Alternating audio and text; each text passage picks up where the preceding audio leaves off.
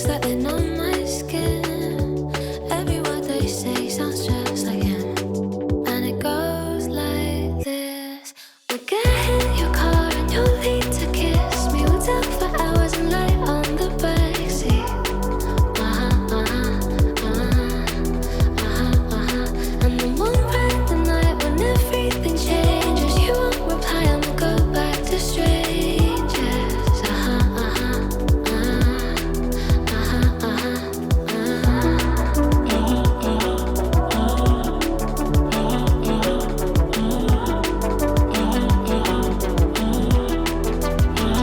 It's something that I hate, how everyone's disposable. Every time I date somebody new, I feel vulnerable, that it'll never change, and it'll just stay like this. Never ending dating, breaking up, and it goes like this. We'll get in your car and you'll need to kiss me. We'll talk for hours and lie on the backseat. And then one random night when everything changes, you won't reply and we'll go back to strangers. It always ends the same when it was me and you. But every time I meet somebody new, it's like deja vu. And when we spoke for months, what did you ever mean it?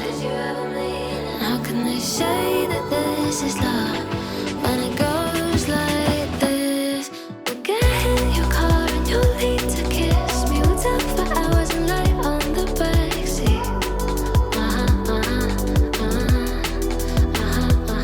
And then one random night when everything changes, you won't reply and we'll go back to strangers.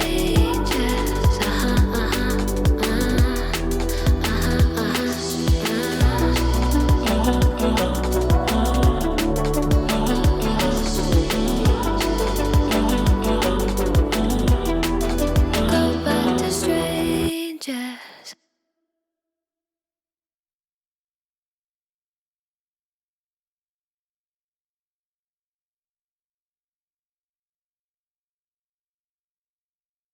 Oh.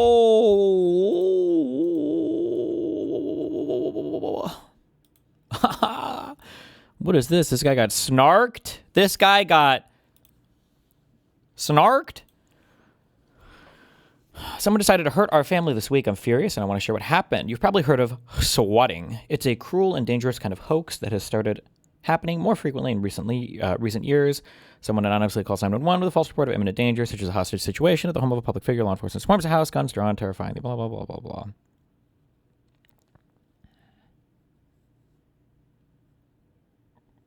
Police officers and a CPS worker showed up at our home. Oh my God. Connor accidentally called CPS on Pete.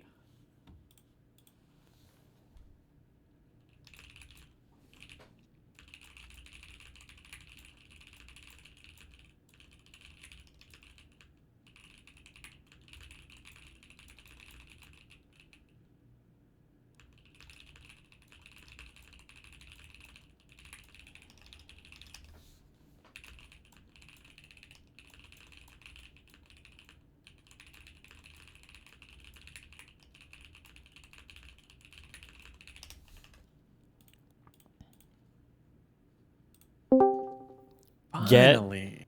You're fucking late, Get man. snarked, bro. Get snarked.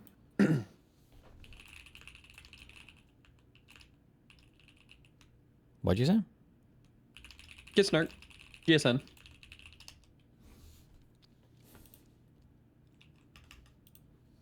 RTBA was schizo posting earlier. He was pissed off at you.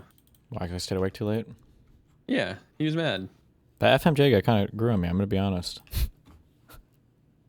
He did not grow on me. He's the most retarded person in that fucking Discord by far. I can't help it. I don't know why. I got a soft spot for him. He reminds me, he's like, I said last night, he was like Black Carantos. I'll be heading down to Venezuela tomorrow. They need a lot of medical help. Wish me luck. Well, good luck. Are you really? Where are you even from? Are you from the U.S.? This guy in Kick Chat is called Dr. Pip. I think he's a real doctor. I mean, who would lie? Well, it's kind of funny to like name yourself like Dr. Pibb. Yeah. J. Dr. Vananda, you're right. True.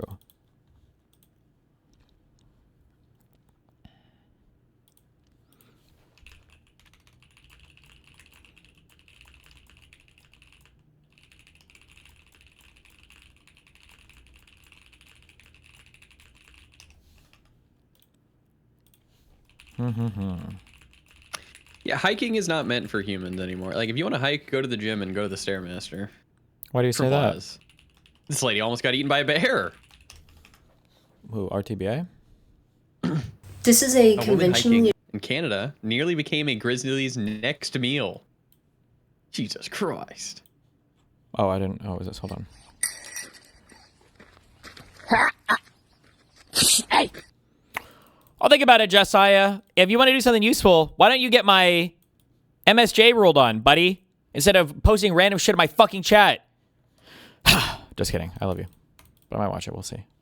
Oh, actually, I probably will because I think I have a thing I need to do. Oh, you guys are in trouble today. You guys are in big trouble today. Wait, what? What are you pissed off about today? Stop! Enough! No! No! Is this a good book? I'll read it if so. Hey! Why don't you go read Mein Kampf? Stop it! Stop! You have a problem? Stop! Why do they do this shit? It's so fucking weird, bro. You look like an alien. Stop! Enough! No! Hey! Jesus Christ, this fucking cover is so ugly. Stop it! Go away! Go! Enough! July 15th is when it's gonna hit here? Bad! Bad! Hey! July 15th is going to hit where? What? Enough! Well, I'm looking at the book on Amazon and it's like, it doesn't come until July 15th. Okay, true. Stop Oh, shit. I it. think the guy in chat was right. No! Hey! Wait. Stop it! When the bear stands here, he's trying to do the thing. Scuba, scuba, What thing? scuba. Never mind. You wouldn't Like get the it. pedo bear? You wouldn't get it. No, You wouldn't I get get it. it. You I wouldn't got get it. it. You I wouldn't got get it. it. Don't worry No, about I it. You wouldn't got get it. You wouldn't get it. I know what you're talking about.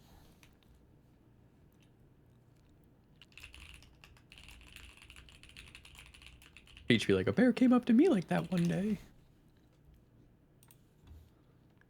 Just a clip from yesterday. Jewstalker clips. So he's still defending Israel? He's recently picked it back up. I don't know why he tries to do politics. This guy's a drama So he's still streamer at heart, and his true political beliefs were he's a Fuentes fan. Watching him like bend over backwards to try to defend Hassan all day on stream because he has to take the opposite position of me and side with my enemies is just like, it's so cringe. His own audience doesn't even like it, and he knows that too. So he's still defending Israel? He's recently picked it back up. Can you share your Like goddamn past screen? couple days, he's picked it back up. I think he's just going all in. I joked to somebody that I almost wonder if his whole thing where he like did this little like, yeah, Israel is kind of going crazy. Israel is bad, actually. What's he gonna get? Okay, hold on. Maybe he was doing this because he thought he could get unbanned from Twitch, was trying to impress a girl. You're not even close. Wait. Wait, do you know the answer? Have you seen this already? Yeah. of Okay, course. wait, I watch wait, every don't Jewstalker spoil. Okay. It can't. Normally, it's like contrary to Hassan, but that doesn't make sense here. Trying to get banned for victim point. I wouldn't get banned for this. Fuck. Well, they thought I was pro-Israel to be anti-Hassan or contrarian, and then they thought I stopped talking about it because it was so bad now, even though I don't know why that would make me talk about it more if I'm contrarian, whatever. But now I'm talking about it again. Fuck. I'm not even close? Give me a hint. One word hint. Contrarian? Okay, maybe he's defending Israel again now because... What would I be contrarian to? Oh, because of the New York City elections? I don't know. I almost wonder if that was negotiating. You know, he got the offer to go on a trip. I almost wonder if that was like, you guys want to see what happens if I turn my back? If I turn my back on you guys, on Israel right now? Oh, no, we'll double it. Okay. Ha. Now we can do the court cases. Let's go. But nobody has any... Okay. Driving from Florida to Minnesota. I have 15 hours left, so I need it to be a long stream. Thanks, buddy. Good luck, Mike-a-thon. It might be a short stream just for you, motherfucker. I hope you suffer. I forgot that he thought you were doing the money thing. Cringe.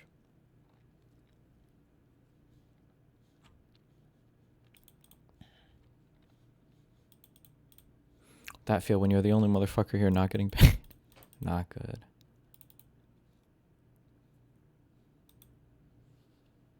OpenAI ChatGPT 5.6 also limited by the Trump admin. Yeah, I saw that. I think that was yesterday or the day before. New lib movement. Yeah, I saw it. Sure, it'd be cool if we had an extra $1 million or more a year to throw at it, but my YouTube is demonetized due to aggressive actions from a conservative administration, so I'm sure they'll be okay. Based. King shit. King shit, king shit, king shit, king shit. Awesome catch by the bear. Wave at him. Wave, wave, wave. Oh, so impressive. So good. There you go. Throw it, throw it. Hello. Hi. Oh, nice catch. Yeah. God I damn. have to react on a delay because you're still not Oh. streaming. Jesus.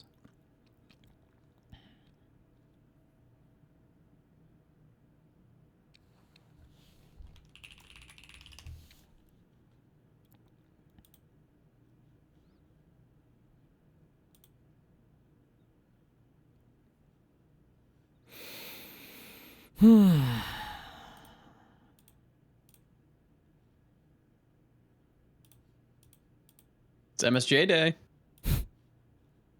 Okay. She knows that she said end of May, early June, right? Mm-hmm. Follow me, right? So because she said that,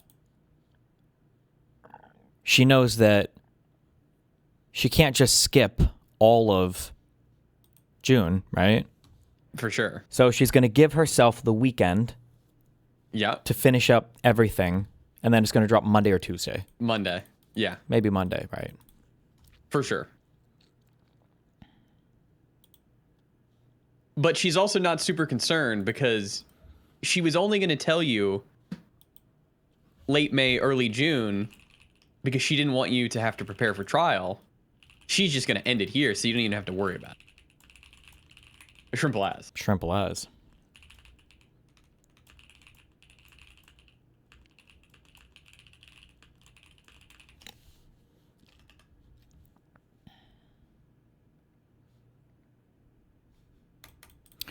So is this going to trial or what? Here's the thing, okay? I've said this a million times. I don't care. Well, at this point, I don't care if it does. I don't care about anything. The thing that I don't like is just being in an indeterminate limbo where I don't know when anything is going to happen. That's just the annoying thing. Like, it would be annoying, but like even if the judge came out and they were like, listen, I'm going to rule on this 100% by August 1st, and I'm going to say no, and the trial is December 1st, fine. I don't care. But if I knew that it was like 100% those dates, because then I can like plan around it and I can have stuff like ready to go and I can just know like 100% what's going on. I just don't like this limbo of never having any idea where the fuck anything is at what point in time or when. It just drives me crazy. I mean, your life's on hold, yeah.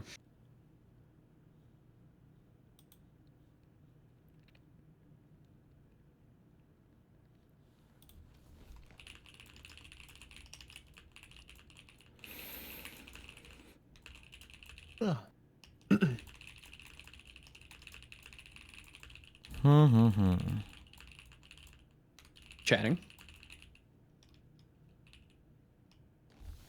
What do you mean chatting?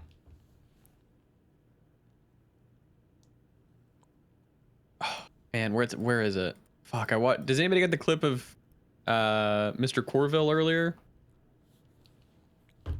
He's an actual fucking king, dude. Of who? I got Trump derangement syndrome. Oh. Carville. What about him?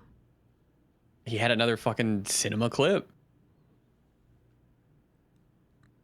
Let me see if I can find it. How many cinema clips can one man make? I don't know. You need to talk to this guy. Yeah, here it is. Linking. I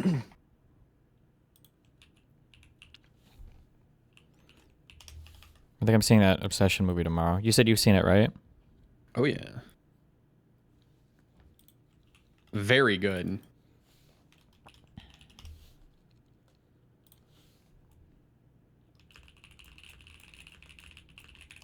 Are you gonna see Backrooms too? Yeah, well. Good. Well, I haven't seen that yet. But... And then you got to go see Toy Story 2. I haven't even seen 3 or 4, and it's at 5 now, right? You've seen 3? The one with Lotso? Is that the one where they are circling that incinerator fire thing or whatever? Yes. No, I haven't seen that. Oh, okay. Yeah.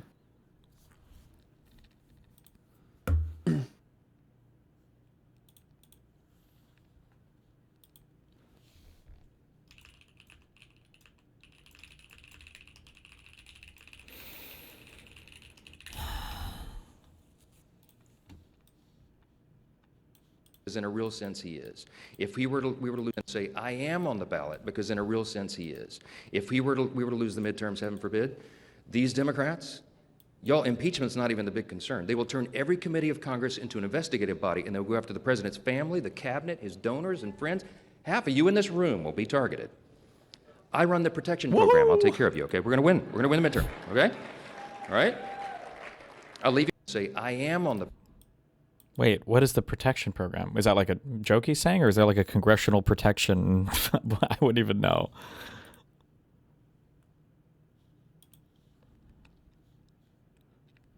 A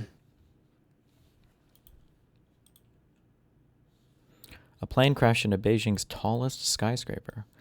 Well, maybe they shouldn't have built it so tall. Ah!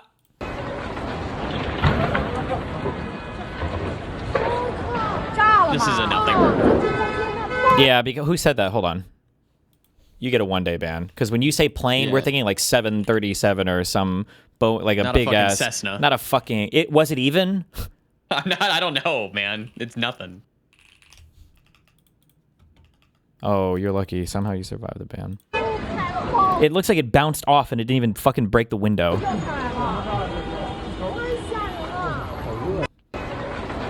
People are calling it Team 9/11. Shut up.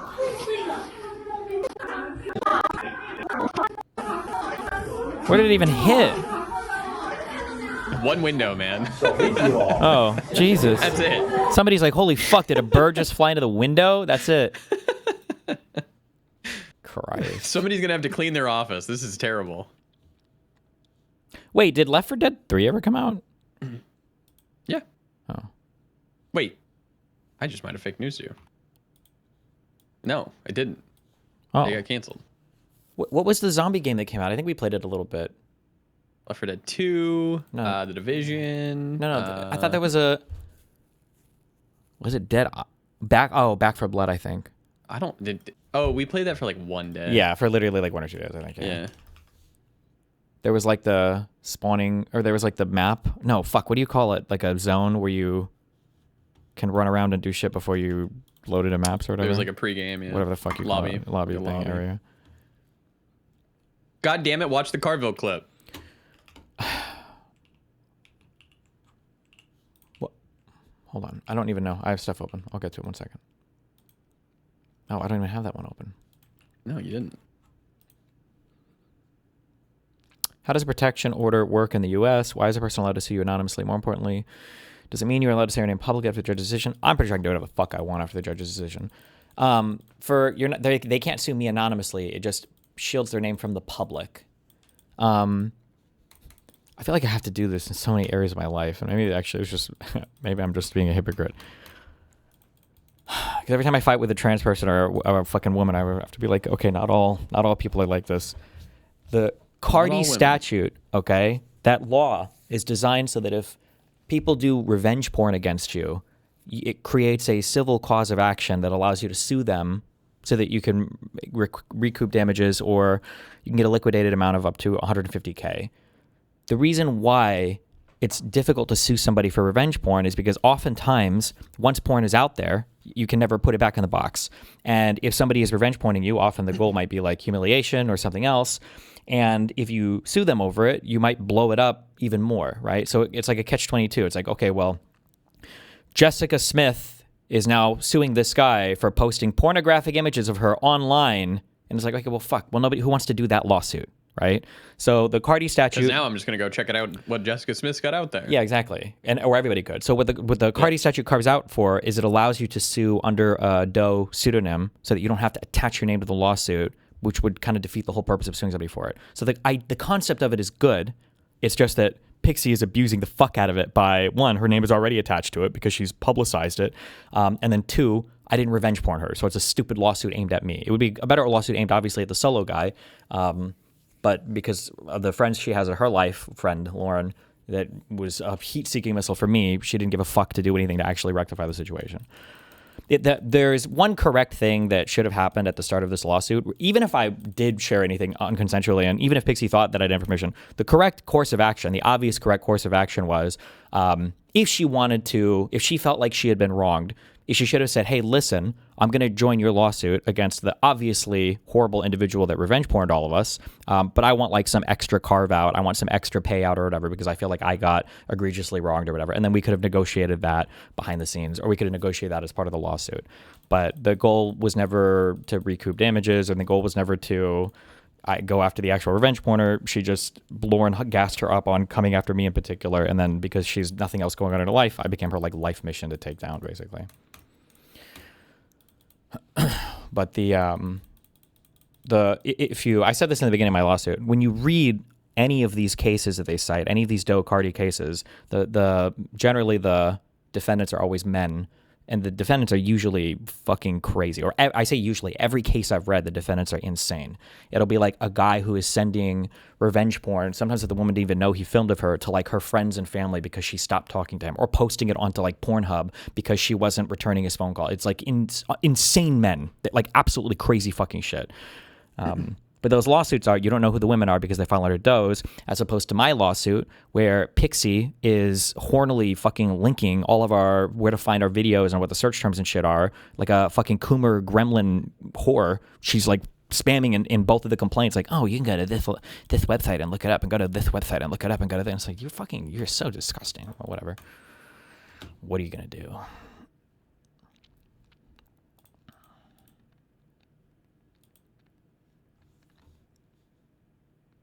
Wait. Key Moot and zombie clip. But the dirt trail. Oh, I'm following Mr. Moot. What? Hold on. Hold on, I'm turning my PvP on. Come here. Shut up. I would beat the shit out of you, dude. I would kick your fucking ass. Oh my god! Why did I say, oh my god? Big backpack. Yeah, I'll be taking that. Oh no. Am I gonna... You're gonna PvP me, you fucking loser! I was trying to hit the zombie next. Oh no, he's getting eaten. This is all your fault. Why? You're evil. That was fucked up, bro. Mr. Valiant, the New York Times reported, and I have the quote right here, I'll get to it. She is against, passed off all her views. She has attacked interracial relationships in the American flag. Lady, I ain't in the same party as you. I'm sorry. I just not. And I actually do think it's time for Democrats to talk the S word, schism. I really do. Everybody's always said, no, we're coalition, we're big tent. And there's just some shit that I can't be in the same tent with. And we talk about what Madame was 3 for 3 last night in Manhattan. They call it the Commie Corridor. Fine. Jason Crow's service pack, vote bets, 10 for 11. You wouldn't know Jason Crow exists. Okay. No, you wouldn't. You wouldn't know it. You wouldn't know Abdel Sandberg exists. You wouldn't know. I want to be very specific. I understand the free press for being here because if they nominated David Duke or something like that, we'd be the same way. I understand all that. To the extent I understand the Times, because they are the New York Times, so they have to cover. They are the hometown newspaper. But the idea the idea that we must neglect everything else that's going on, all of these other primaries, all the recruits Jason has, all huge, phenomenal successes we've had, and declare that the party is now under the control of the Democratic Socialists of New York City is insane. But and understand, these people do not like Democrats. Not only are they not Democrats, they wish Democrats poorly. So I just cannot. Maybe there's a way that you can say to, I guess Mandami is the leader of it, is, you insist that, try to insist that the people that run under your banner run as a Democratic Socialist and don't use the Democratic Party as your guideline, and let's negotiate the terms of a schism here. Maybe we can part under some kind of advantageous terms for both of us. But I'm done. I'm not in that fucking political party. I am totally comfortable in a political party that spends time questioning the policies of the government of Israel. In fact, I'm enthusiastic about that. I don't want to be in a political party that denies the right of the state of Israel to exist. That's just not. I just can't do that. I'm sorry. It's just not doable. They are a great gift to Donald Trump. Well, what are we going to do, Moot? I don't know yet. But he's always right. And it's going to be a sad day that when this guy passes on. What is he? Can you talk to this guy? What I don't talk to agreeers. I don't talk to agreeers, okay? Really?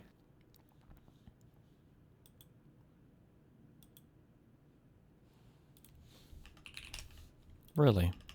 What do you want me to say to him, Moot? What do you want me to say? Yeah, they're bad, aren't they? I'd be like, yeah, they're bad. Why are you going to LibCon? Because I'm a Nazi. True. Just taking over. Now listen, the insurgent left is taking over. Now listen, I don't know if you've seen this, and if anybody shared it from the podium, and if they have, forgive me for repeating it. But the DSA, the Democrat Socialists of America, it sounds so innocuous, doesn't it? No, it doesn't. Don't say that. This is their platform. Listen, this is actually quotes from their platform that they published, I think, about a day or two ago. You can find this on the internet. Okay, here's just a sample of what they're about. They put this on paper. They're saying the quiet things out loud. Abolish the Electoral College, replace the two-party system with a multi-party democracy, expand the House of Representatives, implement proportional representation, and ranked choice voting in all elections. Establish public ownership of the largest corporations and essential industries to ensure democratic control and accountability to the people. Abolish ICE and amnesty for all. End sanctions on Cuba, Venezuela, and Iran. Okay. Free Whatever. Palestine. Quote, for a free Palestine with Jerusalem as its capital, end all military and economic aid to Israel, prosecute U.S. and Israeli leaders responsible for the genocide in Gaza. Abolish the carceral state. Quote, redirect police and prison. The carceral? Incarceral? To Israel, abolish the carceral state. Is that like jail? Quote, redirect police and prison funding to public services as steps towards abolishing the carceral forces of the capitalist state. Y'all, it goes on and on and on. This dude is 100% a level 1. No, he doesn't believe in any of this shit, but he's being a cute little Trump cock. Yes, of course. Mike Johnson? Yeah. Most people in Congress are going to be level 1s. They know that they're full of shit. Defund the Department of War, replace the president and the Supreme Court with an executive and judiciary chosen and subordinate to Congress, which they're hoping to take over. And the last one is abolish the Senate. Now, some of you may agree with that. Don't, just leave that one there. Okay. It's fine. I'm kidding. I love my colleagues over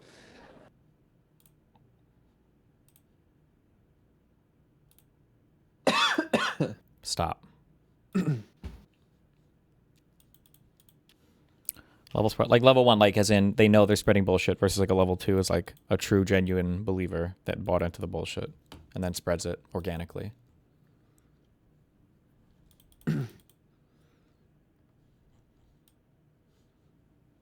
Reservation emails for the Steam machine are already being sold for thousands more on eBay. Some listings have sold for as much as $2,800 by the randomized system being intended to deter resellers. Randomized system? Wait, what does that mean? Who is buying this? Like they have different types of GPUs or CPUs that are equivalents or something? No, I think it's randomized on who can buy and who can't, would be my guess.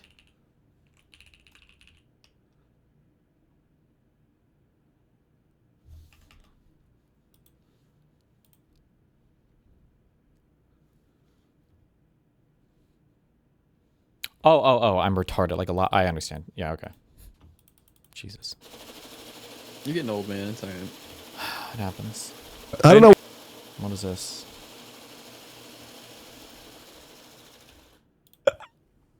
But now, there's no equity play, Austin. Why did I put on the suit and all of a sudden I'm like, want to invest? Yeah. I don't know what it is. Crashing a skyscraper in Beijing, the capital of China. It's crazy. They just ate it, dude. It doesn't make sense. The building only got a bit of a scratch on the surface. What the hell have this? Have you turned this AI into? Oh, so this isn't even like real. This is the actual. No. It broke like one window. Wait, I got a conspiracy theory. What if this is like propaganda and they faked a plane? What if they faked a plane crash? Wait. To show how strong their buildings were? Wait. I don't understand. Why is that photo way worse? Why is that photo making it seem like it was a way worse crash? Are they trying to literally make it seem Americans worse? are so mad that the Chinese 9/11 it broke the plane in half. Americans are so mad that the Chinese 9/11 didn't work, so they're just like, no, it was devastating. Actually, they're faking it. She did 9/11. Does this retard not understand the difference between the he didn't do it. He wasn't plane that we're talking? Hey, I don't know, bro. I don't know what is like. I don't know, man. Everything just seems so stupid to me. Like, it's obvious it's like China, so it's like awesome and based and cool, and it's just this is just like propaganda shit. Like, that's all it is, right? He wasn't even around during 9/11, was he? Oh my God, that's it. Yeah. That's dude. Yeah. The copium on this is unbelievable. That like this was the actual impact site, and Westerners that were fucking butthurt, or even this Turkish What is this account from? was so butthurt that they faked the impact site to make it look like way worse. That's crazy. I will say this person probably faked it for clicks to try to make it seem more, because that's not getting any clicks. Nobody's liking that. That just looks like a window fell out, right? So you got to make it look more exaggerated. You know what I mean?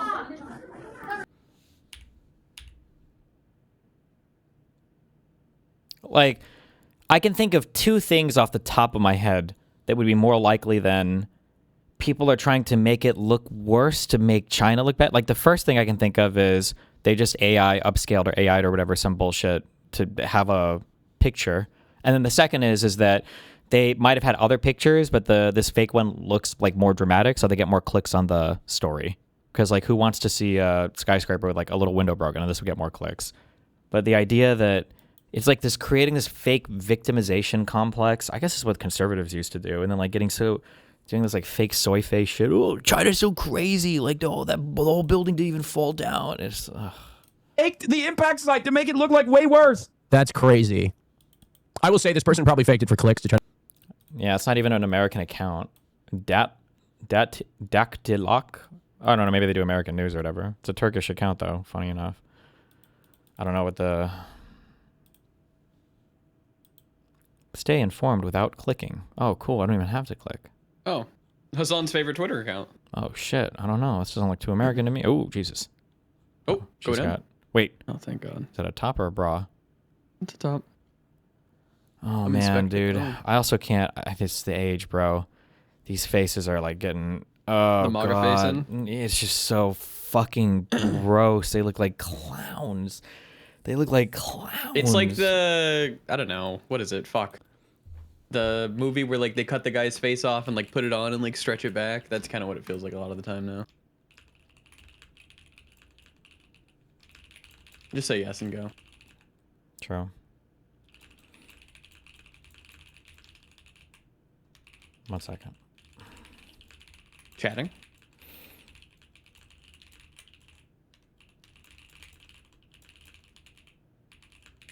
Oh, he's tweeting. I'll be first to like dear leader's tweet.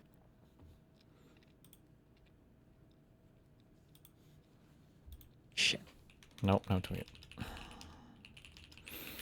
It's just a chatting kind of day, you know?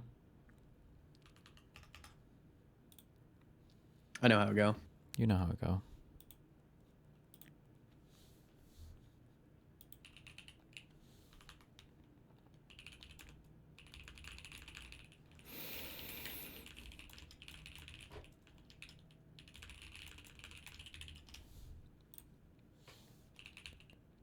Ooh.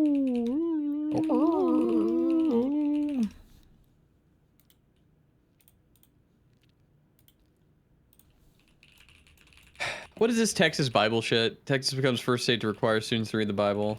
Somebody sent me a thing about this.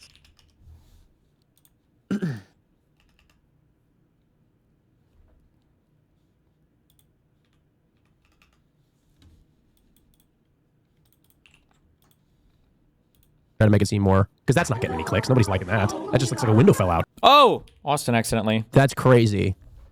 I will say this person probably faked it for clicks to try to make it seem more, because that's not getting any clicks. Nobody's liking that. Yeah. That just looks like a window fell out. There you go. Right? Oh, So you gotta make it look more exaggerated. You know what I mean? In World War II, a B-25 bomber crashed into the Empire State Building and it mostly damaged the facade. Photos on this day, July 28, 1945, plane crashed into the Empire State Building.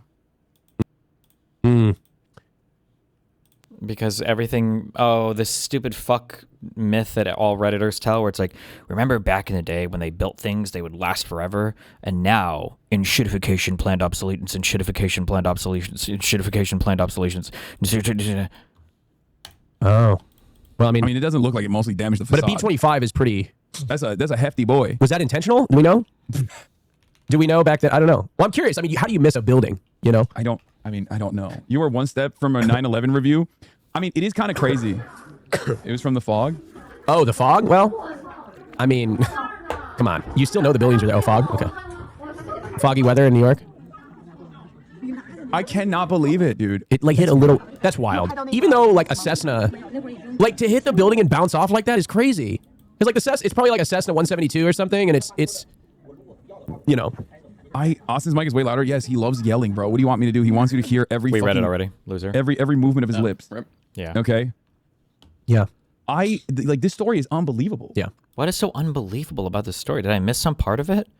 Upper reaches of that building. I mean, And China ever is since just so much better built than the U.S. Duh. We've looked at Xiaohongshu, Chinese Oh my gosh, social media. Xiaohongshu. We've been able to see the tail number, What? which So there's registers to Chinese social a media, domestic like general TikTok. aviation company here in the outskirts of Beijing. And one more point before we go, Wolf. We should know Oh, he's so satisfied with himself that he's propagandizing his retarded fucking friends. that drones, aircraft, are not allowed anywhere near this part of Beijing. You can imagine this, similar to Washington, D.C., where drones and aircraft not allowed anywhere near the Capitol or the White House. Seemingly inconceivable that this could happen in this fortress of a city. Oh, let's bet $20. Ready? Sure. I think within 6 months, I think Asana's going to move to New York. I agree, but I don't think he's going to move there. I think he's going to have a place there, and then he's going to have to explain to his audience why he has 2 locations. And he's going to say, like, Oh, shit. True. he's going to say, like, well, my parents in LA, they're Yes, kind of like, my family they're uses there. that house. Yeah. You're right. Yes. You're right. I changed my position to that. No, you owe me $20. That's my position. Fuck.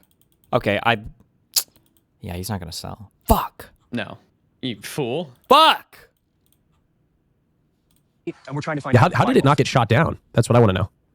You know? I don't know. Really starts to make you question the air defense capability.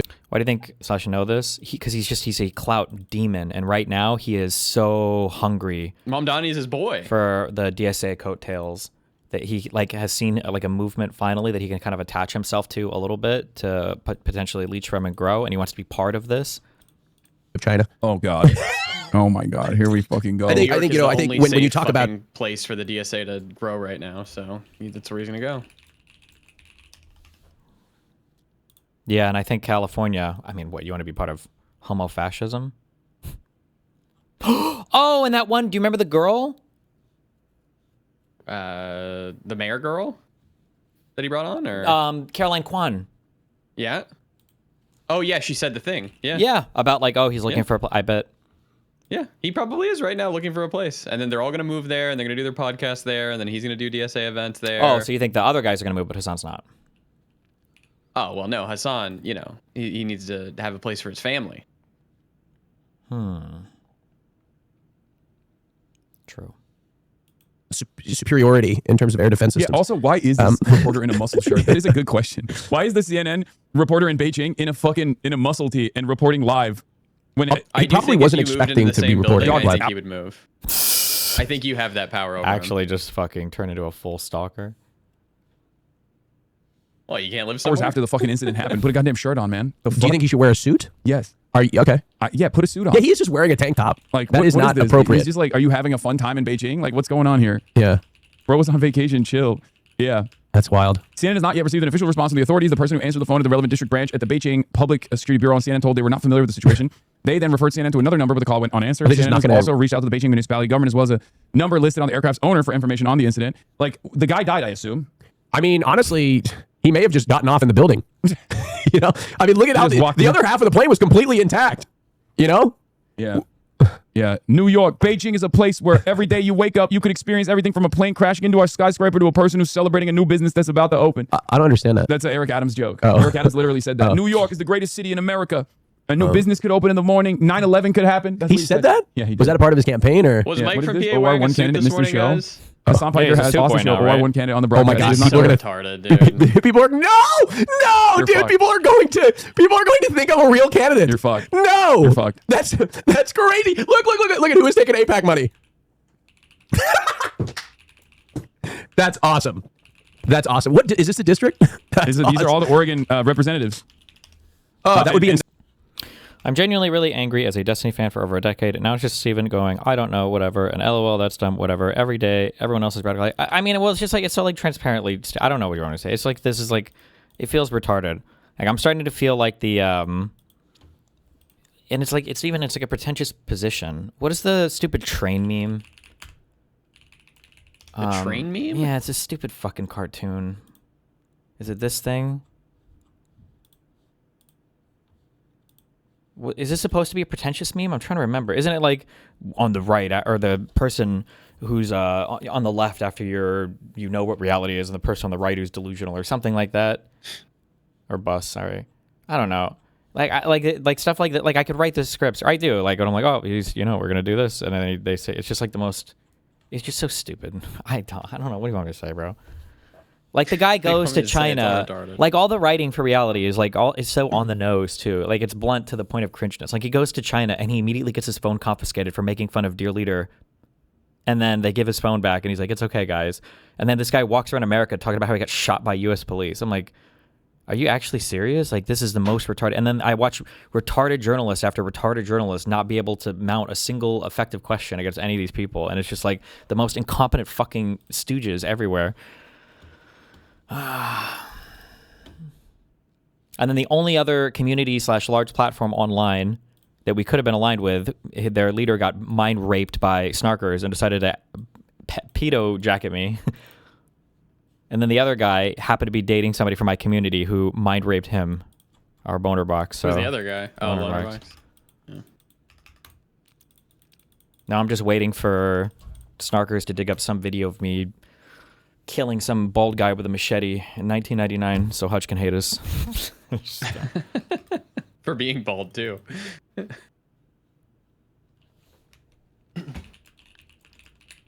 Have you considered writing an article and shipping it out to like the bigger publications about like Hassan and radicalism and all of that?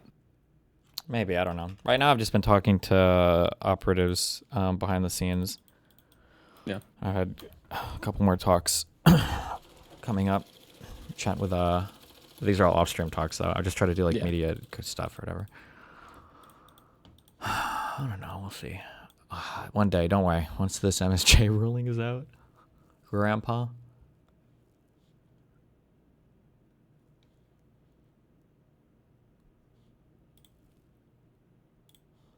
What is this fucking retarded fuck post? Why are centrist liberal Democrats more motivated to fight their own party than fight the Trump administration? Oh my God.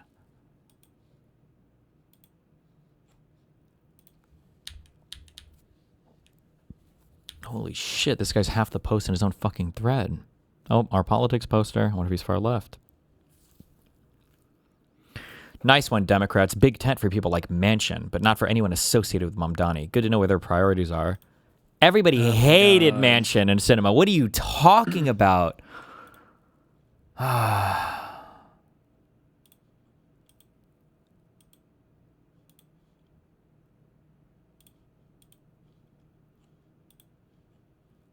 People were saying that if the lady wins, that the Dems should refuse to seat them. If what lady wins? The crazy lady, the DSA Hassan crazy lady House member.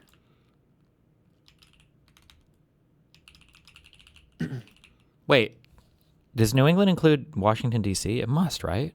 No. What the fuck is New England? I have no idea. Hold on.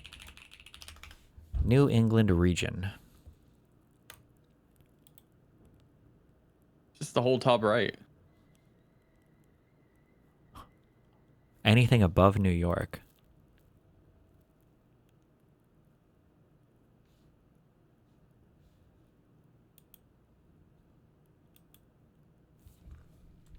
Oh. Tough question for you. Would you rather have the crazy DSA lady or a Republican? I don't know. It's like a totally different set of concerns for both. I would probably rather have the crazy DSA lady because I think that they would, on average, vote with Democrats more than the average MAGA Republican.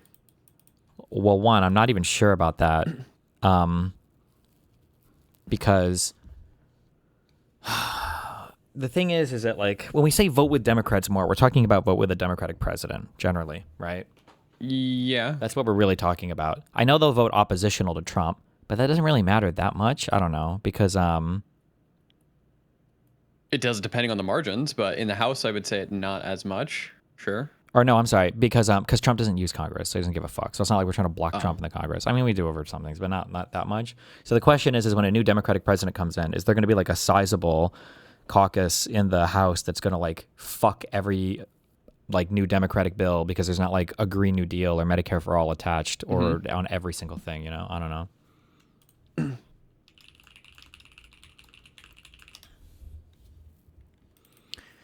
You are giving the same arguments lefties used for unseating Manchin. I don't even know what that statement means.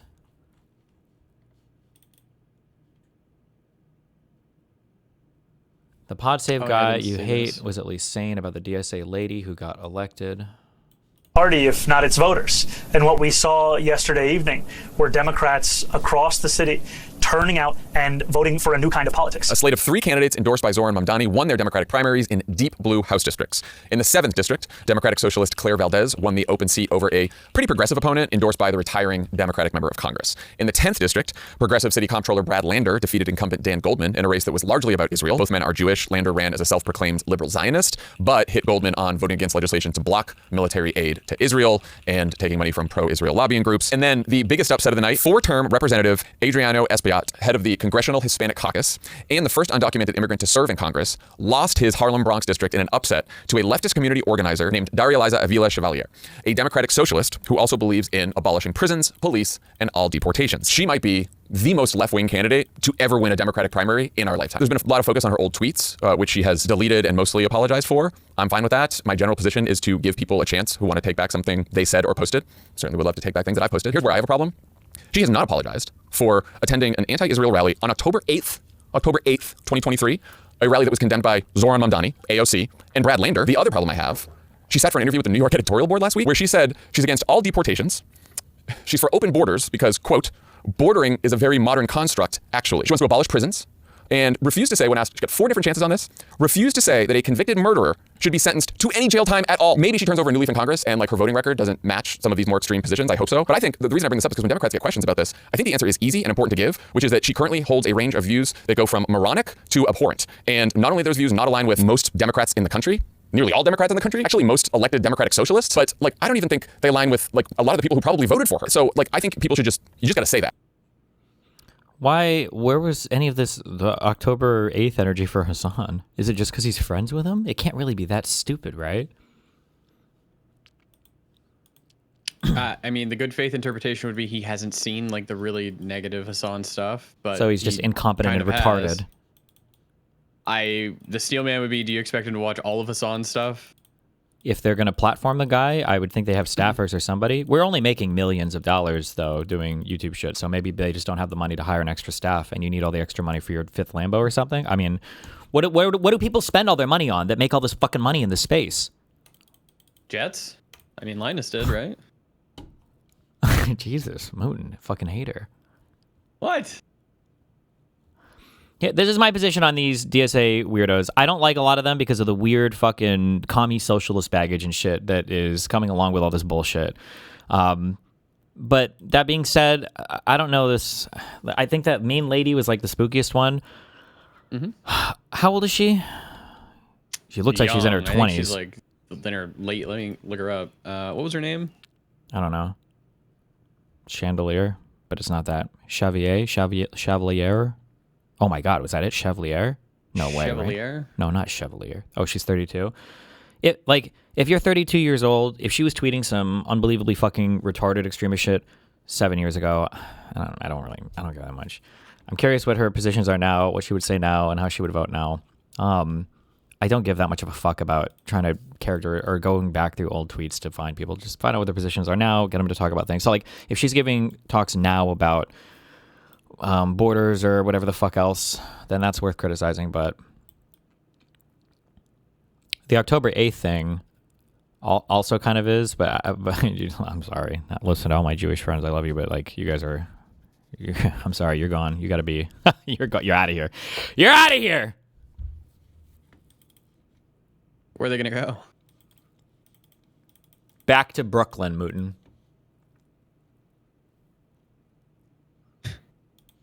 Jesus Christ. But also fucking true. Fuck me. God damn it. That's awesome.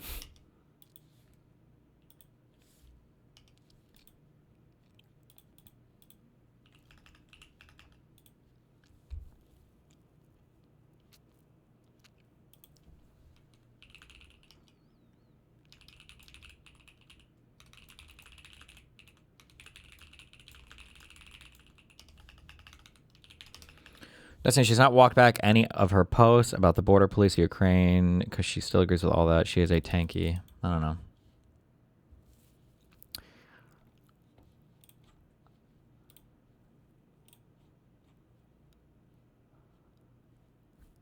The Democratic Party fights progressives harder than MAGA/conservatives. What do they do to fight progressives? Because Hakeem Jeffrey says...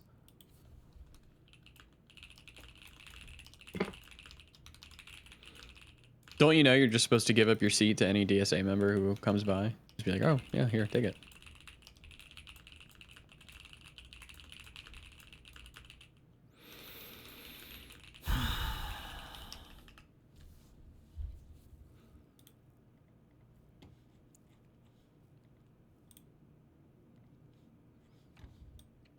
That's weird because when they were...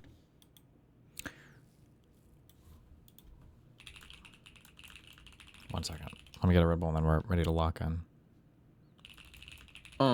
Getting a Red Bull, starting off my day right. Trying to make sure that DGG keeps all the power to the white. Yeah.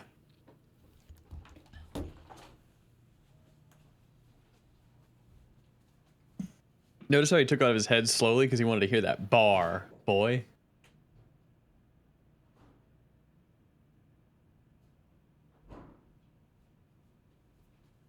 Did I hear about honey? Huh. Honey? I'm home.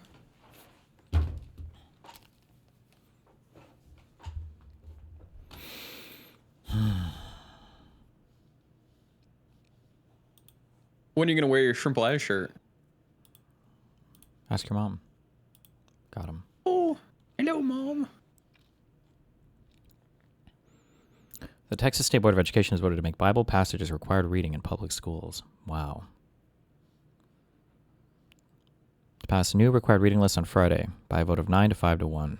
The list includes sections of the Book of Exodus, the Shepherd's Psalm for 7th graders, and more. Jesus Christ. Holy shit, what's this guy doing? The U.S. military conducted strikes earlier against Iran in the area of the Strait of Hormuz, according to a senior official who spoke to Axios. Look at how much better this is. They bombed Strait of Hormuz. That's crazy, bro.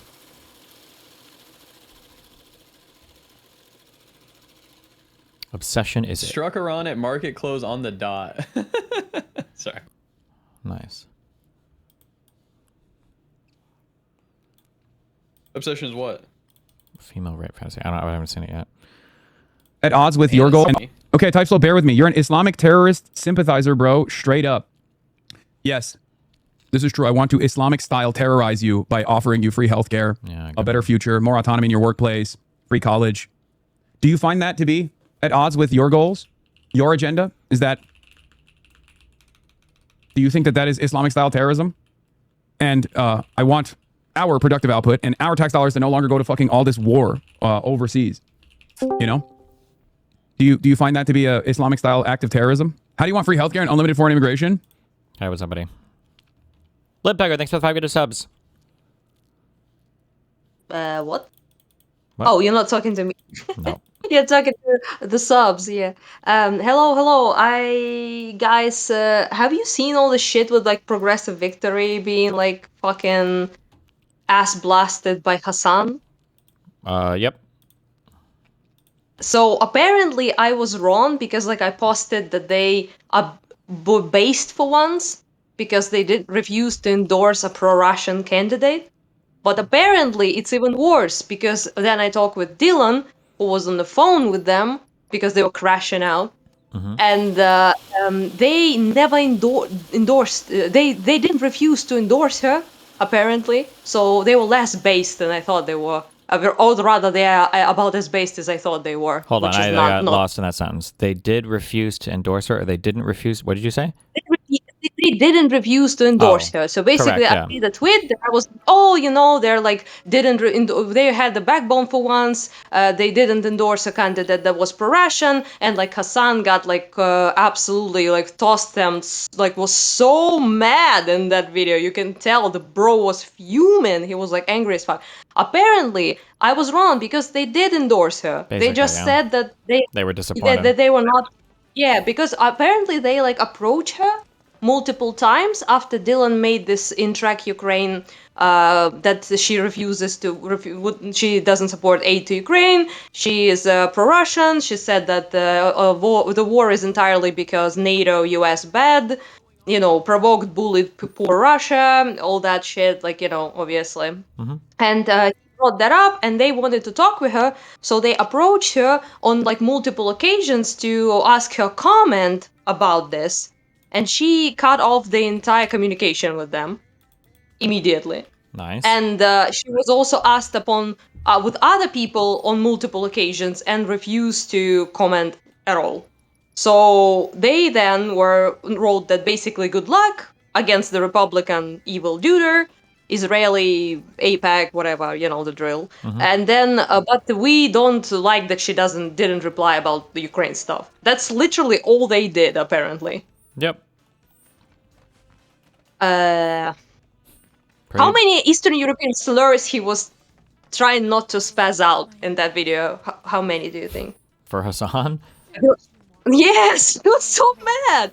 I don't even remember seeing him this like super fuming. He was like, they red fact her or something. I don't even know what that means. Like red something like.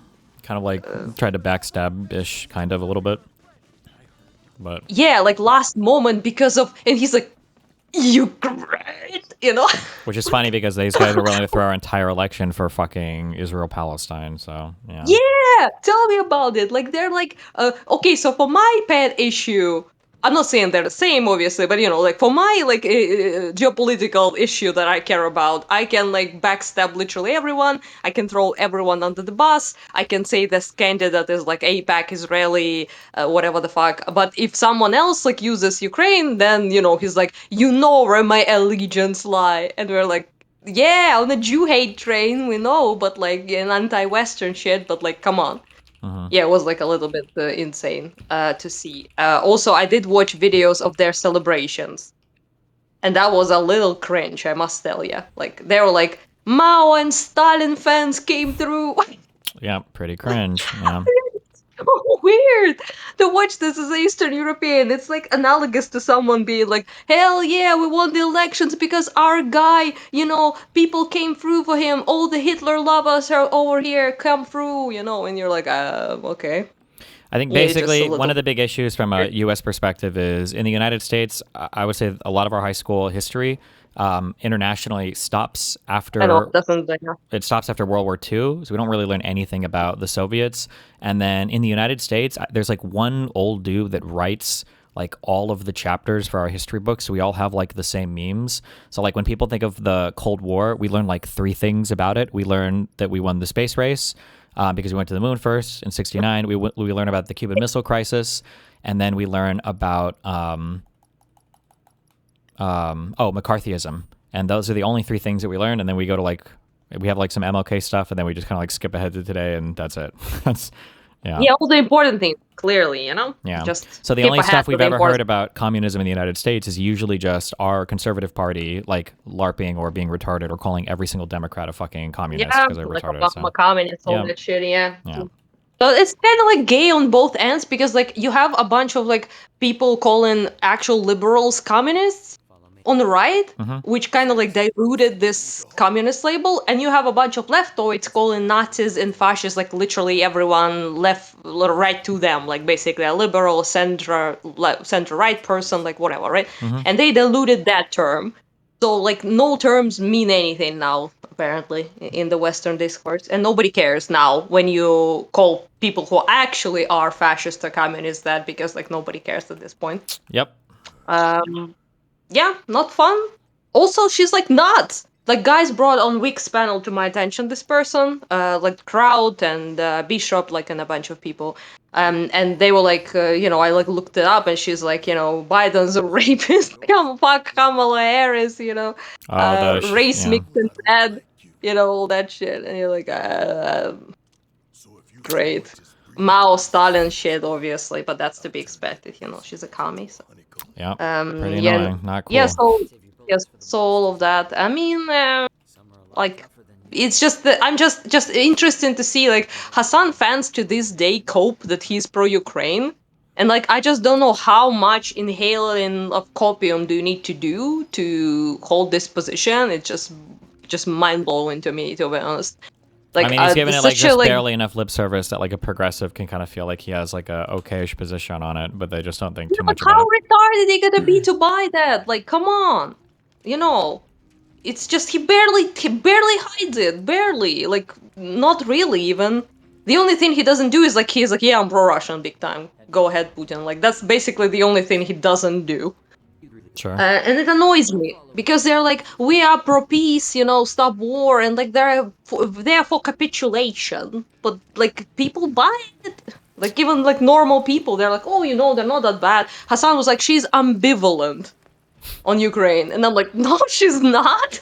Like, nice way to hide her position, but yeah. Which is also like, imagine saying you're satisfying. ambivalent on like Israel-Palestine, right? People would lose their Yeah, fucking like minds. he would lose his fucking hair over this, okay? It's just, or like if someone was like, it's all, like if someone was like, oh, those like guys, they only attacked because Gaza, Arabs provoked them, or Iran provoked them, or something. Like he would lose his fucking, it's obvious, but annoying. Yeah, well, anyway, I'm not rooting for like progressive victory or anything, like fuck those guys, but they have been like glazing Hassan so hard, and like now they get this, I think it's kind of karma a little bit, if anything. Yeah, for sure. Although but- what'll happen is, my guess is they might just slowly, well, they wouldn't change their position on it, they just won't bring up the Ukraine stuff anymore, would be my guess, but who knows, I guess. Which is annoying because like many people behind the scenes told me that there are like people in like candidates, in the Democratic. Not talking, and I ask questions often, like why nobody brings it up at all? Like it doesn't happen. And there's like this anti-war stuff, and nobody talks about it. Like anti-war panels, apparently nobody talks about it, as if the biggest war in the world right now is not happening. Sure. And I this, mean, like, you're gives me asking, the- I talk like this sometimes, but do you understand what the answer is? Do you know why? Yeah, because like obviously, apparently they're afraid to like push out the leftists who fucking hate us or something. They're like don't wanna. I don't know. Like it's weird. Kind of. It's it's just, I think, I'm trying not to see this term everywhere, but the campus ideology, basically. But Israel-Palestine is just a really, really, really good wedge issue to attack everybody else on the political spectrum on, because the positions that lefties hold on it are literally just whatever the fuck America position is, and then the political positions are not tenable for any mainstream politician, right? Like if you were to ask any of these far left people, well, what is your solution for Israel-Palestine? Whatever solution they give you, if they even have one, it's not going to be even remotely possible in the real world. So it's just a really, really powerful issue for them to attack everybody else on, but they don't actually give a fuck about it. So when you see people talking about Israel-Palestine, it's like, well, why don't you guys talk about Ukraine, Russia? Why don't you guys talk about any other war? They're not talking about any wars. Israel-Palestine is not a war to them. Israel-Palestine is an idea, and the idea is we're going to use this concept to always attack any moderate or liberal party in the United States. That's it. So that's why nothing else ever gets spoken about. That would be like for the populism very good, because like you cannot fix it really. by any suggestions that they bring. A little bit, I wish, but and I don't have to tell you this. And if you think about this for 2 seconds, you'll agree. It's not so much the populism thing. It's the Marxist-Leninist thing. This is like our ideological. No, it's not even. This is like the concept that we're going to use to wage war against the liberals because they can't possibly have any other take on this. That's why all the tankies are so obsessed with it. It gives them a whole group of people to align with that are anti-West. So that's why you see Hassan like championing like Hezbollah or the Houthis or Hamas or Iran. So it lets them attack the West and then like anti-Western imperialism, basically like anti-American imperialism and like pro-multipolar world order, like Yep. Exactly. And right, when you say, because you said it correctly, anti-American imperialism. Not imperialism, just anti-American imperialism, right? Because they don't care, they always support imperialism of America's enemies. So how they call it imperial core. I recently learned that they use this phrase a lot. Like I pick up some stuff that they use that is like sort of like old Soviet verbiage, but like sometimes it's like newish, more like Western commie talk that I don't really know that well. Yeah. And you pick it up and oh, by the way, the pig dogs thing came up. No shoddy doesn't know. Like it's such a niche word. I never heard a Westerner even say that word. Yeah. How deep in the commie Soviet like LARP do you have to be to communities you have to hang out with to use this word because it's like very local, word. And it's basically like mostly used only like in the Soviet sphere and in Germany. Gotcha. That's about it, really. Yeah, with like Germany, it would be like Schweinhund, which would be like Schweinhund would be like against basically Jews primarily, or like Nazi shit, right? But like in Soviet Union, which probably is where he picked up that verbiage, it's I don't think it's like Nazi shit. It's mostly like he said himself. I think that is like the communist verbiage he picked up. Would be like svinosobaka, which is like pig dog, and it's very fucking particular. It's like you combine two words because like a dog is like say that someone is subhuman, so it's like below human, a beastly nature basically, right? And then you say pig because pig is like greedy and degenerate. So like a capitalist would be a pig, for example, always, and like some traitorous or like a savage person. Like, I don't know, particular ethnic groups, for example, that are anti-Soviet and resisted against Soviets would be dogs, right? And if you get pig dog, then it's like a combo-wombo of like two words, basically. So if you want to say that this is a subhuman, but it's also a sort of a corrosive, parasitical element to the society, right? Gotcha. So saying that word particularly against the Jews is just no way. He doesn't know. I mean, he pretended like he was so naive and didn't know what that means, but it's like, I don't know. It's like, I press X to doubt, okay? I don't buy it. I really wish it's hard. It's so annoying because like, and this is just like everybody in American media, maybe it's all media, maybe it's all of history and I'm just a retard or whatever. I'm just retarded. You have to figure out like what people actually mean or what they're saying because nobody's honest because everybody's playing some fucking weird propaganda game. I really do feel like so for Hassan, he has become like much more ideologically poisonous, pernicious, subversive. Like I feel like he's incorporated a far more intentional propaganda strategy over the past like year or two, maybe just over the past year, than what he ever had in the past. And I do wonder like if it was just a thing he was waiting to figure out, or if like somebody gave him this idea or whatever, or like ever since the China trip, maybe. I don't know. It's very interesting to see how intentional he's worked all of his like weird commie lingo and everything. Yeah, I mean, I didn't really follow like anything he said like way back. You know him for a long time, obviously, so I can't say. But like how big of a difference? But like even like from what I remember when I watched in 22, first time I unfortunately learned of his existence was this whole fucking Crimea River, Russian River thing. That clip in 22, basically, right?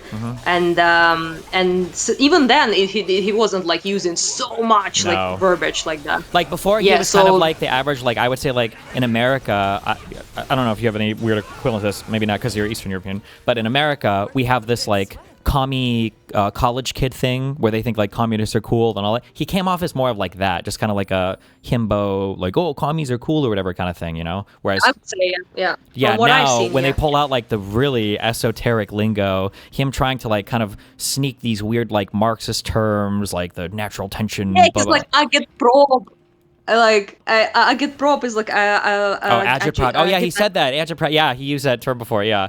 Yeah. Yeah, Very like, weird. it's so weird in English. Let me tell you, there's like so niche. Like big dogs, like my face was like, excuse me. Like it's such a like niche things, and like if a Western person says that, you know they're fucking tanky wanky. You know they're like deep in the commie lore. Yeah.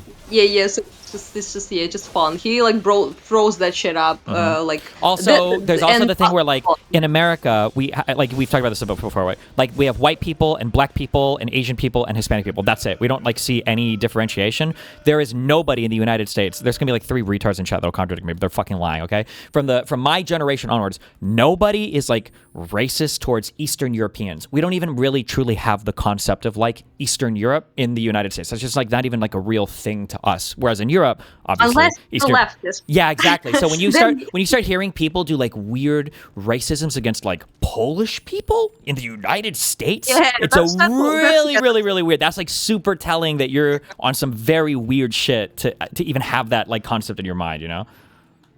Yeah, that's because they consume a shit ton of Russian, narratives. Yeah. Even if they read Russian shit like in translation, for example, right? And if you read like someone even like Rosa Luxemburg, which is like fairly popular in the leftist circles in the West, and you read like something from her, she basically just endlessly calls us Ukrainians like savages, beastly, that they were civilized by Russian Empire, that the language is not real, culture is not real, and the nationalism is so like pernicious and needs to be eradicated, and like the same verbiage would be. And ironically, that's the verbiage. You can open like chapter 3 in her own fucking text and read how she speaks about Ukrainians. She says like we are poison that needs to be eradicated. She was beefing with Lenin because she thought he was too nice. So like Red Terror wasn't enough for this crazy bitch. She was like, you need to like crack down on nationalism more because it destroys like proletarian, united Soviet project. Basically, because she was like Russian imperialist, and she thought that the only identity that needs to be a thing in the Soviet Union should be a Russian one. Sure. So that's why you only need Russian language. Yeah. The other languages need to be eradicated. Culture needs to be. You need to be identified basically as Russian. So your surname was remade to be Russian. All that. Basically erasure of other people, right? Because like nationality, ethnicity, language and culture, it's all nationalist evil shit that undermines the only war is class war, as they say, and there only needs to be like class things, not national or ethnic differences. That needs to be equalized, basically, right? Yeah. And so they pick up this like attitude towards a lot of peoples who were under Russia from Russian thinkers, Russian, popular people in the Soviet circles and things like that, and in the communist shit. And same with like attitudes as well, because there's a simple explanation as well. They also blame us for destroying their fucking wet dream Soviet Union thing. So there's that as well, because like all people besides Russians hated that shit. And upon leaving it, everyone was like, hell yeah, best day ever, and like voted to be out. And leftists to this day in the West cope that vote wasn't real. There's a whole bunch of things, and I think they're like the two things is like that they hate us because we destroyed their wet dream Soviet Union hellscape, and also because they consume so much like Soviet LARP shit from Russian perspective. Yeah. That shapes their like negativity towards us. Any normal like regular American person probably gives like zero fucks about like Polish or like I don't know, Lithuanian or Ukrainian or whatever the fuck, if they even know a thing.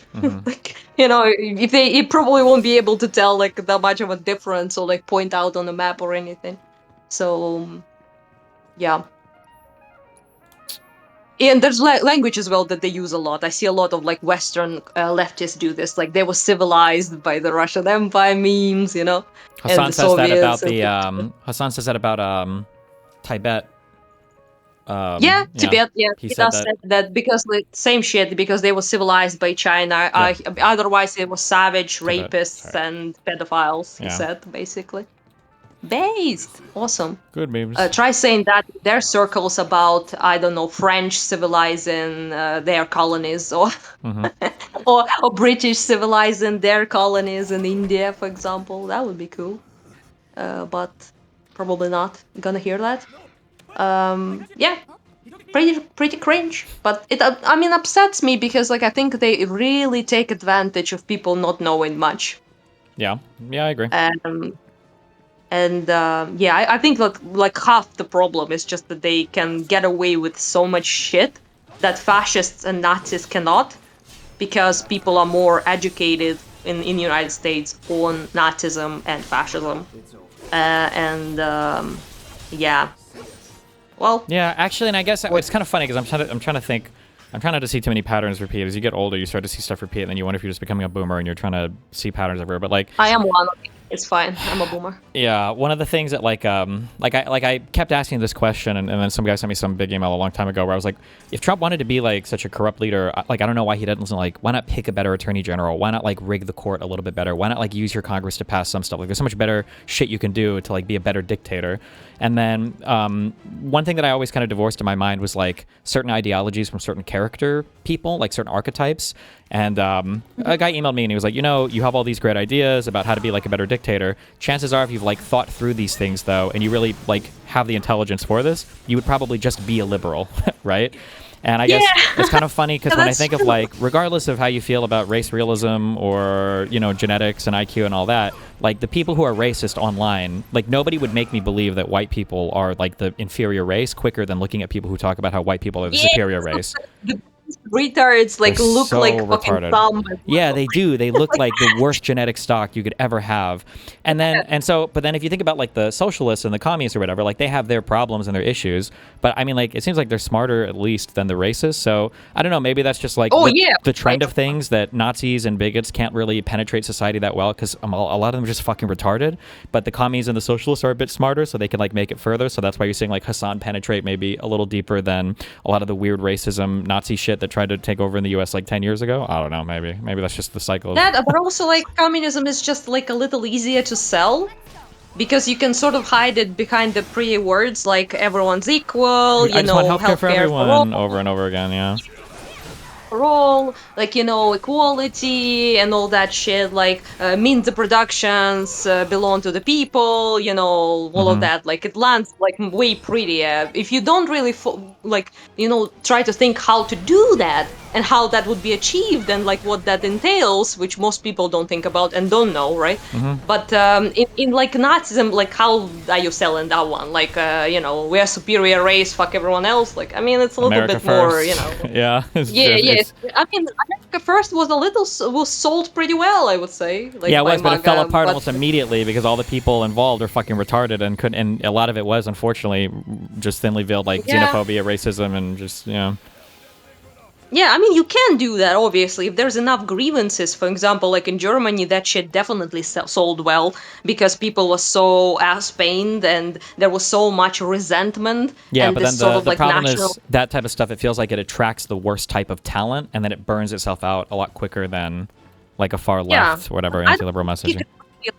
It's just my opinion, obviously, but like I don't think you can really sell that as effectively in the United States because you aren't really that ass-pained and aggrieved. Oh, like, we as are. Germans were. Oh, so I understand. Hold on. The ass pain is a feeling, not a material condition. And Americans, bro, said we think we are more oppressed than any other fucking group on the planet. It is crazy. Like to the average American. I don't want to champion like our healthcare or shit on European healthcare or whatever. I'm not trying to say anybody's better or worse, but like the average American legitimately believes that like if you got a rare form of cancer in Germany, you could go to the best hospital in the world and get like any treatment you want and you'll be cured like completely free of charge. And this is like true across like all of Europe for every rare disease or whatever. You will wait in line and die. Sure, or you likely, won't have, or it just won't be available to you. But like Americans they think that they are the most aggrieved citizen on the planet that are school. Like if you're in Europe and you want like free college, like everybody can go to school. They don't realize that the testing for a lot of it is a lot harder, or that there's just we really do feel like, and I blame the social media environment for this. Like Americans really do feel like they're fucked, and they're like so fucked on every single fucking level, and they don't have any idea how much more powerful like our consumer is to like. Believe that, like they believe that because everyone they believe that because they've been told to believe that. Yeah, but you nobody open feels your that media, way. Nobody feels that. Nobody wants to be told that. Oh, you're saying my feelings are wrong? You can't tell especially an American that, bro. That's impossible. For Americans, our feelings like rule the fucking world. Like we just have nothing outside of how we feel about things. Fuck your feelings. Remember that shit? Like how was it? What like facts don't care about your feelings or some shit like that? No, we don't do that anymore. I mean, they would say facts don't care about your feelings, and then tell you why trans people are like the biggest threat to the United States of America. So I mean, like these people. I don't understand one. Like I don't understand. I even like sometimes see very cringe shit like on Twitter. Like someone has like weird bullshit in their like bio, and I'm like that's cringe, but like that's it really. That's all I feel. Like to the point of being like so obsessed and ass-paid, you gotta be like fucking brainwashed by media to be so obsessed with the issue so minor. Yeah, it's just yeah. But I do think that that's weird because like we open up your media and everyone is like, it's the worst thing ever. Yeah. We are like fucking dying on the streets. Or Everyone listening to uses Hassan. You saw this, and I'm sure we talked about this, but like Hassan talks every time he talks to a journalist, he's like, I've been shot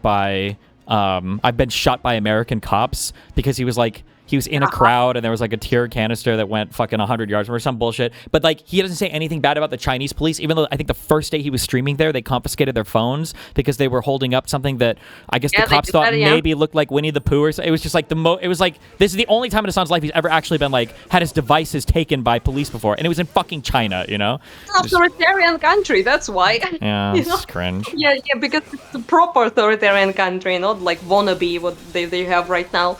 And they're competent in their authoritarianism a little bit, much more than Trump, that's for sure. It's just, I don't know, like, it just annoys me because, like, there's so much shit being poured in people's ears, and, like, I tried to listen this, like, populist talk because Wick and Reasons told me about it, and I can't. They were talking for like 2-3 hours about the exact same thing. I couldn't watch it. Like they're like 1 hour and they're like, this definition is too broad. No, yours is not broad enough. That's it. Yeah. I don't know. Male autism. Like I can't. Anyway, point is that I didn't watch it. But it's just so weird to see people like Getty? Ryan Getty. Oh, I love him, but I know what you mean. Yeah, like, that guy pissed me off to no end. It's just like... Another thing for a lot of stuff is that, like, you have to be steeped in it. Here's a thing that I actually think we should do more of. I wish we would do more of. I don't know if you guys do this in European school or not. I wish we read more or engaged more with like historical fiction, because when you study history in the United States, at least, it really does. Or like in high school, maybe at college levels is different. It feels like a very sterile story. Like all the men got in the room, they wrote down the piece of paper, and then that was the treaty. And it seems like very unhuman in terms of how everything plays out. If people don't realize that there's like emotions and there's different age groups of people, and like it's all very, very, very fucking dramatic. Like if I were to go 50 years into the future, and I give this example, somebody says, oh well, like what was the United States back in like 2023, or I'm sorry, in 2018 or in 2025, and somebody were to say, oh well, here's a quote from the leader of the United States at the time. Donald Trump said, the United States now is the best country on earth and everybody wants to do business here. We're outperforming everybody. So I guess it was a really great place. And it's like, you don't understand how fucking stupid it is for you to just read that one quote and then just go off of it. And then the same thing happens when you're having debates with like ideologies and stuff, and people are like, well, let me just read the dictionary definition. I don't know if you've ever had this experience with a boyfriend before. Have you ever been dating a guy and like some girl comes up to him and she's like really close to him? She's like, oh, you have a very pretty girlfriend. And then the guy is kind of like oblivious, and you're looking at your boyfriend, you're like, are you fucking retarded? And he's like, what? She said you were really pretty. Is this like an Eastern European? Do you guys do this at all over there, or? Oh, maybe not. Maybe this I is don't more. think Maybe this is more of a Western American thing or whatever. But like, if a girl walks up to you and starts like dropping like flirty compliments like that about your girlfriend, she's hitting on you. Oh, every time. But a lot of guys don't realize it sometimes. But the girlfriend will realize it, and she'll be like, "The fuck are you doing? Are you retarded?" And the guy will just be totally clueless. But if you try to argue, Never encountered that, but I understand. Yeah, what sure, you mean. yeah. If the guy were to argue with the girlfriend about it, the guy would just like, oh well, she was complimenting you. I'm not gonna fall for her, her wiles or whatever, or her charms. Like it's fine. It should be no problem, right? And it's just like it's hard to like if somebody thinks that they're kind of like above all of the brainwashing or anything like that. That's what all of these ideological fights are like. It's like, well, when Hassan says he likes healthcare, I'll be with him on healthcare. If he goes crazy here on other things, then I just won't be with him on that. And it's like, bro, you're setting yourself up for so much. Yeah. In this, here probably a boy would be like, "Hey, there's this lesbian trying to hit on you." Sure. Yeah. Yeah, because he's retarded. Yeah. Yeah, but that's a whole other thing. But it's just this. It's just the pop. You're right. Like about the fact that people. I just annoys me that people don't see lies. Yeah. And they don't understand people lie. Especially people who do propaganda, people who are, what's the word? Forgot the word in English. Agitprop? Sorry. Subversion? Yeah, that one. But they're like ideologues. It's their job ideologues. Yes, yeah. Yeah, it's just so you're so vulnerable, and like I look at you at people like with a little bit of pity because I understand how people maliciously use that against them. But like with the populism thing, right? And they're like, well, why can't we have a little bit of this, attack on the institution thing? Mm-hmm. And you're like, well, because that's quite literally what gets you into authoritarianism. Whether it's communism, whether it's fascism, number one rule: destroy the trust in the institutions. Yeah. And if you uplift people that do that, no matter from what end they do it, it's never good for liberalism because liberalism lives in institutions. It's like if you think this idea is like so great, we can just adopt that idea. We don't need those people. And it's like, hold on one second. You really want healthcare, right? And it's like, yeah. It's like, okay, well, I'm just curious. Let's assume that I was trying to infiltrate your group with a really radically horrible ideology. What do you think a thing I might say would be? And it's like, well, I don't know. I guess maybe you try to appeal to things I like healthcare. Well, I guess maybe. Yeah, sure. So if you knew somebody was coming up to you to lie to you about healthcare, why would you let them into your group because you like that idea if you know they're like it's just so stupid. Dude, one of the things I went through this so much with was in the red pill space was people who would meet Andrew Tate and they'd be like, listen, I've heard all this stuff about how Andrew Tate is a scammer and this horrible guy, but like I met him, he's actually super friendly, he's actually super cool. And it's like, no shit, you fucking retard, that's the fucking point. Or Bill Maher when he said it about Donald Trump and he's like, I met Donald Trump and I saw through all the liberal lies, he was actually so friendly. He's like, no shit, you fucking moron, that's the whole fucking point. Like, I met a doppelganger and he looked just like the other guy. I couldn't believe it. It's like, yeah, what the fuck? Sorry. Yeah, it's just so childish. Like it's childish. It's like it is like an actual retarded child being led around by like a fucking creeper into a van, and they don't even. It's like I'm just gonna go into the van and take the candy, and then I'll leave immediately. And it's like you're so retarded, bro. Yeah, do that. I don't believe that half of the country will do that. If like a weird man gives them a candy, they will follow them. No. Okay.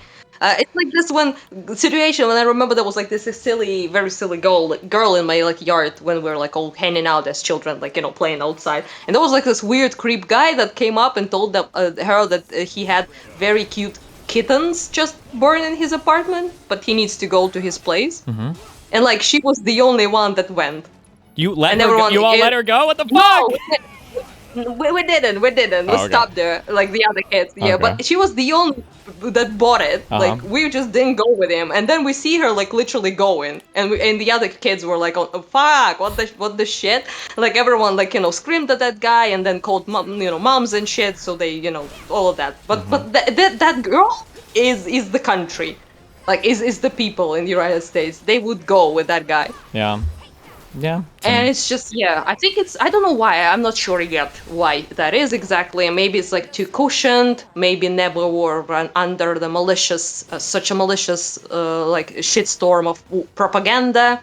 Maybe never really, internet was not a thing back then. So, for example, all the Russian shit couldn't be as effective as it is now. through the alternative media, quote unquote. No offense to you, but you know, all the streamers. I hate and, I say that everywhere I go. I say the first as soon as I'm there, because every time people talk to me, they're like, "Oh yeah, like the mainstream media's failed, and now we've got like people like you in the alternative media." And I'm like, the alternative media is a million times worse than the mainstream media. It is a cancer on society, bro. Yeah, and I love how they're like also this whole thing with the institutions. People, Ryan and I think Soypil were both like, you know, like what if the institutions do fail? And you're like, they do fail because, and then they are held accountable, and then they admit their mistakes. That's because they're proper fucking things. Unlike your fucking populist assholes who will never admit any mistakes, so to our average reader, they come off as more trustworthy. Yeah. Because they never, it's just, it's the basic stuff. It's like the most basic first tier thing. Institutions undermine the belief in the institutions, make all political parties seem the same. Like they're both, it's exactly what they're doing. When I think of like all the movies and video games and shit I've played, it's like the way that they undermine the institutions is always this like insanely intricate and complicated fucking plot. I never thought it would just be RFK Jr. on TV going, "We're gonna find the cure for autism, and I think it's Tylenol." And it's like, that's it? That's all it has to be? Are you fucking serious? It's that retarded? To bring down the most powerful country in the fucking world? There's no way that it's that stupid.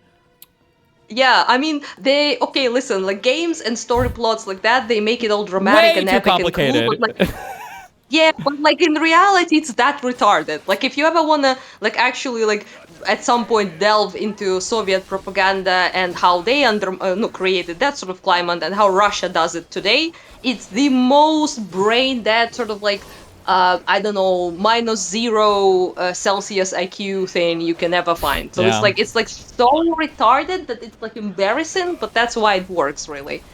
And and I try to explain this to people when I speak about Russians as well, right? People like imagine that when we say like Russians this, Russians that, we mean like they're all like villains from comic books, and they're like, yes, Putin, you go, my guy, my king. Oh, most of them are apathetic. They don't give a fuck because they've been told for literally decades that nothing matters. Yeah. They're nihilistic because they're like, well, I can't do anything. I'm just a regular guy. All politicians are the same. They're all identical. They say the same about this war. Or air raid, sorry. If you hear any booms, apologies. You're okay. It's just that they hate, like my fucking relatives will be like, well, yeah, you know, we're doing some things, but like, you aren't angels either. Zelensky and Putin like are both politicians. They're both, you know, just enriching themselves in this war. And you're like, fucking kill me, dude. And that's the worst thing. And that's like what is done to you. Every time I hear fucking leftists open up their mouth and they're like, Democrats and Republicans are the same, duopoly, or whatever the fuck they say. Yeah. You know? And you're like, it's the exact same fucking thing I've been hearing for like decades from Russians. Yeah, it's just ugh. It's annoying. I feel like if it was more sophisticated, I would have more like, ooh, a good one. But it really is just like the most retarded. Every time I see Hassan Ganabi, he's like, I just want more healthcare. And I'm like, are you really, guys? Yeah, people buy it. I can't. Like, there's so little effort to hide what they are. Yeah. So little effort. And it's enough for people like fucking Soypil and people like that to buy it. Yeah. And it's just... It makes me look like a paranoid weirdo. Yes, because I can't tell. I always used to argue this 10 years ago that the hardest thing when I was debating the Nazis, I would always complain about this. It was all of like these enlightened centrists in the center, because when I would debate a Nazi, like actual like far right, like alt-righter, like Eric Stryker, like people who are part of the Daily Stormer website and everything, like actual Nazis, okay? I would have to go through all these centrists first, and it would always make me look so fucking insane. I would look like a far left loony. It was like, no, I'm not. These guys are just fucking Nazis. But yeah, now if I want to be like super critical of people like Hassan, I've got a whole bunch of like lib left people who are like, oh, I think you just have Hassan derangement syndrome, or this is like really personal, or you're just like being really unhinged. And just like, this guy is literally on the Deep program talking about how his goal is to radicalize Americans further left than him, and he talks about like Marxist Leninism and Stalin and all these other people. He just says it. It's not. He's not even Yes. hiding it. He's saying it on public streams. But you guys are so retarded. I guess it doesn't matter. Like, how do you get Hassan in the middle of because we just don't give a fuck about we don't care. When I say we don't care about Ukraine and Russia, we also really don't care about Israel Palestine. Okay, we really don't. It's just it's a virtue signal idea. How do you have it so that right now there is a Russian war happening on the European continent, and then Hassan goes to Yale and he quotes Putin for saying the collapse of the Soviet Union is the greatest catastrophe of the 20th century? That's just fucking crazy to me. Nobody even like bats an eye. It is, but nobody gives a fuck. Yeah. That's the problem, you know? Yeah. Like, nobody treats it anywhere near as seriously as it needs to be. And it's not even like just the left thing. There's this one guy. Fuck, what's his name? I wanted to kill myself when I listened to this dude. Kyle Polanski? Fuck, it's like Cenk Uygur? it's like this one guy. No, wait. It's like they're two guys. They're like one is like cartoon Adam and black Sage? with like white eyes. Oh yeah, Oh, that God. that's the guys. And I was like listening to them speak. I think a little bit with Dev Big mistake. and honest to God, like that's those the guy. guys are more of a threat to your health than the fucking Russian glide bombs or whatever. If you listen to those guys for too long, you will kill yourself. They are the dumbest motherfuckers on the planet. Holy shit. Like, it's just these guys. These are the guys that make people like Hitler come to power, Yeah. unironically. These are the people, you know, when you read about like stories about people like who didn't do fuck all when this was all happening, or they were like, it'd be fine, you know, that meme with the dog on fire, basically, right? Yeah. And like, one of the main things you do, right, when you read to the books and to the stories from the way, is that what powers authoritarian leaders who came to power by voting, they came normally through democratic process sometimes, right? And what they used to do, the dictators, and they do till this day, is that they push the boundary. They like check it, basically. They break another law, they break another norm, and they push and they push and they push and they test every time. Yeah. Side lets them get away. And it's like these are the guys until it's actual fucking camp. Like until it's a death camp, they will not see it. It's so And then annoying they though, will because be like in the United States, we always have these stupid fucking questions where we always like it's like such a deep conversation to have for like a 14-year-old. We're like, man, like how could Germany have ever become Nazi? Like I wonder what it would take for that to happen in the U.S. Like you'd have to be real stupid and it's like you're literally watching it happen You see where we everywhere. are? You not only have like people like Hassan, we've got fucking JD Vance on stage talking about like they were real harsh on Nixon, weren't they, guys? And it's like, oh my god, like what are we doing? It's like this is it's a parody. Yeah, it is, but it's also like it's more stupid maybe today It's so than it ever stupid. was in some ways, but it's also the same at the same time. It's Yeah. like just modern, you know, because like they're like be like, oh, you know, this thing it isn't that bad, and then you like bring up another thing, and they're like, is it really that bad though? And like they're doing this sweep like endlessly, and So death the by next 1,000 cuts. yeah, and then it's a road to the fucking final solution thing. Unironically, it didn't happen. It didn't start with that. Yeah. You know, it was a road, and they just don't know how that road is built. Yeah. And there's like erosion of all the norms of the institutions of the constitution of the things of how the media works. Like, you know, I think prosecuted- I tried to make that clear to the Ryan Mullally guy, but it's pointless because that guy's also fucking retarded. Where it's like, because I think it was either a conversation about like tyranny or something else, and it's like, are we tyrannical now? It's like, by the time we hit that point, history is not going to view it as though, oh, this is it. 2027 is when it started. They're going to go back 5 years and they're going to point to a whole sliding scale of shit to say this is when it started. It's not going to be when you realize it. It's going to have already been a process, you know?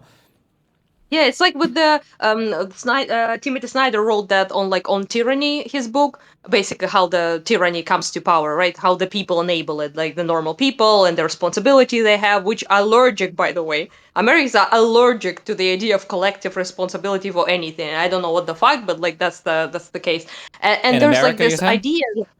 In America, yeah, Oh. absolutely cannot deal with that shit. I don't know why. And people, he basically speaks about about the responsibility each individual has, right? And there's like this part when he says about don't obey in advance. I think to translate it in English. Yes. My book. Yeah. Yeah, and it's like this, they are obeying in advance, and they're like this example of the Austria during in the 30s, basically, right? Yeah. And in And there, like, this was this one moment when the new established Nazi government tested the boundaries like that of the people to see what the population will allow. And ended up, there was like this atrocious thing happen in Vienna, and they basically made Jews scrub the floors on the streets, like the stone, cobblestone stuff. You know, they I think they were scrubbing the independence of Austria, actually, a label that was there.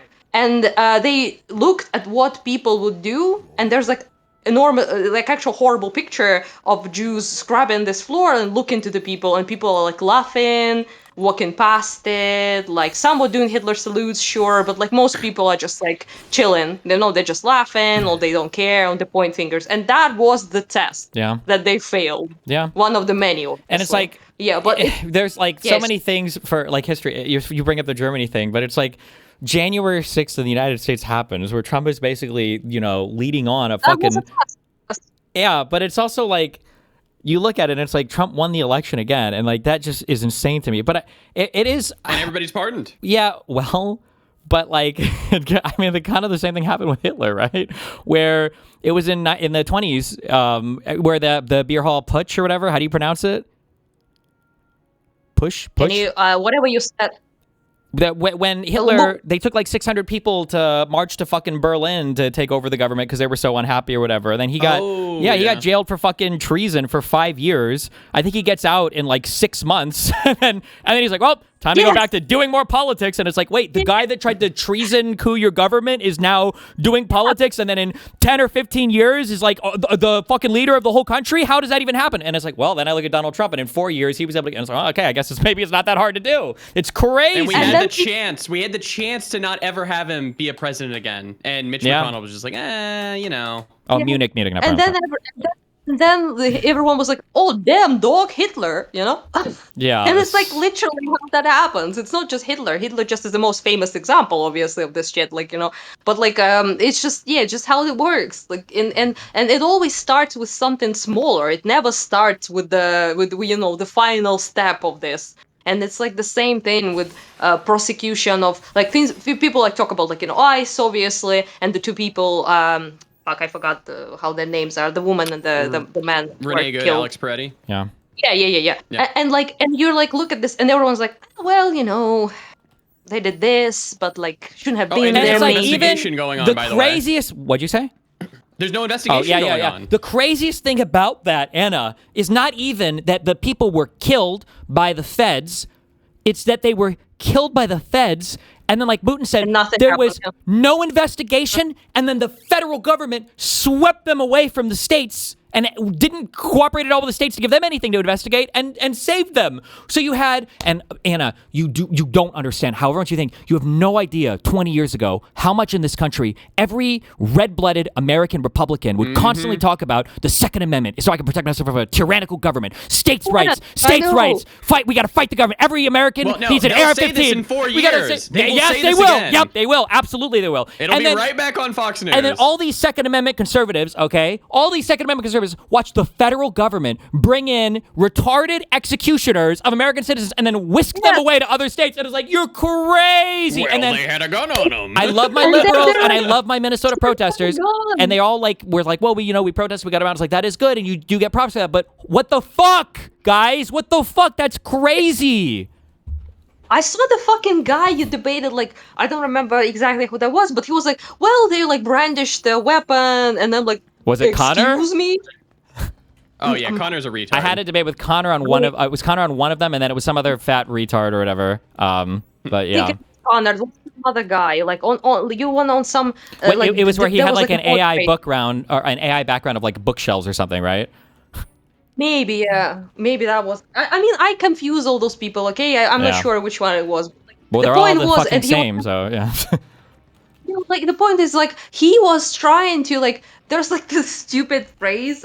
I don't know how to even translate it in English, but there's like basically it's like натянуть сову на глобус, which means to pull an owl over the globe. Like you can't translate it like that it makes sense, but it basically when you try so hard to make things make sense that you're like doing something like incomprehensible to get there basically. And that's Oh like my how they God. all do. They like try their absolute best to Yeah. like pull the things that they know are fucking This is crazy. the same just shit, like not to make this a personal drama thing, but this is the same thing that people will do with like my drama, where like if I send a message to somebody that is like, ordinarily you read this, there's a girl called Lav, and she's a big part of why I'm a manipulator, abuser of women or whatever. And like I think one of the messages that I sent to her was something like, hey, like I know we've hooked up in the past and you're coming on stream, so like I hope you don't feel like there's any pressure to whatever. And she makes a joke about it because obviously she didn't feel any of that. But retrospectively, when people look at it, they say, oh, the reason why Destiny sends those messages is so that if he ever gets caught in the future, he has plausible deniability because he can say, he can use that as proof. yeah. And you see people say this with like stuff related to me, or like you said, just like broader political stuff, where people will invent the craziest stories to explain the most incomprehensible fact patterns for why it actually fits like their particular narrative, even if it is like very clearly and obviously the exact fucking opposite of what they're saying. That's just like a damned if you do, damned if you don't. Because if you didn't do that, people would just be like, well, where's the messages? Why isn't he saying this? Yeah. It is what it is. That's because that's like this. It's like a modus of like operating basically, because they're like trying to. The most important thing is to cram reality and bend it to fit your own story, right? Yeah. And when you will do like virtually anything to do that, and that's kind of like how they operate now in everything, it seems. And it's just that there's prevailing narrative, and then the rest needs to like succumb to it basically at any cost. That's kind of how Russian, for example, a story is like about themselves, right? Yeah. So they would like ban any fact that they did to like you can make fun of them, for example, now as about the Soviet newspapers painting how they kicked the ass of Finns during Winter War, but you can't really because you do now with around that shit. Like you're like trying to cram this thing with the all and the globe, okay, to make it seem like you won. Yeah. And like it's the exact same thing that the Soviets did when they fucking lost something. They would be like, oh, well, actually we got really fucked. We lost like million bajillion people and we only took like 10% of the territory with the initial breakthrough. And then we were like omega fucked and we couldn't get the entire country like we wanted. But we're gonna twist this shit into a pretzel and because we need to maintain the narrative that we are glorious duders and we can't lose. Sure. So this is like the same thing, okay? It's the exact same thing. Pretty dumb. Pretty stupid.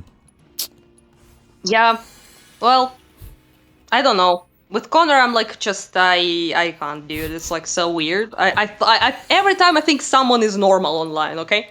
Every time I'm like, this one guy is fine. No, not fine. Insane. Like any minute now, you two will go insane. I just know it, okay? I will never go insane, but yeah.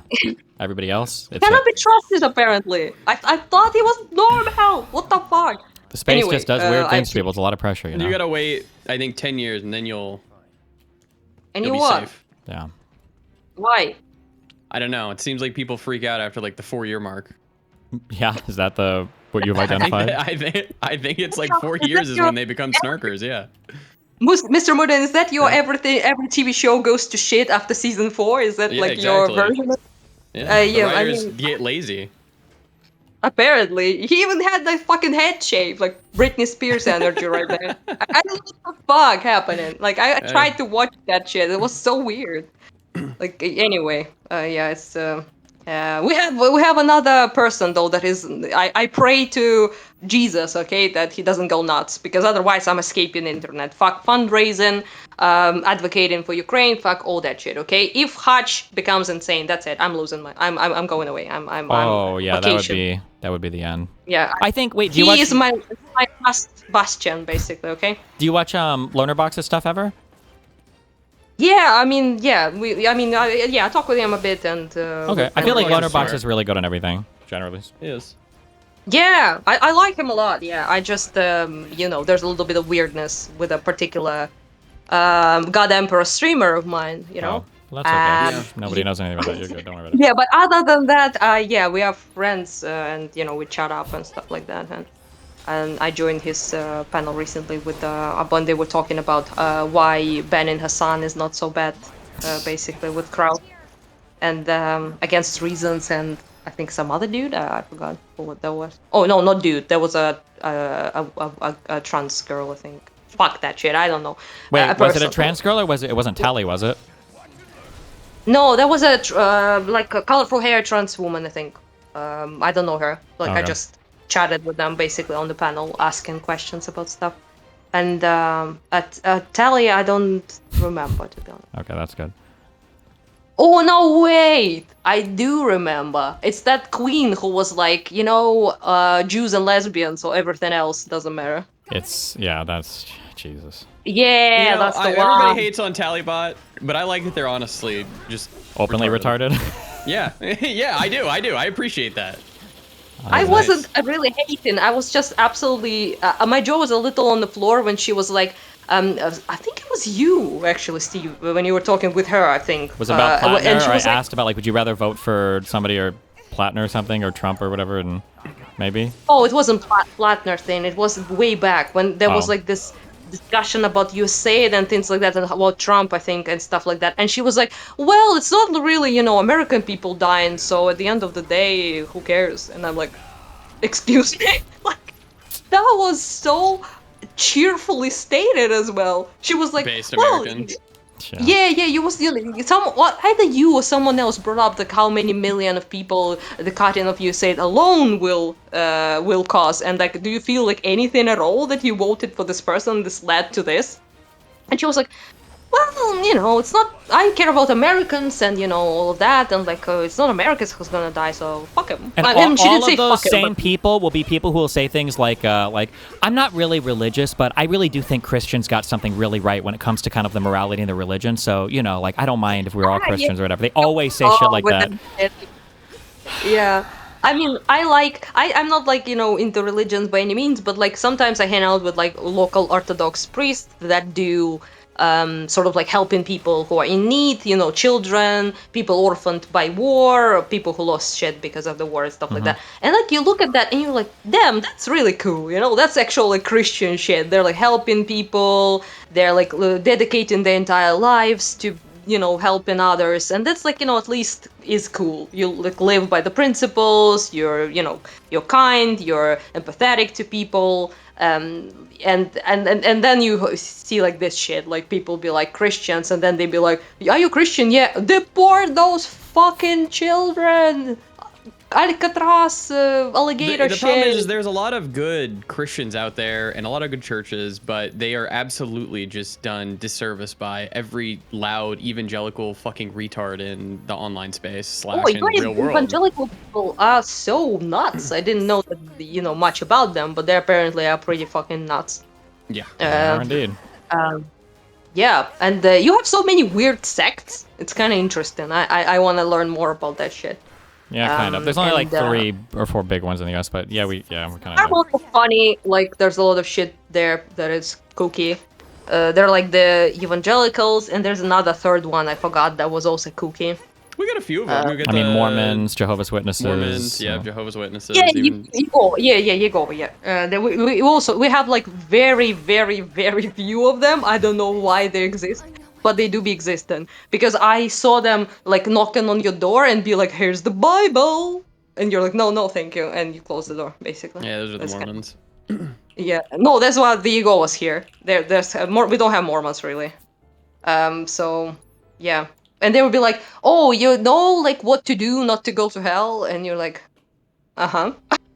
Yeah, it's like cringe, but they're not really like as big or like influential or anything like that. Yeah. They're basically, everyone thinks they're cringe, and nobody wants to talk to them. It's kind of sad, really. Well. Yeah. Well. Okay, that was sort of screamfest about how shit things are. So I don't know. Vic asked me a bunch of questions on the panel, like, how do we fix this? And I'm like, it's your goddamn America. Like, I don't know exactly. Like, it's, you know, you have to figure that one out. Different culture and all that shit. Like, how can I know? But yeah, I don't know. It seems like you don't know either. Well, I know speak it's to people- I guess the question is like, what do you know? Like, what has to happen is there has to be like the center left of the United States just has no way to establish itself or message. So what has to happen is that has to happen. But how do you do that is a separate question, and I'm not in a position where I can like be a leader on that right now. So. Well, who is though is the question, you know? I mean, anybody could be, right? Like an Adam Mockler or Brian Tyler Cohen or any of these people, or David Pacman, or these people could be, but it's hard because you got to round up everybody else and get them on board with it. Round up, you say. And then you have to get some mainstream media people on board with it too. Wait, what did you say? Round up, he says. Oh, yeah, true. Well, if we don't round ourselves up, they're going to round us up eventually, so. Yeah, that's kind of how it is. That's kind of how we... that's actually how we exist as a country. That one sentence. Yeah, and gotta round up, otherwise you'd be rounded up. And that's kind of what I told Wick, unironically, because I was like, you're gonna be a shield, basically, because the unified shield of the liberals that can, like, you know, basically just parry all the attacks from the left and the right, and you don't really have that, and you don't really have this unified apparatus, basically, and that's why you're getting fucked, because your enemies do have that on both ends. So that's kind of how I see it. Yeah. And I brought up example of like how we do it now, because obviously it's dramatic because it's invasion and the whole fucking civilizational collapse and that shit, you know, so I'm not saying you have that problem, but that's kind of how we do it now, right? So we have internal stuff, like we protest a bunch of laws effectively, even during war, and they were, you know, we have all sorts of shit we can say about, for example, Zelensky here, but when it comes to someone else attacking him, we are like the most unified, unhinged army front you ever seen. Like everything backs him up, even his own opponents back him up. It's just, you know, it's just kind of like what you need to do when you're under attack, which I think you are in like informational war, I guess. So, yeah, I don't really see that. Instead, I see some weird shit. For example, like of this whole fucking Ethan thing. I was like standing Ethan a little bit, and then I was like, why the fuck are you like doing this shit with like Destiny, who you like agree with like a bunch of I don't, yeah, it's just, yeah. Jesus Christ. Yeah. They even canceled me literally. They were like, no, you know, no longer interested. They were like, you're so based, you know, go Ukraine, and then like, no, associated with Stim, and I don't know about that one. And you're like, oh, okay, if that's your standard, then I don't pass, I guess, whatever, you know. Rip. Rip. Well, anyway, yeah, I'm gonna go, and yeah. I don't know, this woman is a little scary. Also, she's called with 2 Russian names combined. If that's not a LARP, then I don't know what is. Her parents must be like actual LARPers, this Darializa person. Maybe, she might be. Yeah, because there's 2 separate names, Daria and Lisa. And like they're combined in one name, and they're both like Russian names. And she's like a black woman. And I'm like, oh, okay. I see parents were like, we gotta call her. Do you know that people like, there's a lot of Western lefties who called their child Vlad Len, which is like Vladimir Lenin. Holy LARP. Imagine being called Vlad Len Smith. Yeah. Or like Vlad Len Johnson. Pretty try-hard. Well. Yeah. Well, I bet Hassan will do that. Yeah, well, no, definitely not. It'll be a fucking Muslim name. We'll find out he's actually been a... Oh, yeah, Asmongold was right the whole time, and he's a Muslim apologize. extremist or something. I forgot he's a devoted Muslim. I'm sorry. I'm sorry. Okay. I saw him recently doing the fucking Turkish like thing as well. It's first time I heard him actually do a Turkish accent, by the way. Oh, he brings it out every now and then when he thinks he can win some points for it. Yeah, but he used to pronounce, for example, when he was talking about, I don't know, it was Drew is a little nuts. Like, we don't care about the Drew that. Pavlov Drew guy? Pavlov. Oh, yeah. Yeah, he's a bit bananas. But like, he was like basically saying that he will sell his son as a janissary, basically. And janissary is such a Western English cocked way to pronounce it. And I was like, why her son, like apparently a Turk, pronouncing it that way? It was so strange. And then he like dishes out when it's, because it's like in Turkish it's yeniçeri, so it's a completely different word. And he could have flexed his like Turkish vibe there, but he didn't at the time. And now he's like doing the whole Turkish thing for some reason. I don't. Like he was celebrating that something will be happening in Turkey, I think. Summit of some sort or something. And he was like, "We are so big." Like, we? Like, why you're American? What the fuck? Yeah, I don't know. Which is so funny because like, this would be a fucking headline story if you or maybe they do, I don't know. If there were like some Jews in the United States that were like, I actually cheer for. I hope Israel wins the fucking whatever bullshit more than America. I always cheer for them more. Does Israel even have a fucking football team? I don't fucking know, or whatever. But I know that like people like Osama would be going fucking crazy over it. Yeah, they would be like, double allegiance, or like one. They say that they have allegiance to Israel. They talk about Ben Shapiro like that a lot. Like he has more allegiance, for example, to Israel than to the United States. Which, by the way, you can make an argument like that. I guess it's not like it's the end of the world, but it's just funny. Then they're like, he was like, yeah, he was like Turkic, and then like, ew, cringe. Why is he's like behaving like he's like some sort of, I don't know, like the ambassador of Turkey here? Like, what the fuck? Yeah, it's just weird. Pretty cringe. Yeah. Also, I think it's just because recently, he did he do that like back in the day when he was less insane, like when he was like talking about like Islam and Turkic shit. No, like, never. No. He would always say he's an atheist or whatever. Sometimes he would say he's like culturally Muslim if there's like a little bit of credit, but like I mean he drinks. He obviously brags about like fucking hookers and shit and everything. So. Yeah, it's just I bet he's doing it because he's now trying to integrate himself in this like sort of Islamic Muslim fucking minority guy, being prosecuted because I'm a Muslim, all that shit. Yeah, and just whatever is contrary to U.S. interest or anybody around the U.S. So yeah. One last thing is the two are like American ambassadors for me. Tell me how wrong I am. I saw this clip of a singer and a rapper. Musician called Doja Cat. She's in Poland giving a concert. Okay. So she has a song, okay, that's amongst other songs that says basically a bunch of N-words in that song, like definitely a lot, like multiple. And there's like N-words ain't shit, part in the song. Okay. And people in Poland sang that bit without like substituting the word, or like they just went off. They were just singing the lyrics. They were feeling themselves, okay? Mm-hmm. And she made a big deal out of it. She was giving them like offended look, basically, right?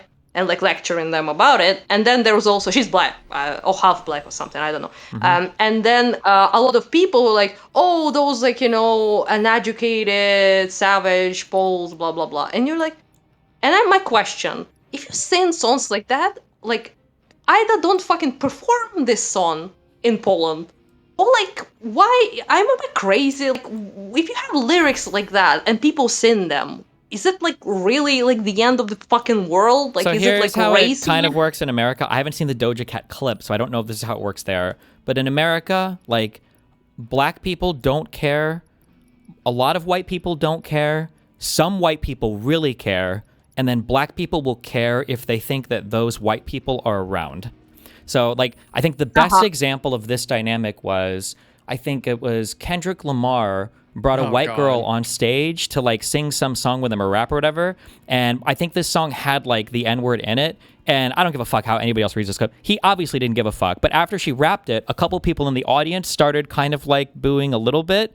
And then after that, Kendrick was like, well, whoa. He's like, well, hold on. I don't think you can say that or whatever. But obviously he didn't give a fuck. And like black men especially don't give a fuck if white women say it. So it's just, there's like that relationship between, if you ever want to like learn the most, if like an alien or God could come down and imbue you with the most cultural knowledge ever, it would be understanding the ins and outs of the N-word and where you can or can't use it and who can or can't use it. And because there's so much cultural shit that goes into that. It's just a very, very, very complicated thing in the United States. Okay, it's just if you don't like, if this word is so fucking bad and you don't, then make the version without it and sin it. Okay. Sure, yeah. Like it's just it's Shrimpleas, as you say. Shrimpleas. Yeah? And also like person of color. What the fuck is that? Like I hate that shit. It's so. What is this? Like the problem is that we invent a word for people and then racists start using it. So then people are like, we can't use that word anymore. And now we've just kind of like cycled back through some of them. So like we had like colored person. I think colored, I don't know if people would even blink that much if you call them colored anymore or colored person, because colored person is okay because it's people first. Mean like for example, in Russia, people say цветной, which is colorful. Well, none of these things are gonna. It's not gonna translate directly. It's just it's all like very culturally loaded. Like Negro that's like holy shit. You're basically calling somebody the N-word. Nobody says that. It's black color as well in Spanish. It's just yeah. Yeah, or like calling somebody like black person or black is okay. African American is not okay anymore. It used to be, but now African American is seen as dated, so they just say like black with a capital B. Black. Isn't African American just literally an American with African descent? Like, doesn't matter. We don't. It doesn't matter. It's just considered faux pas to use it now. Back in my day, and half of chat will deny this because they're either too young or retarded. I don't remember. Calling somebody black was actually kind of a faux pas. Like you would call them African American. Calling them black was like a little bit like what? But now, yeah, that's what we say. Like chorny, it's like kind of rude here, which is black. But now it's more. Now it's considered more polite and journalistically correct to refer to like black Americans or black people or whatever. So it's just all fucking retarded. Just what are you gonna do? I don't know, but people of color is so retarded. Like, it's everybody. Like, what the fuck has an Arab, I don't know, Iranian Persian, sure. Right? Or like, Iranian person and fucking person from Nigeria have in common? Fuck all. Why they're called people of color? It's like it's weird because like it with this concept, it's like white is the default. Yeah. And then the rest of the people are people of color, which is racist in my opinion. If you think that white is the default and everyone else is this one giant group because they're excluded from the main default, like what the fuck? Like how is that progressive? It's just cultural dumb shit. What are you gonna do? So. Okay, well, fine. Then I'm not racist, I guess, despite what Sunday unwashed dude made a video claiming. Yeah.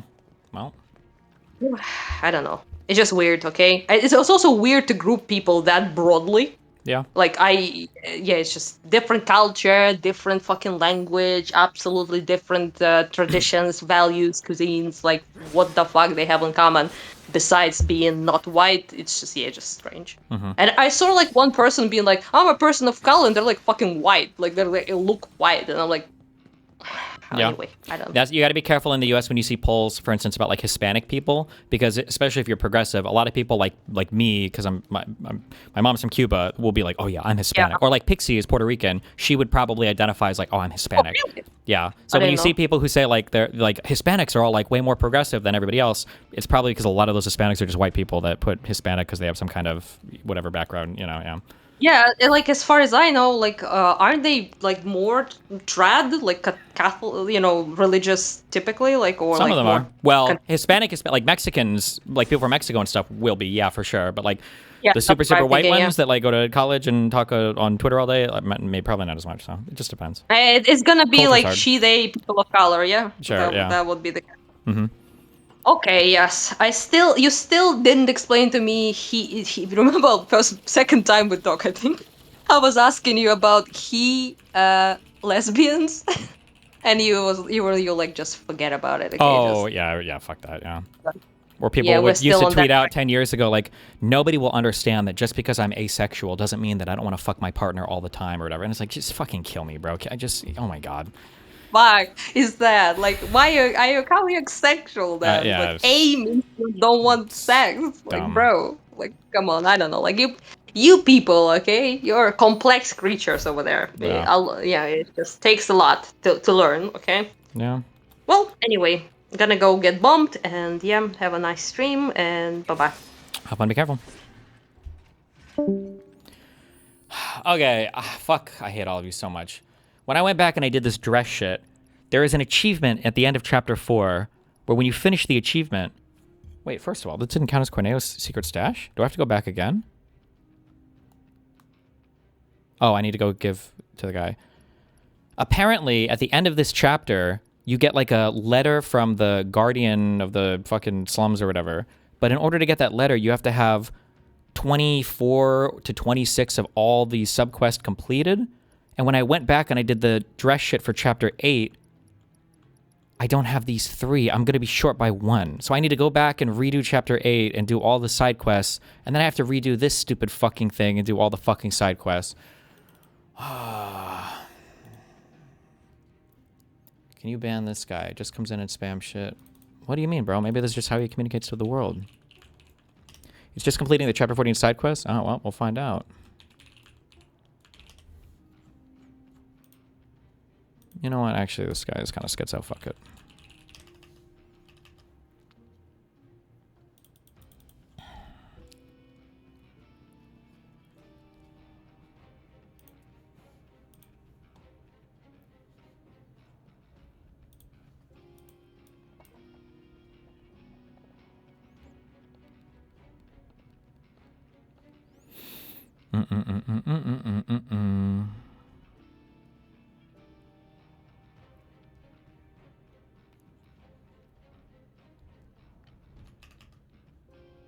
One second.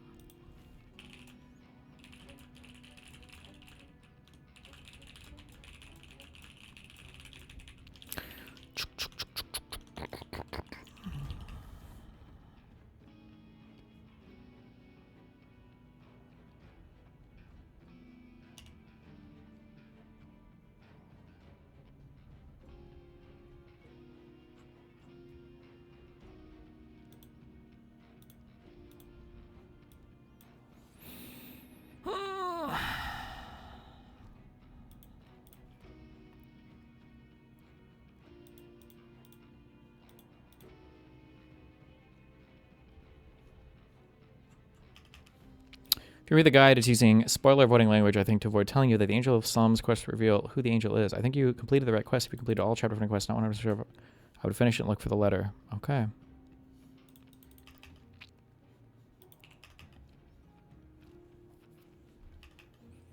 Wait. Wick Collins showed tonight.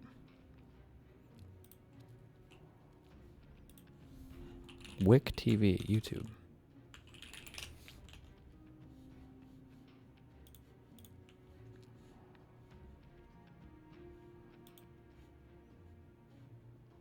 Wait, I missed a vouch thing. Oh, too late. Attractive women are just children. Attractive woman. Uh-oh. This is a conventionally attractive woman. Big eyes, small nose, no wrinkles. This is a conventionally attractive woman. Big eyes. Okay. I don't know if this is even like a human or like a CGI composite, but okay, it's something. Okay. Small nose, no wrinkles, and hairless. This is a child who also has big eyes, a small nose, 0 wrinkles, and is hairless. Did you know there's an extremely popular makeup trend in China called 幼态妆, which directly translates to childlike makeup? This style is characterized by the desire to look as young as possible, and makeup companies would even ride the trend by naming their products 婴儿直睫毛, which translates to baby straight lashes. Even kids don't satisfy them anymore. They want straight-up infant features. The selling point of a lot of current makeup products is the fact that they can mimic the look of a child, or in this case, infants. A quick Google search would reveal that anytime a girl changes her nose during a makeup routine, she's very likely going to try and make it smaller instead of bigger. Notice how basically every makeup action women take, which is changing our faces to imitate the ones of children, most do it subconsciously. This trend also isn't unique to China. It's everywhere. The beauty standard for women is to be childlike. Take e-girl makeup, for example. The thick eyeliner, chunky lashes, and strategically placed nose contour all result in a more childlike appearance. Obviously, I'm not saying these makeup styles or makeup in general are inherently bad, and the purpose of this video is not in any way to hate on current makeup trends. I just wanted to point out the infantilizing reality of female self-expression. Well, women tend to have smaller noses and larger eyes anyways, so what's your point? Well, yes, that is true. However, society's preferences are much more extreme than what the average woman has. For example, in this study, where people's faces were photoshopped to make different features, such as their eyes or nose larger or smaller, nearly half of the participants found enlarged eyes more attractive, and over 64% found a reduced nose size more attractive. That might be true, but one thing you have to be careful of is there's going to be an overlap between like good features and then childlike features, right? Like, I would say in general, everybody probably likes smoother, softer skin, like on men or women, but that's also like a childlike feature too. There are definitely guys that gravitate towards like a creepy thing for women, but I don't know if somebody can link this study or whatever. I feel like that when you poll guys and when you give them a whole bunch of pictures and you ask them to on the aggregate, like, or not on the aggregate, individual, like rate the attractiveness, that on the aggregate men tend to find like 24-year-old women like are the peak attraction thing or whatever when it comes to fuckability or something. I've heard a couple women say they don't like men with soft skin. No, you haven't. You've heard men say that women say that. I promise you've never heard a woman say that in your life. Or if you have, it's a weird kink or fetish they have. 1,000,000,000%, I promise you. It's like 24 to 25, yes. Yeah, fuck, I would have to find that study because I could be repeating like a fucking old wives' tale, but...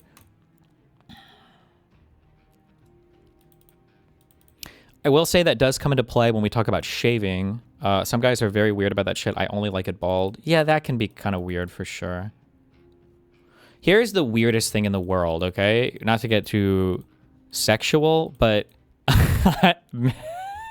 men that have, I would say you are a pedophile. If you have a preference for a woman being shaved or waxed, but you don't even like go down on women, I think you're a pedophile. That's just why the fuck would you care otherwise? I just think that's weird. I don't know. I don't get it. I don't know. That's just the weirdest thing in the world to me.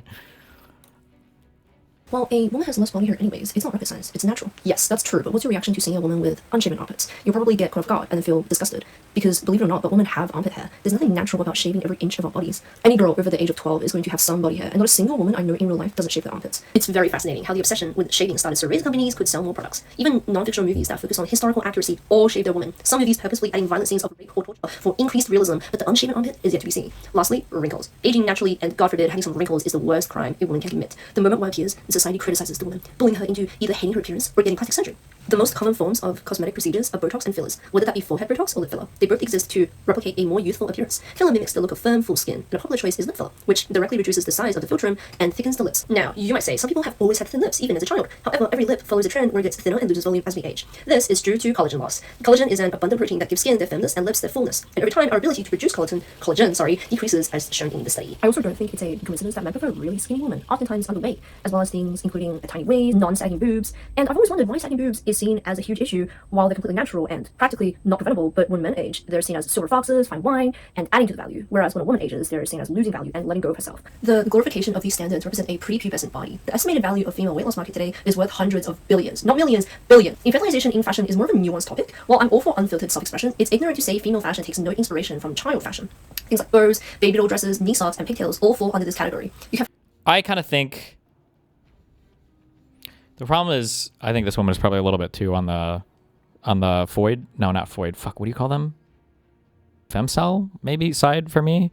There is like a lot of weird crossover though. The thing that sucks though about patriarchy, the thing that sucks about the patriarchal stuff is that a lot of these standards are weird and they end up getting reinforced by men and unfortunately by women.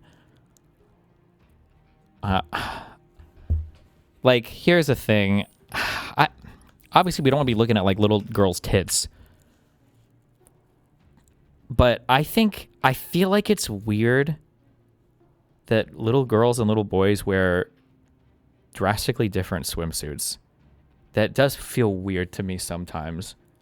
Especially like when you get like 3-year-olds in 2 pieces and it's like, but why? How come? When I think of like a woman, I like it when a woman is in a bikini because I like to see as much of her leg and thigh as possible. I think it's fucking hot. But like, why do I need to see like, why does a 2-year-old or 3-year-old have to have their thighs? I just don't understand. Because I think that if you were to take like a 3-year-old boy down like to the pool or down to the lake or the beach or whatever, and he was in a Speedo, everybody would look at you like, we're gonna kill you. You need to get the fuck out. You're disgusting. What the fuck is wrong with you? Why is your little boy in a fucking Speedo? But if you bring a 3-year-old girl down in a 2-piece, oh my God, that's so cute. That's kind of weird. I think it's a little weird. It doesn't feel immediately weird, but if you dwell on these thoughts a little bit and you start to, there's a whole bunch of these little things in society where it's like, I don't know, man. Why do little boys and little girls have to wear drastically different swimsuits? I mean, it doesn't really matter that much functionally, right? And then if we do need to cover the boobies of little girls, I guess, because we feel like it's improper, even though they haven't developed tits yet or whatever. Like, why 2 pieces? Do we need to see their little 3-year-old bellies? Is that like important? Or I don't know, man. I feel like it's a little weird. I feel like it's kind of strange. I feel like it's kind of strange.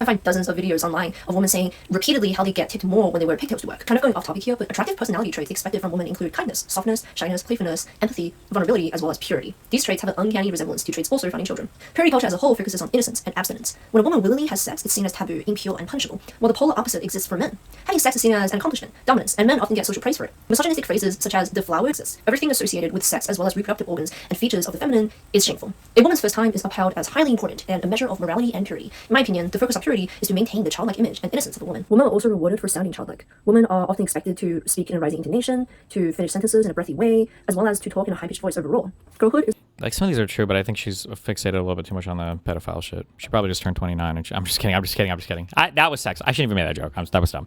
But I think she's a little too fixated. But like, there's more truth to what she's saying than not, especially depending on the cultures or subcultures you get into, where the men are strangely fixated.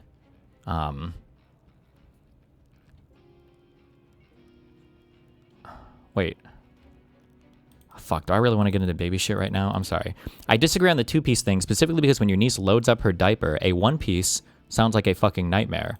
One pieces are easier than two pieces in my experience. I have a lot of baby experience. Not like that, Connor, because usually for children's one pieces, there's usually a button at the bottom that you just unsnap, and then it's easy to deal with, okay?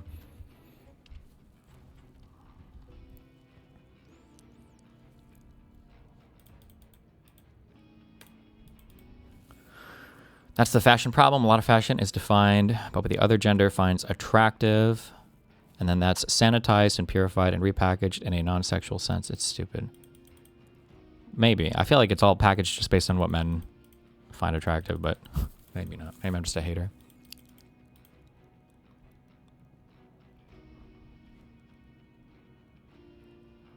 I see where you're coming from. I think it just requires the kind of unmentionable understanding of how many pedos are probably among us. When you start to get into why is it like this, the conversation becomes uncomfortable because people project their own attraction onto you for asking a question. Maybe. I still think that without that one guy phrased it really well with the Epstein shit. I think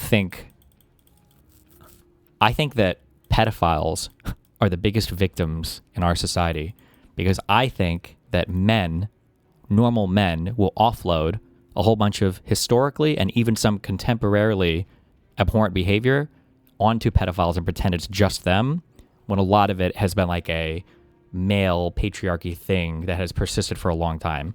Like, I think the majority, like, I think that like I've said this before, I think that the main takeaway of the Epstein story was that powerful men will utilize their positions to fly young women around, fuck the shit out of them when they can, and then use that for them as a roadblock to advance them in their careers.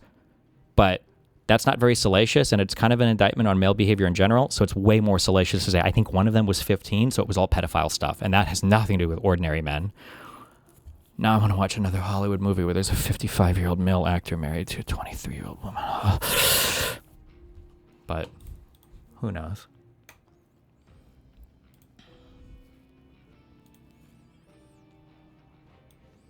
Did Hassan mistake this as a pro-Hassan TikTok? Hamasabi reposted your video.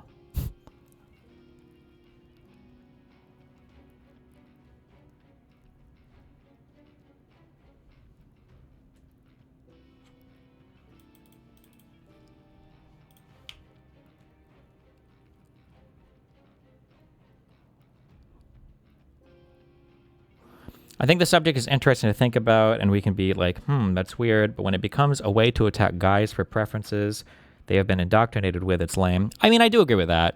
To some extent, the issue is that there's an uncomfortable thing where there's a certain system in society that benefits a certain group, but the people that are inheriting the benefits didn't necessarily choose it, but they are benefiting from it. But then they'll get attacked with it by the group that's kind of being fucked over by it. But that group that's being fucked over by it also plays into it because they kind of have to play the game, right? Like, imagine that there was a system at work where if you wanted to advance in your career, you had to come into work with a big yellow postcard.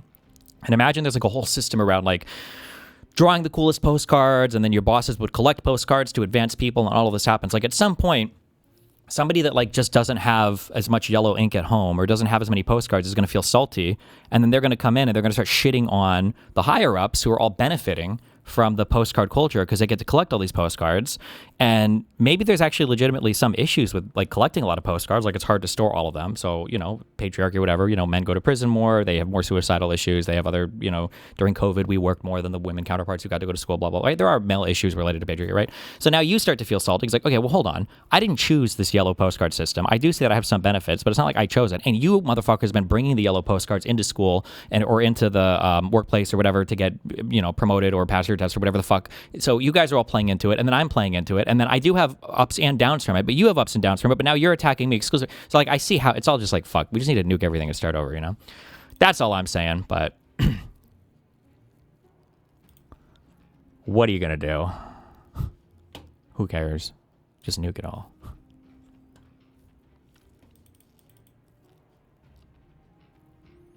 Hassan tries to sweep for John condemning Darializa. Calling.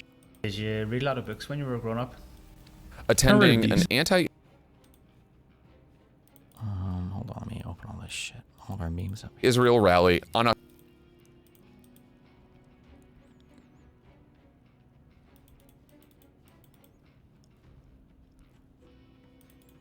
How is it in Sweden compared to NA? Sweden was way more like chill on everything. But to allow, I don't know if I just felt really American or whatever, but I was uncomfortable. I want to say there were times when my ex's sister would come out in like a G-string, and we're just like hanging out with like the family, and I'm like, Jesus Christ, of age. This is an of age person, but for everybody was just like kind of whatever. I feel like in my household, I was like, holy shit. But I don't know if that's like a normal Swedish thing. They also have like a lot of unisex bathrooms. Most of the time, half the time, where you just like go in and there's a bunch of like doors on both sides, and it's just you could go into a toilet. It wasn't a big deal. This was Stockholm though. I'm sure if you get further north, people get weirder. I don't know, but yeah, I don't know. In America, we have kind of weird.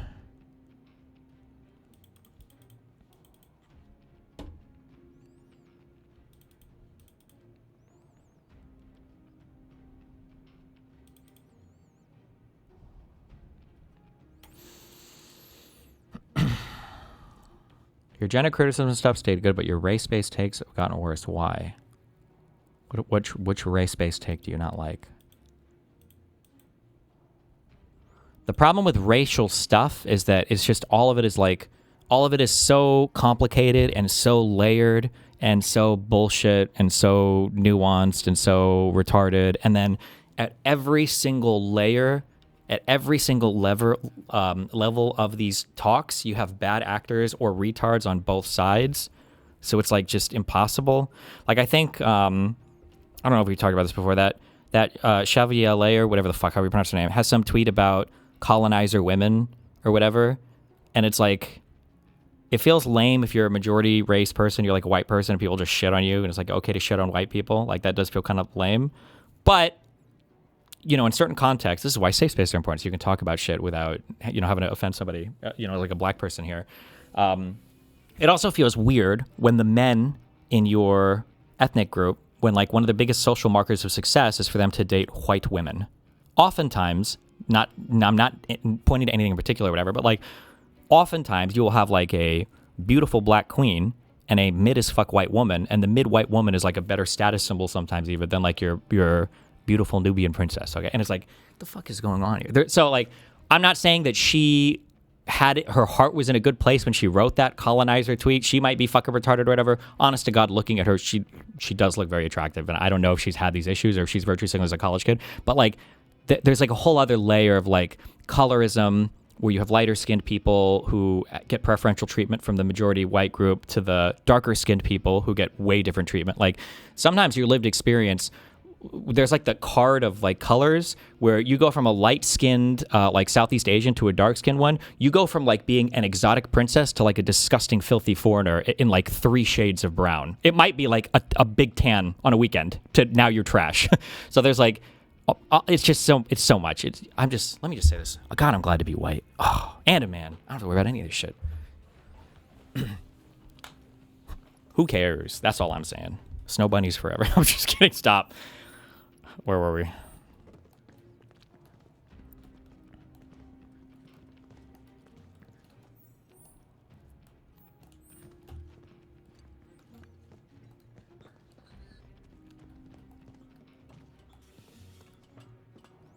You're kind of fucked with the revenge porn from being a man, though, right? I mean, like, that's a thing that would fuck me, sure. Everybody gets fucked in different ways.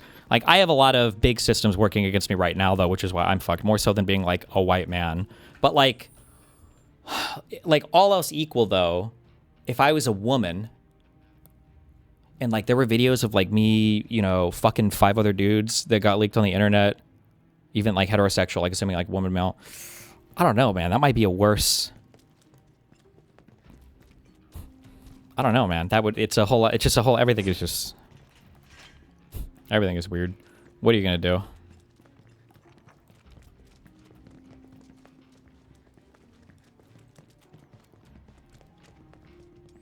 The horror comments would be nonstop. A little bit, yeah. Like technically, nobody actually attacks me for like having sex. Well, except for with guys, because dick sex is the only sex that's like degrading to you or whatever. So I don't actually get attacked for that. They try to attack me on other levels, like saying I was like a manipulator or revenge porn or whatever bullshit, right? Whereas if I was a woman, it basically, let me put it this way: if I was a woman, every single criticizer of me would sound like Connor. They would all be that kind of person. You fucking whore. You fucking whore. Why can't you just get a fucking husband? What's with girls not liking bi dudes? I think it's a red pill myth. I think women tend to appreciate conservatively or masculine demeanors, like masculine features, and the impression for bi men is generally that they'll just be very effeminate. And I think that generally speaking, women don't gravitate towards men that have more effeminate demeanors. So when they think bi man, or especially gay man, they think of man with man with an effeminate demeanor. Because like when you think of like I've never watched this movie, but like my guess is like Brokeback Mountain are these people, like all of those gay dudes that women like fucking obsess over. They all are like fairly masculine, masculinely defined, right? Like they're the way that they act and everything is like fairly masculine. You wouldn't look at them immediately and think, oh, that's like a twink bottom boy or something, you know?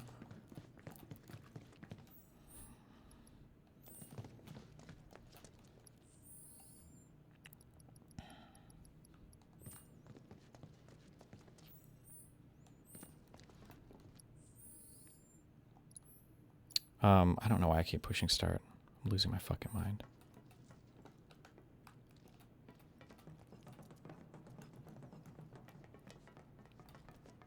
Do I need to go? Do I need to leave? What happens if I go up there? Is it gonna like exit the chapter? I need to go back and talk to the dude.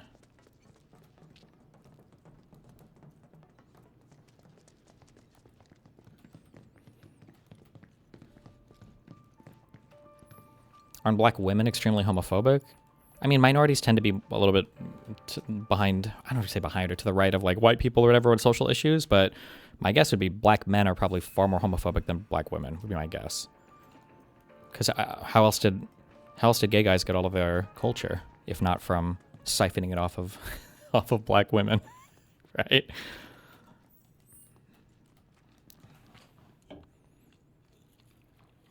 It's Leslie. Got some urgent info for the Don.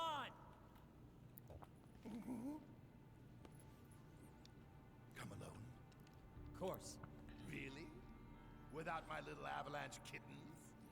It depends on your bubble, honestly. I'm pretty sure attraction to bi guys would track very well with how lefty you are in general. It might be bubbles. Like, I'm fully admitting it might be bubbles, but for generationally, for millennials, like, go up to any fucking conservative woman ever in your entire fucking life and bring up, like, did you ever, like, read or, like, write any fanfic or whatever growing up? And they all have, like, crazy fucking gay fantasy, whatever shit. I don't know. But maybe that's just bubbles. I don't know. I'm not sure, dude.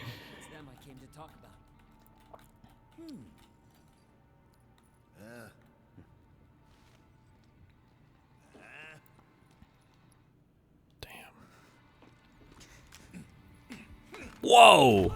Why didn't I just shoot him, dipshit? Leslie. I don't think I need to remind you why I'm down here.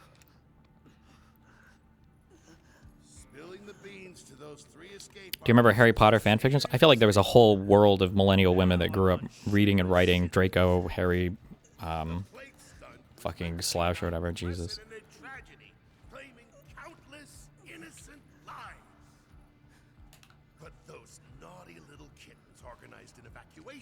And screwed up the plan. I'll let you in on a secret. Shinra's going to abandon Midgar and build something close to paradise. What's more harmful, if bi men are perceived to be hated by women or actually hated by women? Because it seems like the perception of social media is there. Do any bi men ever complain? I feel like the complaint about that is literally exclusively from straight men that are so homophobic. I would assume most of them are fucking themselves in the ass when they masturbate and then crying afterwards about it. I never in my entire fucking life have I ever like lost a woman or felt like a woman was turned off by I mean, like, maybe they just wouldn't want to talk about it or whatever, but, like, even after, not to call out any particular class of women or whatever, but, like, when my fucking gay videos, like, that was probably some of the most DMs I got from other women in my entire fucking life. Like, I'm just, like, again, it might be bubbles or different, like, communities or groups of people or whatever, but I don't know. Are there bi men out there that complain, like, man, I just can never get laid by any women because they are so homophobic? That just exclusively feels to me like a thing that super ultra straight men complain about or talk about because they have to sell their heterosexuality or their straightness as being so important to capturing female. I don't know. But who knows? I don't know.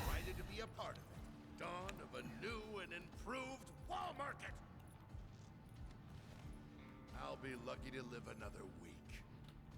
Right. Wait, why did he say he's dying? What happened? Or, oh, he's just going to get caught and killed? Or?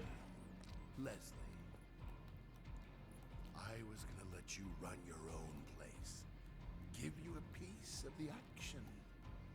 What a shame. Wow. Pop quiz time, kiddo.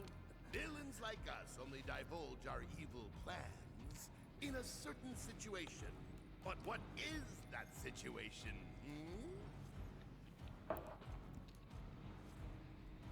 When you think you've already won. Goodbye. Think again, Don. Wow. It's you. You were talking about the Sector 7 plan. Keep talking, asshole.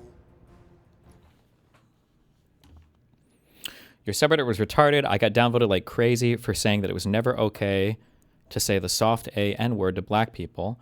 They tried to say in the late 90s/early 2000s that people were less PC to the point that you could call your black friends the soft A N-word as a term of endearment. I tried to explain that their black friends were just being nice to not start shit, but they definitely never appreciated that shit. So in the 90s and 2000s, I think that we were integrating a lot more like gay culture. You know, the AIDS stuff had been largely the huge panic about that was kind of getting left behind. And then like rappers and stuff were, the gangster rap exploded. And then there was like more mainstream like rap infusion stuff. And you started to get more kind of like people melding together. And one of the ways that this played out was you would have groups of straight friends with a gay guy who would like clear all of them as being able to say fag. And then you would have like a group of like 90% white men with one black guy, maybe two, who would clear them as saying the N-word. So anytime you get a white guy that says some shit who's like, oh, dude, no, black guys were totally cool, like, you know, in our group of friends saying like the N-word. When you say group of friends saying the N-word, you mean you had 8 white guys and 1 black dude who was like trying to be cool with the group or whatever, and then probably felt a little bit weird about it, but was like, oh, whatever, like, I know these guys aren't racist, so it's cool. That's probably what they were referring to. Over there, look! Don't try to bullshit us. But that's the thing. It's not technically bullshit when it's true.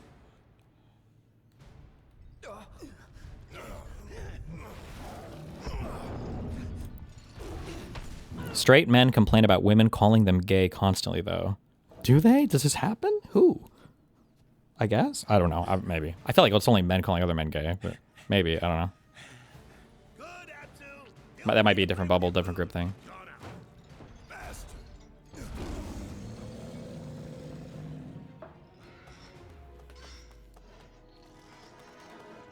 First him. You got to understand, though, sometimes it's 8 black kids to 1 white kid and they let him say it. Listen here. The 9 white kids with the 1 black kid were abusing that 1 black kid to get their N-word pass, okay? They were extracting that N-word pass out of him unwillingly. The 1 white kid with 9 black kids probably earned his right to say it, okay? In a friendly manner with a group of fellow black friends, okay? It's a different thing.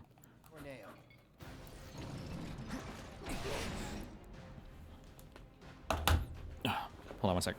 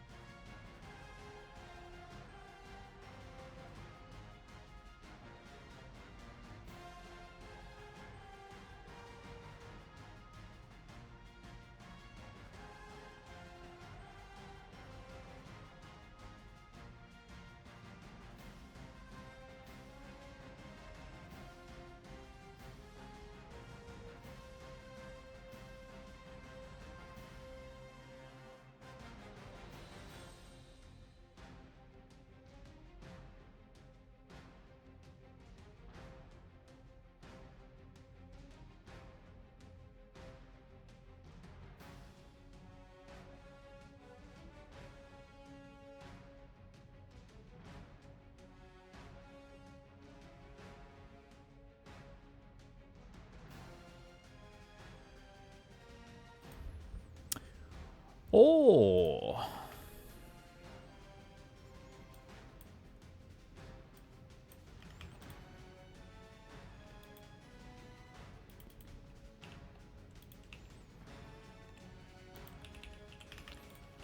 Hold on. League of Legends Classic is coming as a new game mode. You will be able to play with the old champions, ruins, and items on the original League of Legends map. RS Classic, guys. Oh my god. Just like RuneScape old school. Or did I say LS Classic? It'd be LL Classic. LOL Classic. LOL Classic.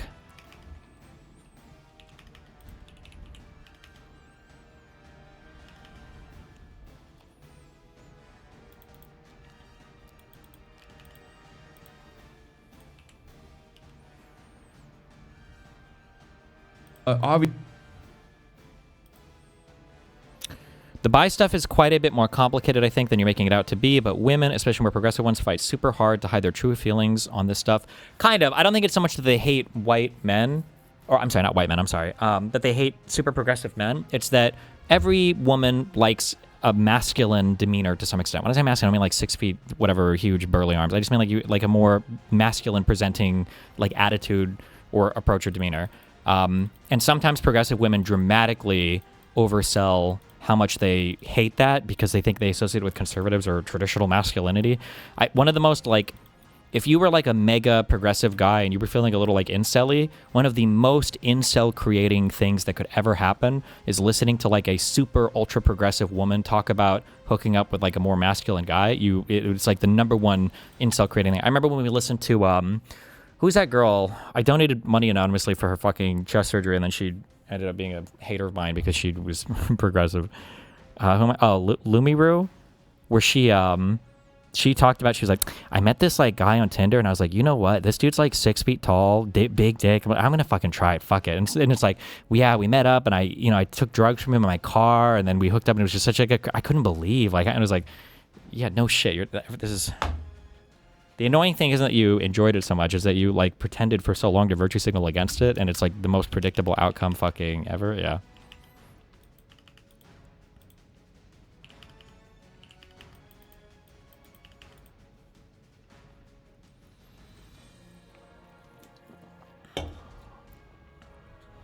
Obviously, guys. Turkey or USA? Turkey, duh. Obviously, guys. Yes, of course I'm fucking championing Turkey. What are you talking about?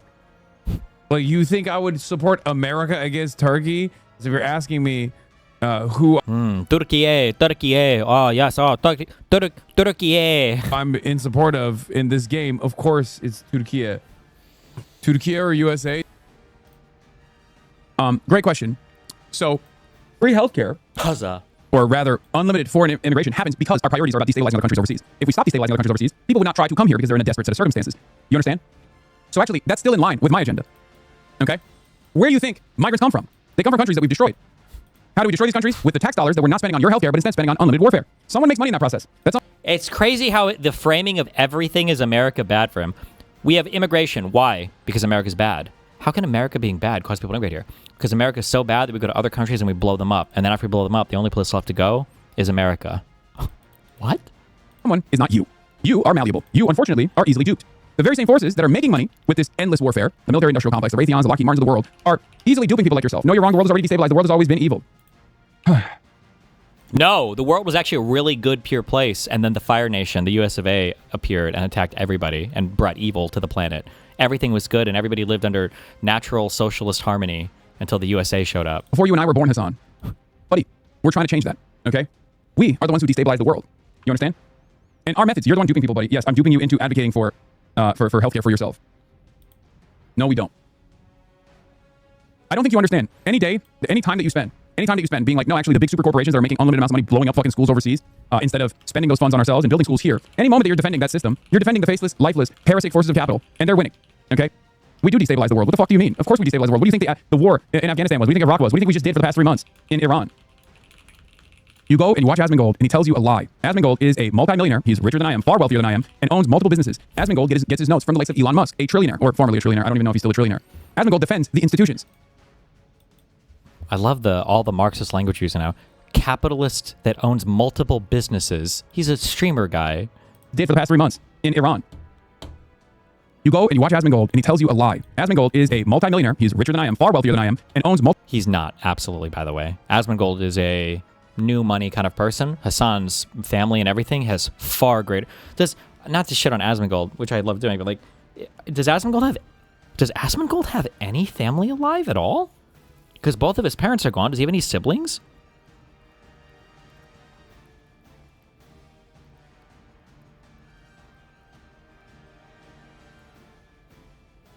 Like he's like Asmongold is just out there on his own on an island. I don't even know if he'll have kids. Ooh, that could be a good. If anybody's looking to scam an old dude for tons of money.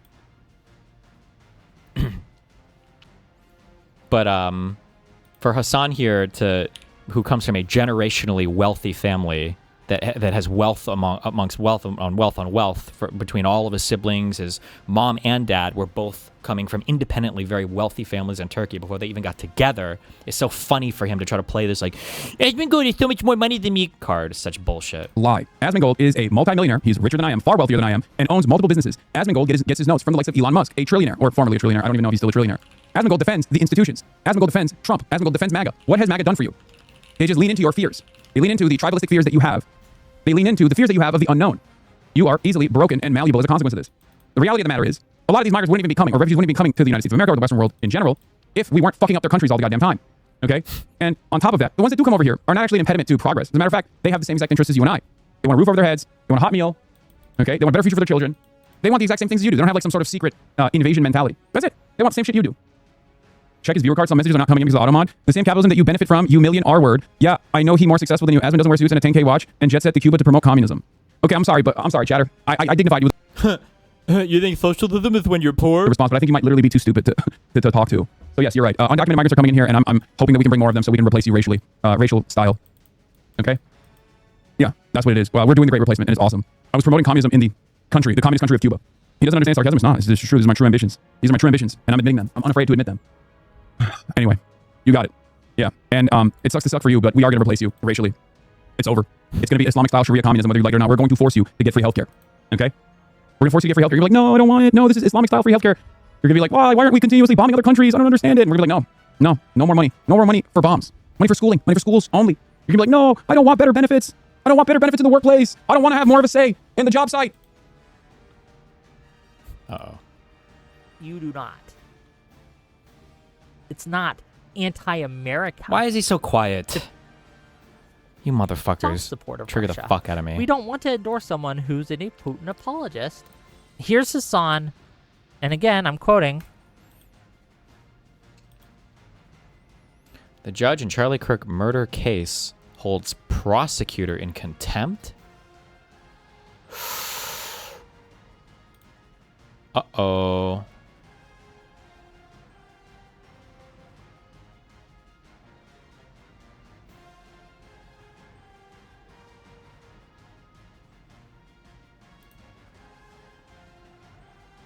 Dude, somebody said this a long time ago that Cash is fucked up so much related to this that that shooter could walk.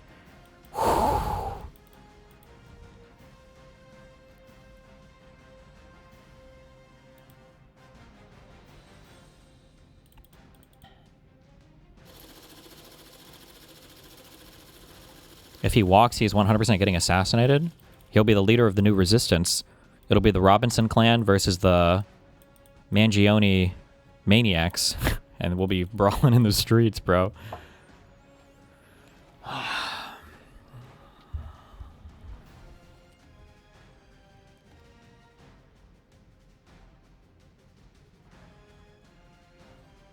Case 251-403-576, State of Utah versus Tyler James Robinson. Counsel, please enter your appearances. Good morning, Your Honor. Chad Grunander, Ryan McBride, Lauren Hunt, Chris Ballard, and Jeff Gray for the state. Good morning. Good morning, Your Honor. Kathy Nestor, Richard Novak, Michael Bird, and Stacey Visser for Mr. Robinson, and if we could please confirm that he could hear us. Mr. Robinson, are you with us? They're muted. Let's go ahead and unmute them. Mr. Robinson, are you with us? Retard. Yes, Your Honor. All right. Good morning, Mr. Robinson. All right. Counsel for the state, and good morning to defense as well. No avatar? State, I know it's only been a few days, but is there a brief status update regarding discovery? Yes, Judge. Since Monday, we have received one additional file from the SBI, which has been provided to the defense. So we sit at approximately 100%. As far as what we've received, we have provided to the defense. Thank you. Turning to the defendant's motion for an order to show cause for contempt of court and state's objection to defendant's request to remove the death penalty. The court will read the ruling, but omit reading the citations which will be included in the written ruling, which will be uploaded to the docket later today. The court will begin reading its order.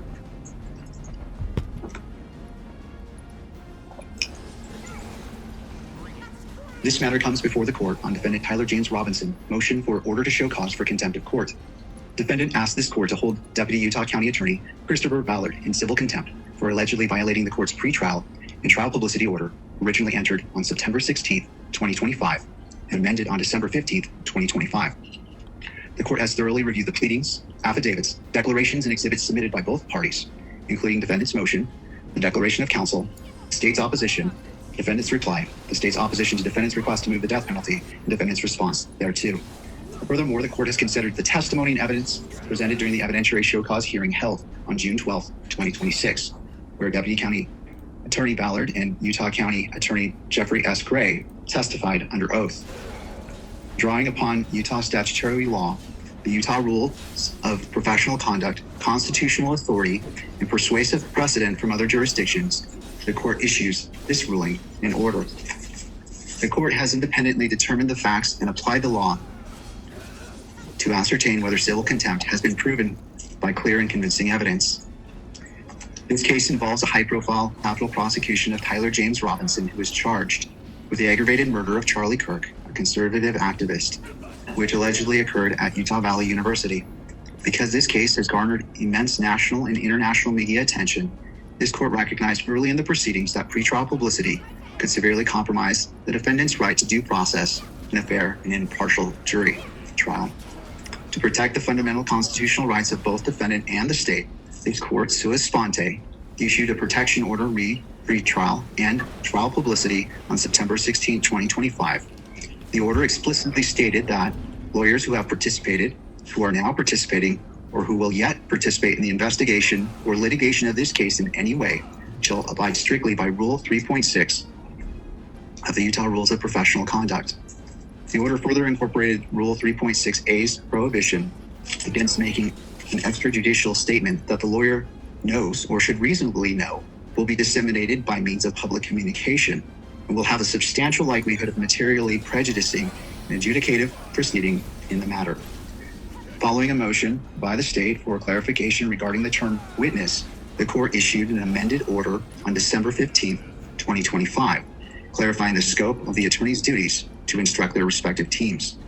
The present controversy emerged following a public filing by the defense on March 27, 2026. Defendant filed a motion to vacate or continue the preliminary hearing. In that motion, defense counsel characterized a forensic summary report from the Bureau of Alcohol, Tobacco, Firearms, and Explosives, ATF, by stating... What exactly did the DA say? We don't know. So far, he's just saying that the court has issued basically multiple orders. Sua sponte means without a movement. There wasn't like the prosecution or the defense didn't request it. The court ordered on their own, I guess probably because of obviously the profile of the case, that like you got to be really careful when you're doing this stuff as a big criminal prosecution on a really popular case, that as a prosecutor, you're not out there saying a whole bunch of crazy shit to the press because you don't want to bias a jury ahead of time, because that would be cause for a mistrial for somebody to say like, hey, like I wasn't able to get a fair trial. Like the prosecution was basically out here telling the whole public that I was guilty, and before they even got to sit and hear my case. So they biased everybody. This is bullshit, basically. So the court, I think I explained well. That the ATF was unable to identify the bullet recovered at the autopsy to the rifle allegedly tied to Mr. Robinson. The actual ATF report concluded that the bullet jacket fragment could not be identified or excluded as having been fired from Exhibit 1 rifle, and that the results of the comparison was inconclusive. The defendant's framing of the ATF report in an unsealed public court filing promptly generated substantial media coverage. On March 30th, 2026, the Daily Mail published an article with the headline, "Bullet used to kill Charlie Kirk did not match rifle allegedly used by suspect Tyler Robinson, new court filing claims." Other news outlets and social media commentators rapidly echoed this narrative, characterizing the ATF report as exculpatory. a bombshell that exonerates Robinson, and evidence that the state's case possessed. Hold on, real quick, so I know a little bit of background about this report. I don't know what the prosecutor said, but it's not the least common thing ever where sometimes when you have a shooting, you're not able to do a forensic match of the bullet to the gun because it's just the bullet was destroyed too much. It's irrecoverable. You just can't do it. But people were running with that report and they were trying to say like, oh my God, the bullet didn't match. And it's like, no, they said that they weren't able to determine if it was a match, which is not really at all the same thing. So some people were, I guess maybe it's because of this Daily Mail article this guy referenced. Some people were trying to run with this to say that like, oh my God, like it wasn't even his bullet. He didn't do it. It was Israel or whatever. But that's not really what the filing meant. A fundamental problem. Faced with a rapidly expanding public narrative that falsely suggested that the ATF had affirmatively excluded the defendant's rifle as the murder weapon, Deputy Utah County Attorney Christopher Ballard engaged in several communications with media outlets, including TMZ, USA Today, PolitiFact, and Fox News between March 31st and April 2nd, 2026. In these communications, Mr. Ballard sought to correct the record regarding the definition of an inconclusive ballistics test. However, during these interviews, Mr. Ballard also provided statements regarding the overall strength of the state's evidence, asserting that the prosecution had ample evidence to demonstrate beyond a reasonable doubt that Tyler Robinson committed this murder and that the state believed it would be able to overcome his presumption of innocence. On April 15, 2026, defendant filed the instant motion for an order to show cause for contempt of court, seeking to hold Utah County Attorney Jeffrey S. Gray and Deputy County Attorney Christopher Ballard in civil contempt. Defendant concurrently Remember, so I said this a lot. I'll continue to say this because it's a good life lesson, for nothing else. Process and procedure is important. It might have been that prosecutor, based on what I saw, or I'm sorry, based on what I've seen people say, that I think that prosecutor was correct and that people were actually reading way too far into that, and it was kind of bullshit. However, the court has already issued a court order sua sponte, so without anybody asking, the court already said, hey, this is a big deal case, and we know that there are going to be people that are going to have strong opinions about this publicly, so you guys need to be on lockdown when it comes to keeping your lips sealed over this shit.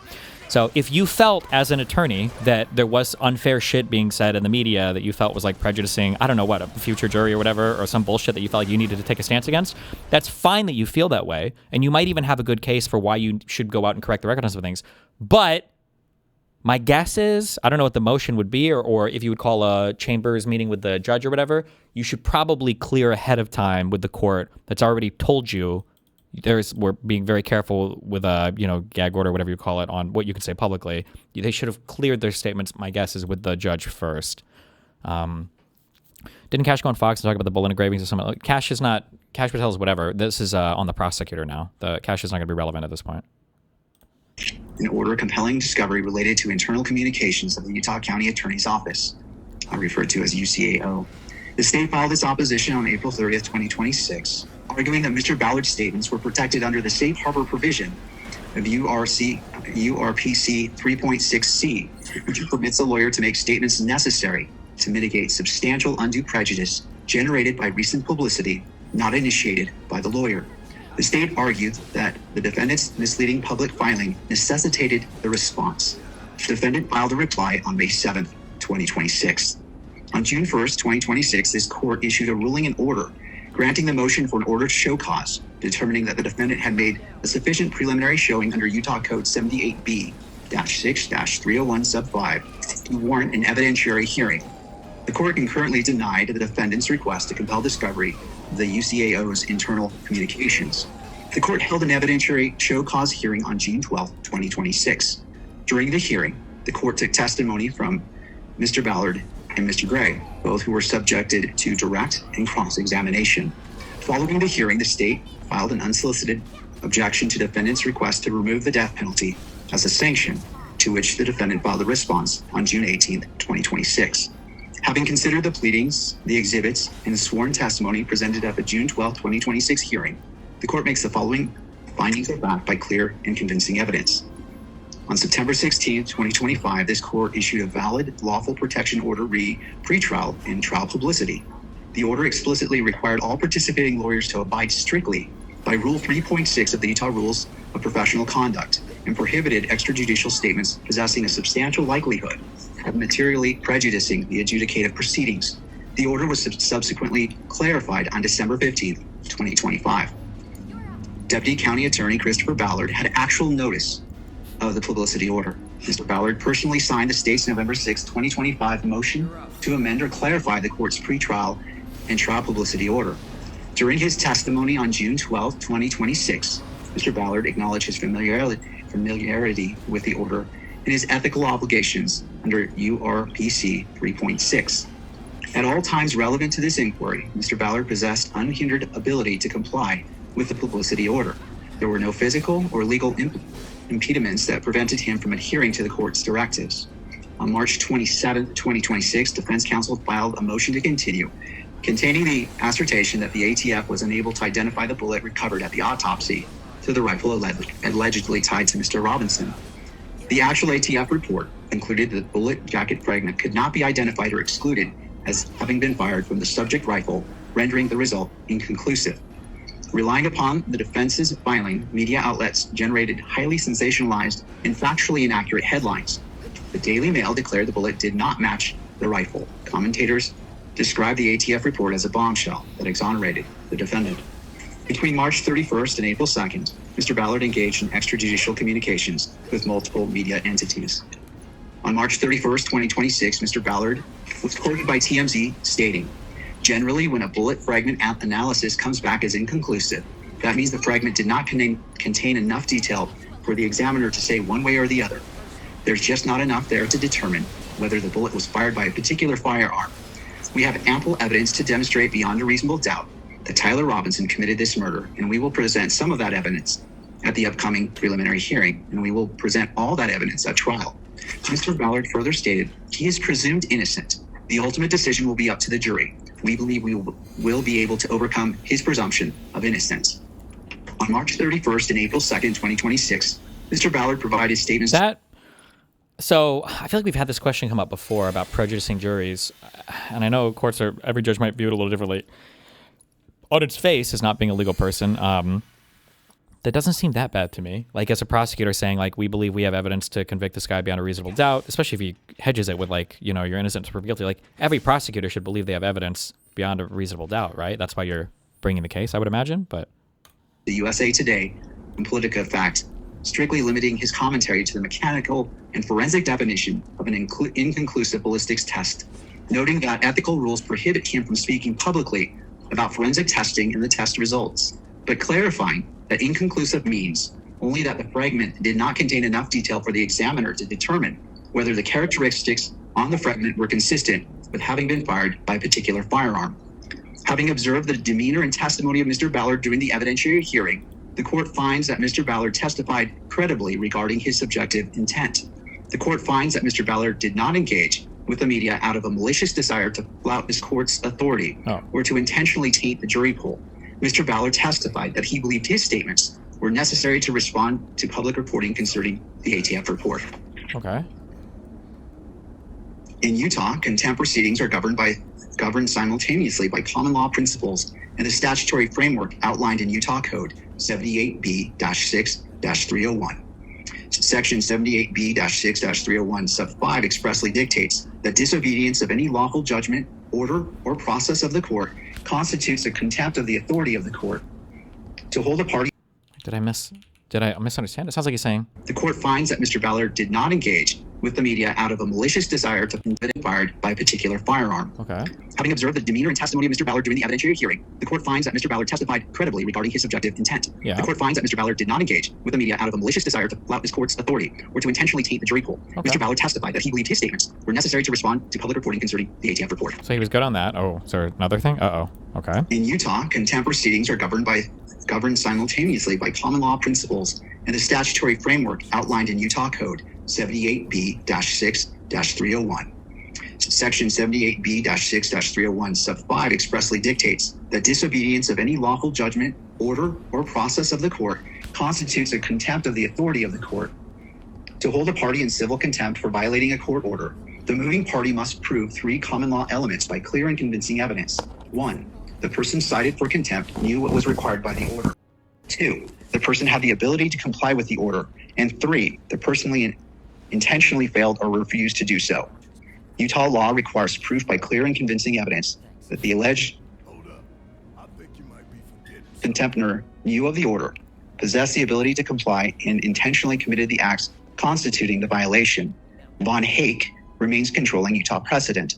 Because the court concludes those elements are satisfied under existing Utah law, it is unnecessary to determine whether the objective good faith standard discussed in Taggart v. Lorenzen would independently alter Utah civil contempt jurisprudence. Even assuming Taggart provides persuasive guidance, the result would be the same because the challenge statements exceeded the objective limitations contained in Rule 3.6c. Contempt is categorized as either direct or indirect based on where the conduct occurred. Direct contempt occurs in the immediate presence of the court and may be punished summarily. Utah Code 78B-6-302 sub 1. Indirect or constructive contempt occurs outside the presence of the court and triggers robust due process protections. Because Mr. Ballard's extrajudicial statements occurred outside the immediate view and the presence of the court, this constitutes an allegation of indirect contempt. Due process for indirect civil contempt requires notice, an opportunity to be heard, and presentation of the charges via an affidavit or sworn statement detailing the facts constituting the contempt. The court must issue an order to show cause and hold an evidentiary hearing where the accused may present and answer and examine witnesses. Here, the court finds that all procedural due process requirements have been satisfied. Defendant submitted an affidavit of counsel. The court issued an order to show cause, and the court convened a full evidentiary hearing on June 12, 2026, at which the accused testified and presented argument. A critical distinction must be drawn between civil and criminal contempt, as a classification dictates the available sanctions. As the Utah Supreme Court articulated in Von Hake, the distinguishing factor is whether the sanction is conditional or fixed. A contempt order is criminal if the punishment is fixed, unconditional, and purely punitive, designed to vindicate the authority of the court. Conversely, a contempt order is civil if the sanction is remedial, designed to either compensate the aggrieved party for injuries resulting from the noncompliance or to coerce further compliance through a conditional penalty. Because the defendant brought this motion seeking remedial sanctions to cure alleged prejudice to his fair trial rights, the court evaluates this strictly as a civil contempt proceeding. This court's publicity order expressly incorporated Rule 3.6 of the Utah Rules of Professional Conduct. Rule 3.6 reflects the constitutional accommodations recognized in Gentile versus State Bar of Nevada, under which an attorney participating in pending litigation may be subject to narrowly tailored speech restrictions when necessary to protect the integrity of an adjudicated proceeding. This rule therefore protects both the attorney's First Amendment interests and the criminal defendant's Sixth Amendment right to trial before an impartial jury. Neither constitutional interest is absolute. Each must be reconciled through a careful application of the rule's objective standards. Rule 3.6a sets forth a general prohibition. A lawyer shall not make an extrajudicial statement that they know or reasonably should know will be disseminated publicly and will have a substantial likelihood of materially prejudicing an adjudicative proceeding. Comment to Rule 3.6 explicitly enumerates subjects that are more likely than not to have a material prejudicial effect, particularly in a criminal proceeding. These prohibited subjects include the performance or results of any examination or test or the nature of physical evidence, any opinion as to the guilt or innocence of a defendant, the fact that the defendant has been charged unless accompanied by a statement explaining that the charge is merely an accusation and the defendant is presumed innocent. However, the rule contains critical exceptions. Rule 3.6b permits the lawyer to state information contained in a public record without elaboration. Furthermore, Rule 3.6c provides a safe harbor or right of a reply. A lawyer may make a statement that a reasonable lawyer would believe is required to protect a client from substantial undue prejudicial effect of recent publicity not initiated by the lawyer or the lawyer's client. Crucially, any response under 3.6c shall be limited to such information as is necessary to mitigate the recent adverse publicity. The Utah Supreme Court recently addressed the ethical boundaries of prosecutorial speech in a capital case in the matter of the discipline of David O. Levitt. In Levitt, a county attorney held a press conference announcing his decision to seek the death penalty and stated that the state's key witness was credible based on a lot of evidence that the jury will never hear, and that he possessed evidence strengthening his belief that the defendant committed the murders. The Utah Supreme Court held that a prosecutor's opinion of guilt is particularly likely to create prejudice, given that his or her words carry the authority of the government and are especially persuasive in the public's eye. The court disciplined the prosecutor, recognizing while transparency is a legitimate objective, prosecutors possess a heightened ethical duty to ensure that justice is done, which includes respecting the constitutional rights of the accused, like the presumption of innocence. Civil contempt is an extraordinary remedy. Because contempt implicates both judicial authority and competing constitutional interests, the court defines its decision to narrow conduct presented by this record. This court possesses the inherent authority to regulate the conduct of attorneys appearing before it, and the statutory authority to punish disobedience of its lawful order under Utah Code 78B-6-301. As noted by the Utah Supreme Court, courts must maintain and protect the integrity and dignity of the profession. A judge presiding over a high-profile capital case bears an affirmative constitutional duty under the 6th and 14th Amendments to take preventative measures against prejudicial pretrial publicity that could taint the jury pool. The enforcement of the September 16, 2025 publicity order is squarely within this court's jurisdiction and within the court's inherent and statutory authority. To hold a party in contempt, the order violated must be clear and unambiguous. The court finds that the publicity order was exceptionally clear. It did not rely on vague prohibitions. Instead, it explicitly incorporated the exact text and framework of Rule 3.6 of the Utah Rules of Professional Conduct. It directed the attorneys to abide strictly by its parameters. The incorporation of standard, universally understood rules of professional ethics renders this order unambiguous. The court finds that Deputy County Attorney Ballard had actual notice and knowledge of the order. The record reflects that Mr. Ballard signed a motion seeking to clarify the order in November 2025. That's not a big deal, though, He right? never contested his awareness of the order or his obligations under Rule 3.6 during the evidentiary hearing. The first element of civil contempt, knowledge of the order, is established beyond doubt. Where can I find my Defendant alleged Mr. music Ballard's CDs I have? statements to the press between March 31st and April 2nd constitute multiple distinct violations of the publicity order. The court analyzes these statements by categorizing them in two distinct thematic areas. First, statements clarifying the ATF ballistics report, and second, statements regarding the overall strength of the state's case and presumption of innocence. Allegation 1, statements clarifying the ATF ballistics report. The conduct. Mr. Ballard sent written emails to Politico Fact and gave statements to USA Today and TMZ explaining the meaning of an inconclusive ballistics test. Specifically, he stated, when the results of a bullet fragment analysis come back as inconclusive, that does not mean that the rifle did not fire the bullet. There just aren't enough marks on the fragment to make a conclusion one way or the other. Supporting evidence, quotes published in USA Today, Politico Fact, and TMZ. Contrary evidence and defenses. The state argues these statements were expressly permitted by Rule 3.6c as necessary to protect the state from substantial undue prejudicial effect of recent publicity that the prosecution did not initiate. The defense initiated the media frenzy by stating in a public filing that the ATF was unable to identify the bullet to the rifle. The media twisted this phrase to mean the bullet did not match. Factual and credibility findings.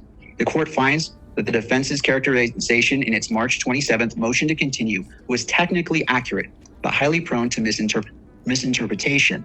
By framing the results as unable to identify, the defense neglected to include the ATF's concurrent finding that the bullet also could not be excluded. The media seized on this omission, generating headlines that materially overstated the forensic.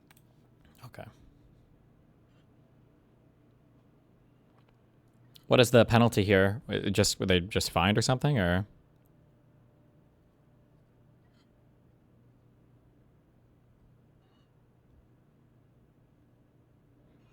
Okay, so the judge opted to expand the jury selection process and allow additional questioning of potential jurors. He also ordered prosecutors to pay Robinson's legal fees in connection to the motion they filed, asking that Ballard be held in contempt. Wow, must be nice. Okay.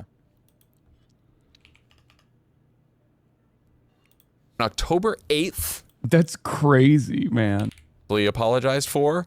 I'm fine with that. My general position is to give people a chance who want to take back something they said or posted. Certainly would love to take back things that I've posted. Here's where I have a problem.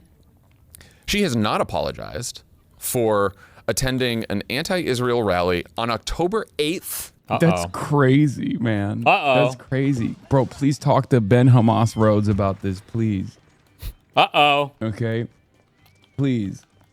Like, why should she apologize for that? Yeah, bro. What are you, anti-Hamas? Oh, I'm sorry. Was 75 years of apartheid too soon? How many years of apartheid? So brave. Brave. How many years of apartheid should the Palestinian people withstand until it's appropriate for a single protest there to be a pro-Palestine rally at any point? True. Like I said, pro-Palestine and anti-Israel is the same thing. Like, I don't know why liberals think this is like a good line. Yeah, liberals. I don't think this tracks with the average person.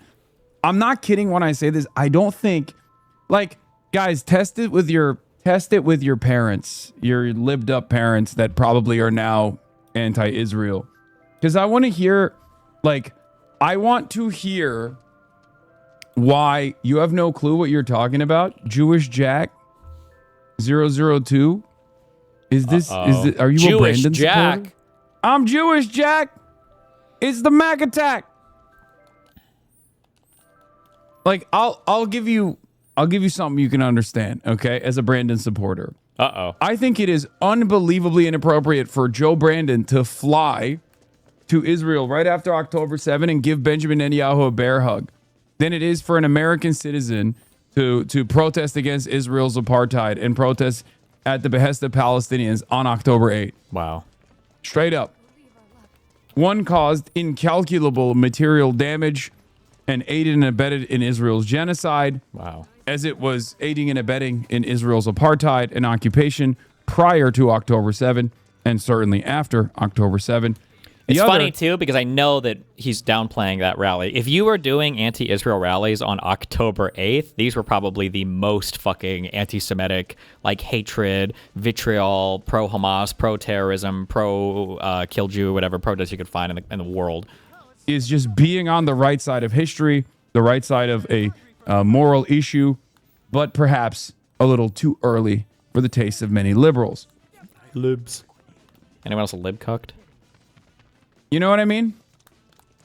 Was that same rally the dude that shared about the hang gliders? Oh. Is 9/11 for people that are into Israel? Most of us don't have that relationship with Israel. Some of us didn't even have that with America after 9/11. Yeah, but it just like doesn't make any sense to say it right now because like John Favreau is not a massive dick rider of Israel. Okay, he's not. Like he is not. He's probably more pro-Israel than the average person is because he was in fucking, he worked in the Obama administration.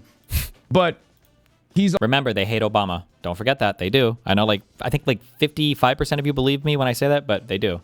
Also, certainly not as it's not a genocide, but all right. Oh, you're a denier. Uh-oh. You're a denier of the... Is this controlled opposition? Account created 2 months ago. Guy's name is Jewish Jack. The Israeli genocide. Okay, what else do you like to deny? Are there any other things that you like to deny? I just hope you understand that one day this will be akin to Holocaust denial. Yep, always Nazi shit. Always. Which is completely unacceptable. Yeah. Just so you understand. Like, you're just, a modern-day neo-Nazi at that. Remember, they hate the Holocaust not because of the victims, but because of the perpetrators. That's how these guys always wrap themselves, and they're like, we're not anti-Semitic flag, because anti-Semitism to them isn't about hating Jews. It's about being a white nationalist. Don't ever forget that. A point where you're like, nah, it's not real. It's not a real genocide, dude. And I know all the talking points. You're going to be like, the UN is lying. The ICJ is lying. The ICC is biased. They're all anti-Semitic. Everyone's anti-Semitic. That's why they anti-Semitically are saying that Israel has done a genocide. Obviously, it wasn't. It was a defensive genocide, and therefore it's not a genocide. Could you help explain his POV? I don't understand what his point is. He's saying that no one could have known that Israel was going to do this early, and that it's inappropriate to protest against Israel so close to October 7. Now, to these guys, my question always is, what's the sufficient timeline? Oh my God. What's the sufficient timeline? Like, when would it be appropriate? Is it after a week? Is it after Israel killed as many... I'm so curious. Is he looking at chat, or does he have notes prepared for him? I wish I knew that. Civilians as the Palestinian resistance had on October 7? What is the point where it's appropriate to protest against Israel? Because the interesting situation here is that history did not start on October 7. The events that predated October 7 is what triggered October 7, and that is 75 years of subjugation, apartheid, forcing people to live in this hermetically sealed open-air prison. Yeah, there we go, nice. Destroying their lives and livelihoods, destroying all hope, showing the 2.5 million to 3 million Palestinians that live in this open-air prison known as Gaza, that Israel was not going to ever diplomatically solve or resolve this problem. The endless violence and endless starvation, counting of calories, all this stuff. It's the death and destruction of what it looks like to. He has notes. Generally speaking, whenever he goes full screen, he's reading something. You'll notice him hitting more buzzwords every time he full cams. Huh. Not have. That wouldn't surprise me. What it looks like to try and maintain some sort of non-resistance posture in the West Bank.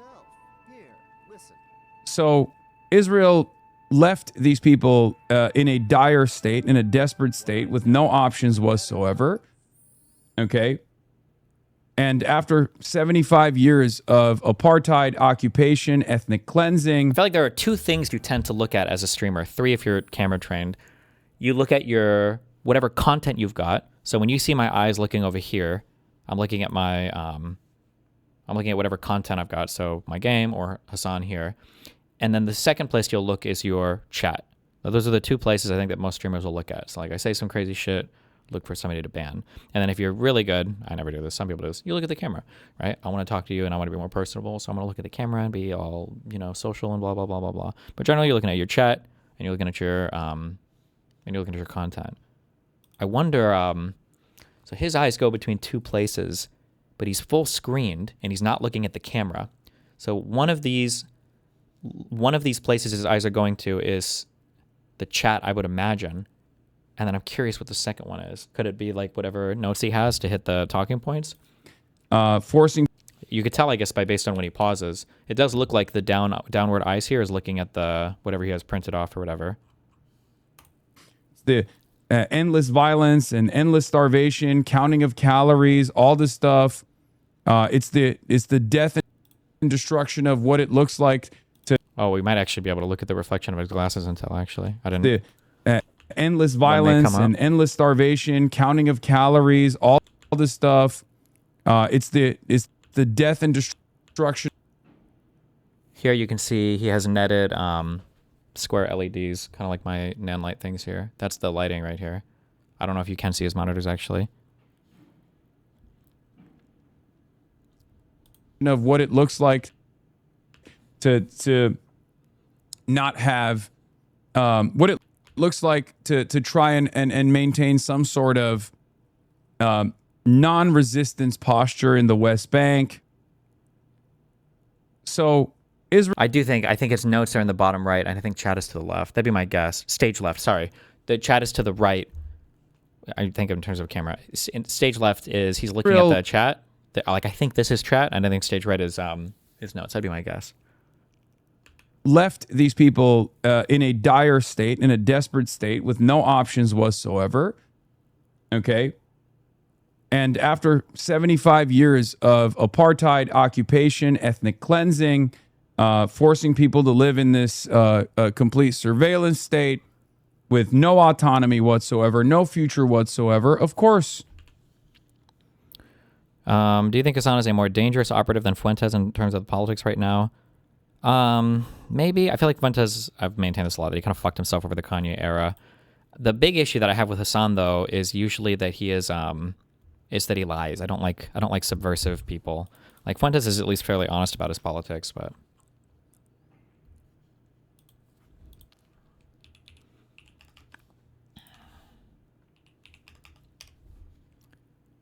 is this the current room he's in?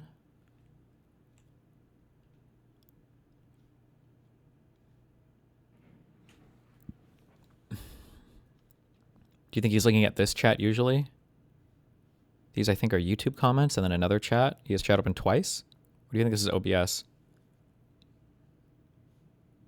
Or what am I looking at? What the fuck is this monitor? Or is there a mirror here? Oh, I think there's a mirror here or something. Okay, yeah, so it looks like his chat is over here, and then if he's got notes, they're over here maybe.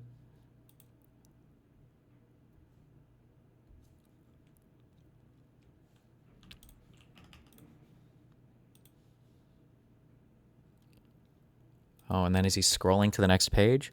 Because right there, when he stopped, usually that's like you stop to look at chat to see how chat's responding, but then he started scrolling. So maybe, I don't know. Surveillance state with no autonomy whatsoever, no future whatsoever. Of course. Maybe make sure he's hit them all and then he scrolls. Of course, people were going to fight back, and it was going to be gruesome because the actions of the people who are occupied, right? The actions of the militant resistance that forms after 75 years of apartheid is going to match the intensity and the violence of their subjugation by the occupier. This is how it works. To steelman the liberal position on this, they're basically saying the genocidal response had not yet happened. So any rally is about how resistance is justified on 10-8 is just celebrating 10-7. Personally, I think that doesn't really track because they are now it sounds like he's reading a comment, but here he's looking at the right one, stage right, right? Counting on, they're counting in decades of blockade on Gaza and apartheid in the West Bank. Yes, anyone that knew enough about the situation to literally go out to a pro-Palestinian rally.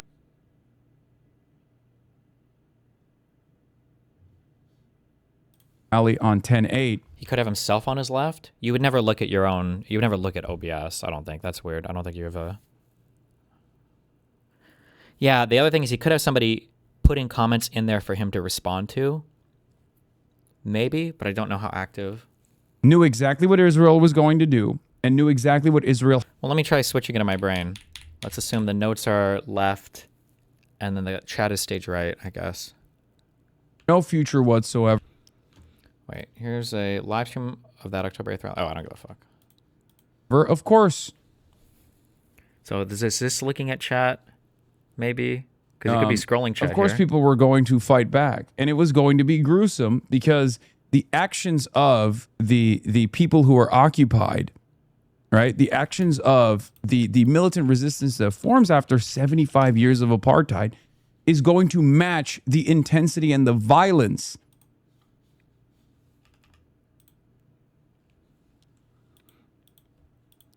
Another more clear image.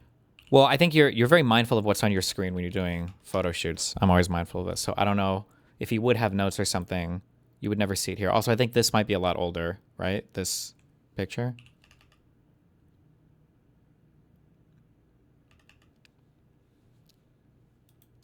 Of their subjugation by the occupier. This is how it works. To steelman the liberal position on this, they're basically saying the genocidal response had not yet happened. So any rally is about how resistance is justified on 10-8 is just celebrating 10-7. Personally, I think that doesn't really track because they are counting on, they're counting in decades of blockade on Gaza and apartheid in the West Bank. Yes, anyone that knew enough about track because they are counting on, they're counting in decades of blockade on Gaza and apartheid in the West Bank. Yes, anyone that knew, I think the only thing you can see in his reflection in his glass are just his lights. Knew enough about the situation to literally go out to a pro-Palestinian rally on 10-8. Knew exactly what Israel was going to do and knew exactly what Israel had done leading up to October 7. It's that simple. I knew. You heard my commentary on 10-8. Like, here, I'll take it one step further. I kickstarted the fundraising initiatives for Gaza, a week in after October 7, when no one else was touching it with a 10-foot pole. I talked to someone. Oh, actually, never mind. We can determine 100%. In an era. Over here. One of the many organizations that we...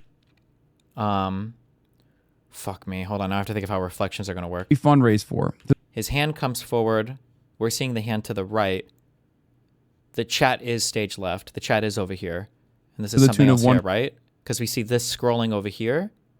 His hand is blocking this over here. This is stage right from the camera. $0.8 million or something larger than that. Obviously, the total was much larger than that. But just this community alone.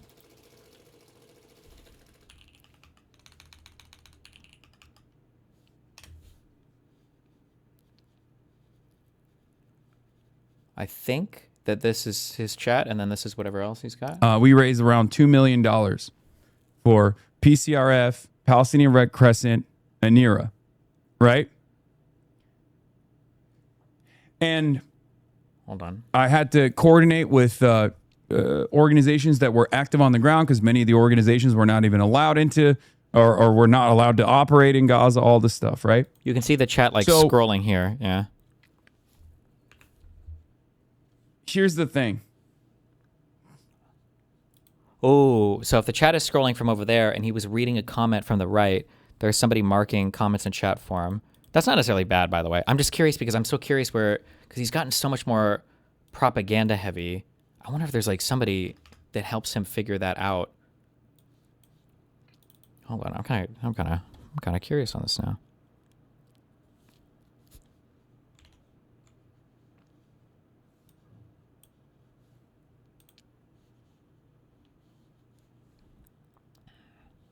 He's probably looking at himself. You know, as a streamer, you don't tend to look at yourself on video. I think you would lose that habit very fast. It's a very bad thing to do when you're recording anything or whatever. It's very distracting, and it just doesn't help you.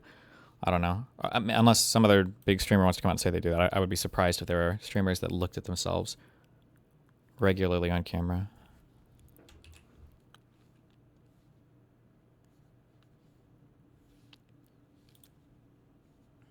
Here's the thing. Oh, wait, what was that change? Coordinate with organizations that were active on the ground because many of the organizations were not even allowed into or were not allowed to operate in Gaza, all this stuff, right? So here's the thing. Here's the thing. New picture? Back to a notepad maybe or something? Should I apologize? Oh, no, it's 1.2 million. Sorry. Should I apologize? Was that too soon? How could I have known that a genocide was going to take place? Oh, no, wait. He opened this. Ooh, I wonder if that's... Wait, that might be his streaming screen. In which case, I don't think he would put notes on it. Wait. Hold on. Because his chat is on this screen too, right? Oh, no, it's 1.2. Here's the thing. Okay, Here's so the thing. He opens this. Should I apologize? Oh, no, it's 1.2 million. Sorry. Should I apologize? Was that too soon? How could I have known that a genocide was going to take And then this is what he just opened on that. place? You know? Perhaps it's because I knew what Israel had done. Perhaps it's because I knew what Israel had done and what Israel was doing and what Israel was going to continue doing.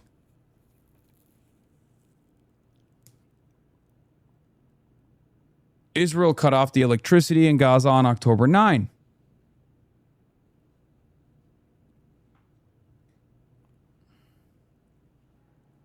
When he's looking down here, he is looking at his chat, right? You see his mouse moving, and he's looking. So the left has to be something different, right? Stage left. So what I think the other million was a second fundraiser. Yes. He might be using some kind of ultra wide, extra tall dog shit screen. Nah, that would be crazy, no? History did not start on October 7. So people give Benjamin Netanyahu fuck my life.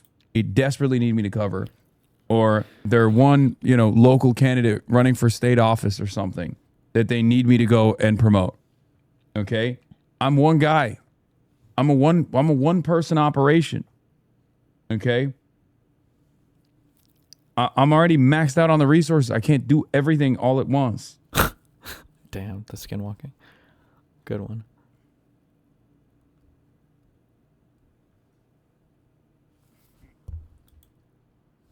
It looks like he's scrolling chat over here, I think, but he's not, right? It's like that up and down there. Is it maybe just chat on both screens, or like that looks like scrolling chat, right? You're scrolling down and up. Scrolling You need down. an RV and you can travel to way more states. Are you insane? I have to fly everywhere. I can't RV to places. That's way slower. What are you talking about? I cannot stand stream traffic controlling. I'll never understand coming on someone else's stream and telling them what to talk about. What the fuck is my thing going crazy? Stop. Yeah, that's chat for sure. Right? Yeah. It's got to be. Anyway, going back to... I don't know. All right, well, we'll dig.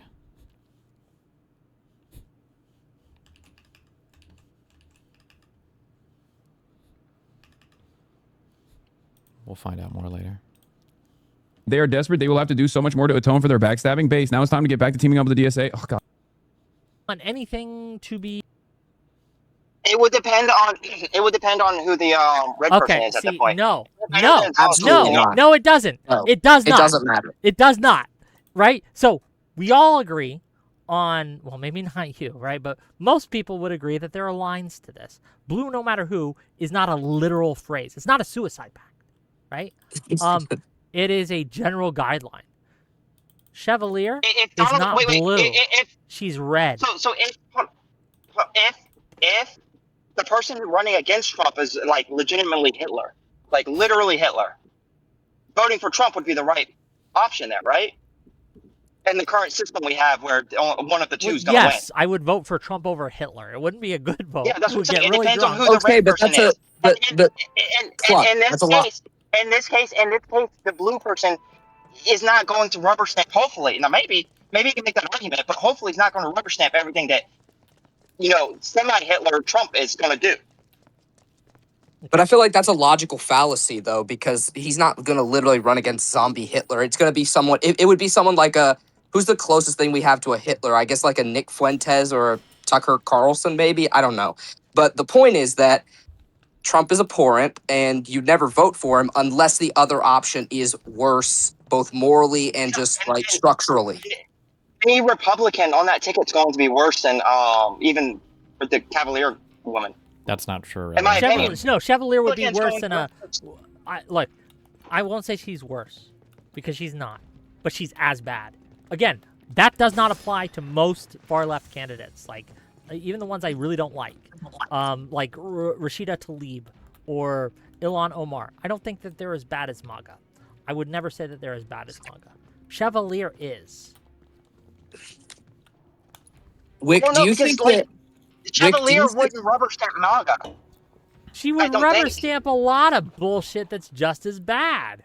That's not even going to be an issue because it's not, that shit that she would rubber stamp is not going to be a thing. What she's going to do is she's not going to fund free healthcare because it doesn't include funding for camps against Jewish people. That's what she's going to do. What is this? That's still better than rubber stamping, dismantling USAID. Okay, I don't think it is, but I love you guys. I got to get to the next batch. I'm going to let you guys go. I got the letter. Thank God. We got to ask one last question. One last question. Okay, why don't these democratic socialist people, how come they have not formed their own community in America? They do. To it's prove online. that their way of life. They do. It's online. It's Hassan's chat It's room. frustrating to me because if you're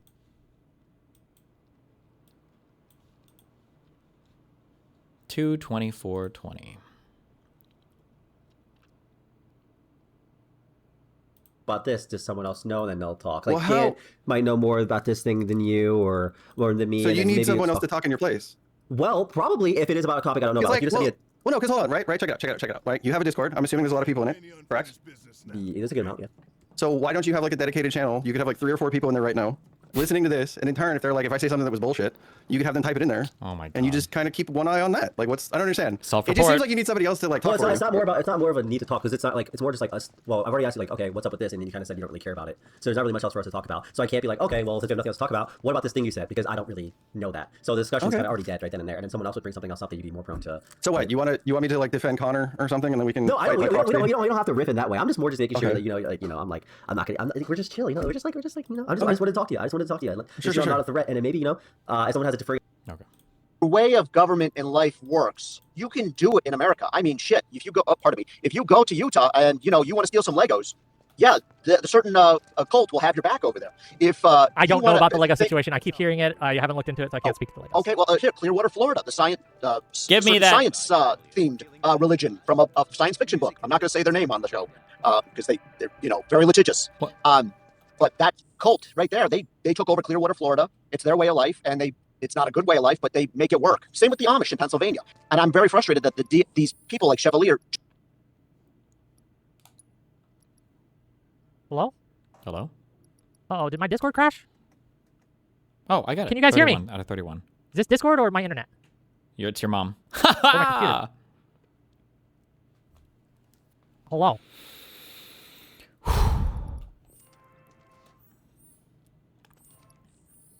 Got him. Oh, wait, shit. It was his internet, I think. Key items. Hello. Oh, no.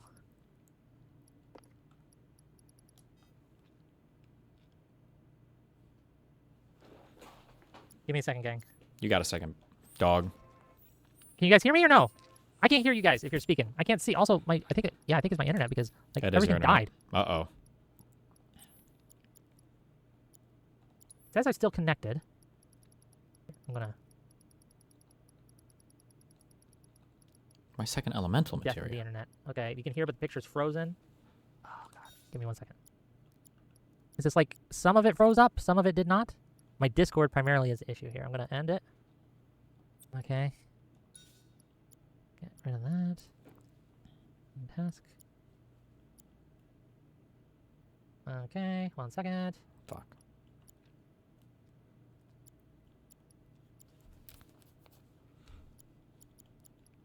Hello. Hello. Okay, Discord's back up. Anyone here Hello? disagrees with you though? Like, Can you like, my stream still up? Shut up for a minute. Yeah, we hear you. Okay, you can hear me on stream. Can you guys see me again? Yeah, you're good. Hey, I can't see your chats. Did you And get I that can't- Corsair Edge thing for displaying chat? I thought you bought 2 of them. I got one of them. I ended up not liking it because of one is because it's hard to drive more than 2 really big monitors with modern GPUs because they can only run like 2 huge monitors at high refresh rates at the same time. And to support a 5th one, I would have to turn one of them down. So I would need to get a shittier monitor for one of these or turn it down a little. And then also the resolution on that screen was a lot worse than I realized. So I had to change things around to make it kind of weird. I think if they made like a more expensive or nicer one, maybe it would be better. But I don't know. It's a long whatever. Can't see myself.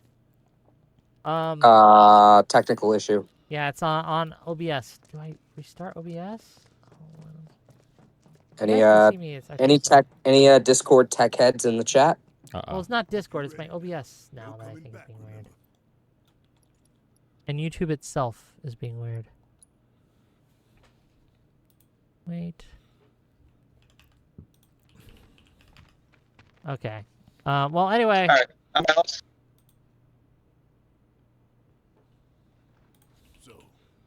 Somebody link this. I wrote my master. Why people cheat. 53,000 views 1 year ago. What the fuck? Dissertation at Oxford on it. Okay, I don't care that much. Thank you I'll for see you guys having me, later. Wick. Yeah. Okay. Hold on. So what? Hold on. I'm gonna look at the Twitch stuff because Twitch seems to be.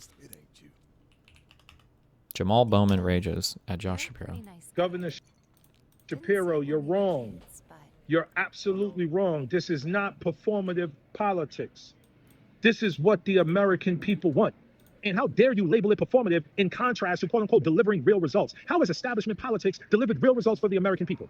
Establishment politics created the pathway to Donald Trump. Establishment politics is protecting the Epstein class, Democrats and Republicans. Establishment politics has ICE in our streets, killing people. Establishment politics continue to oppress the Palestinian people and support a foreign policy rooted in militarism.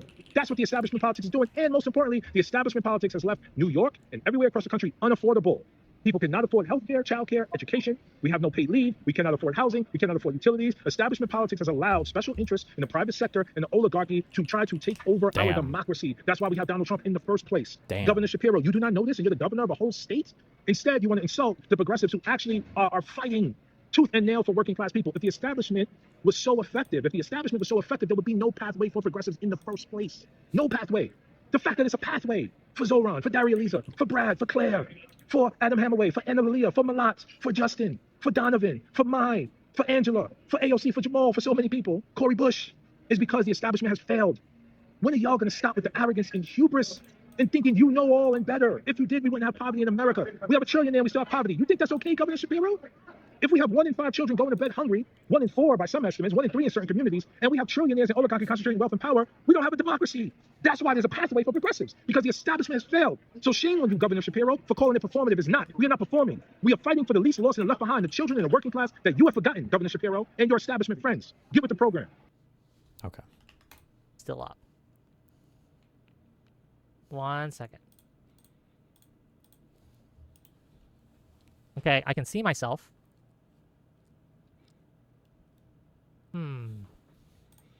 Okay, you know what? He's having tech issues. MSNBC interview for the one. It was a huge primary night in New York last night, but perhaps no race made a bigger splash than New York's 13th congressional district. It's an area that covers Upper Manhattan and parts of the Bronx, where an outsider mounted a challenge against an established member of New York's Democratic establishment and won.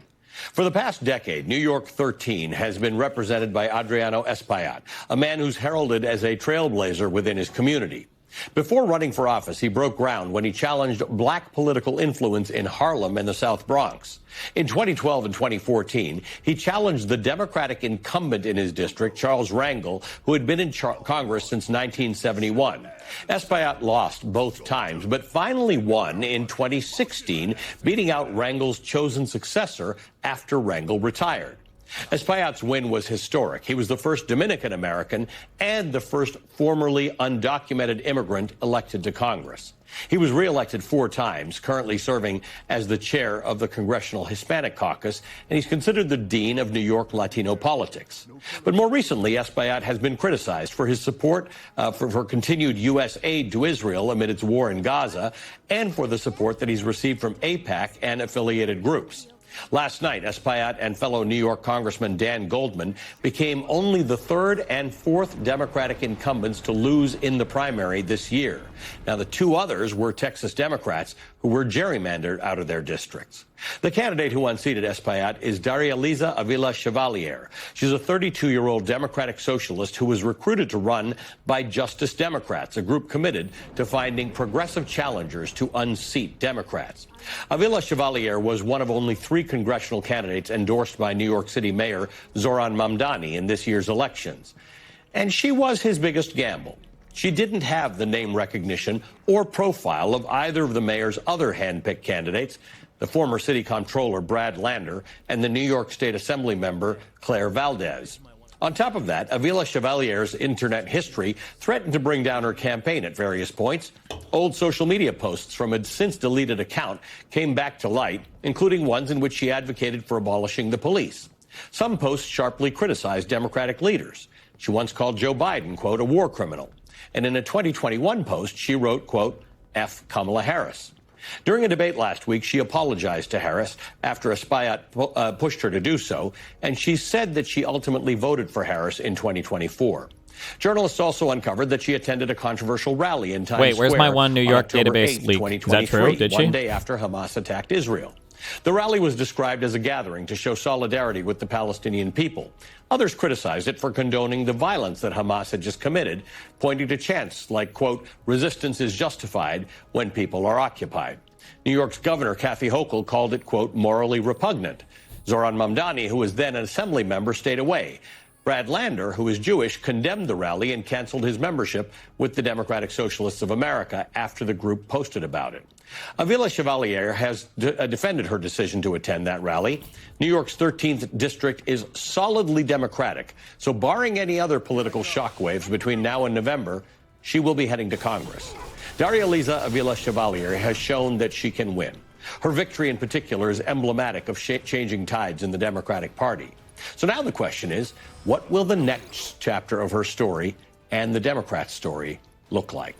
Joining me now is Darializa Avilla Chevalier, Democratic nominee for Congress in New York's 13th district. Congratulations and welcome. Thank you so much. Thanks for having me. I'm hoping, because you will be a member of Congress, that we will have many opportunities to have a conversation, which means the first conversation is going to be a little tough to get through because you've now moved from a hot part of the primary where things are really hot into you're going to be the next member of Congress. And everybody's now looking at you and saying, what is that going to look like?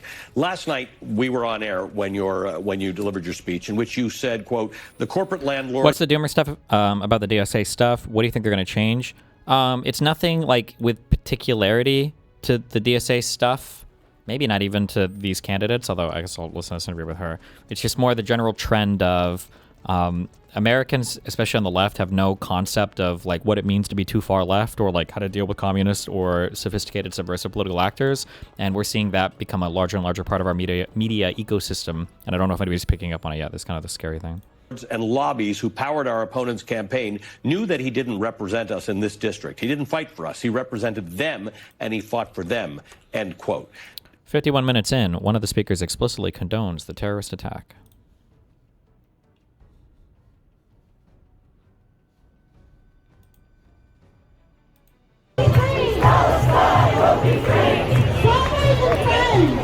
Yesterday, the world woke up to incredible news.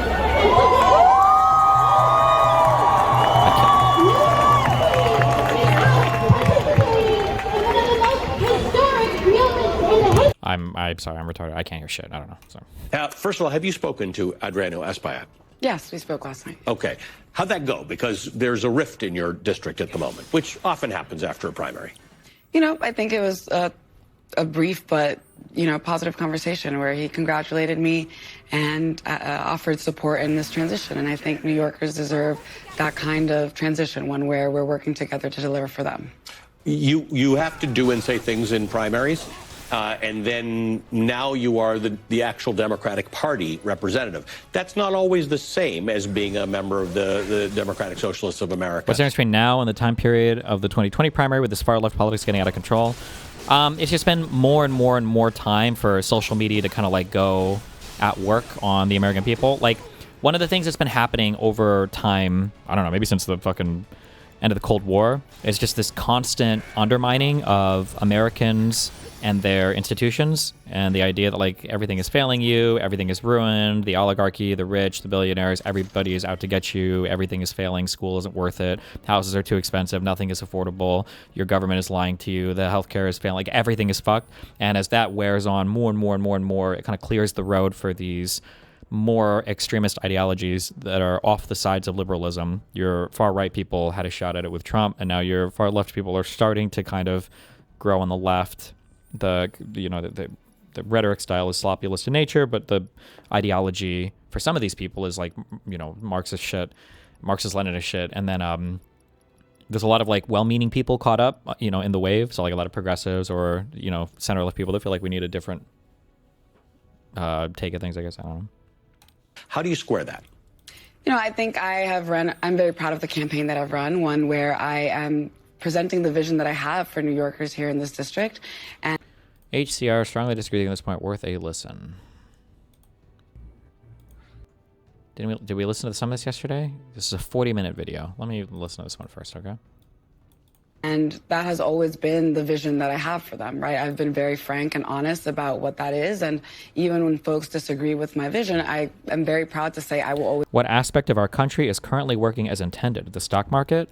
I hope you remember your comment now, and if things truly go to shit and you actually do have to struggle for a single day in your life in an actual fucked country, you will have an appreciation for the country that you live in now, because you, like the average American, in some regards, even the average struggling American, has no idea what it means to actually struggle. Hard times, or weak times, easy times have created weak ninjas. Be honest about my position on things.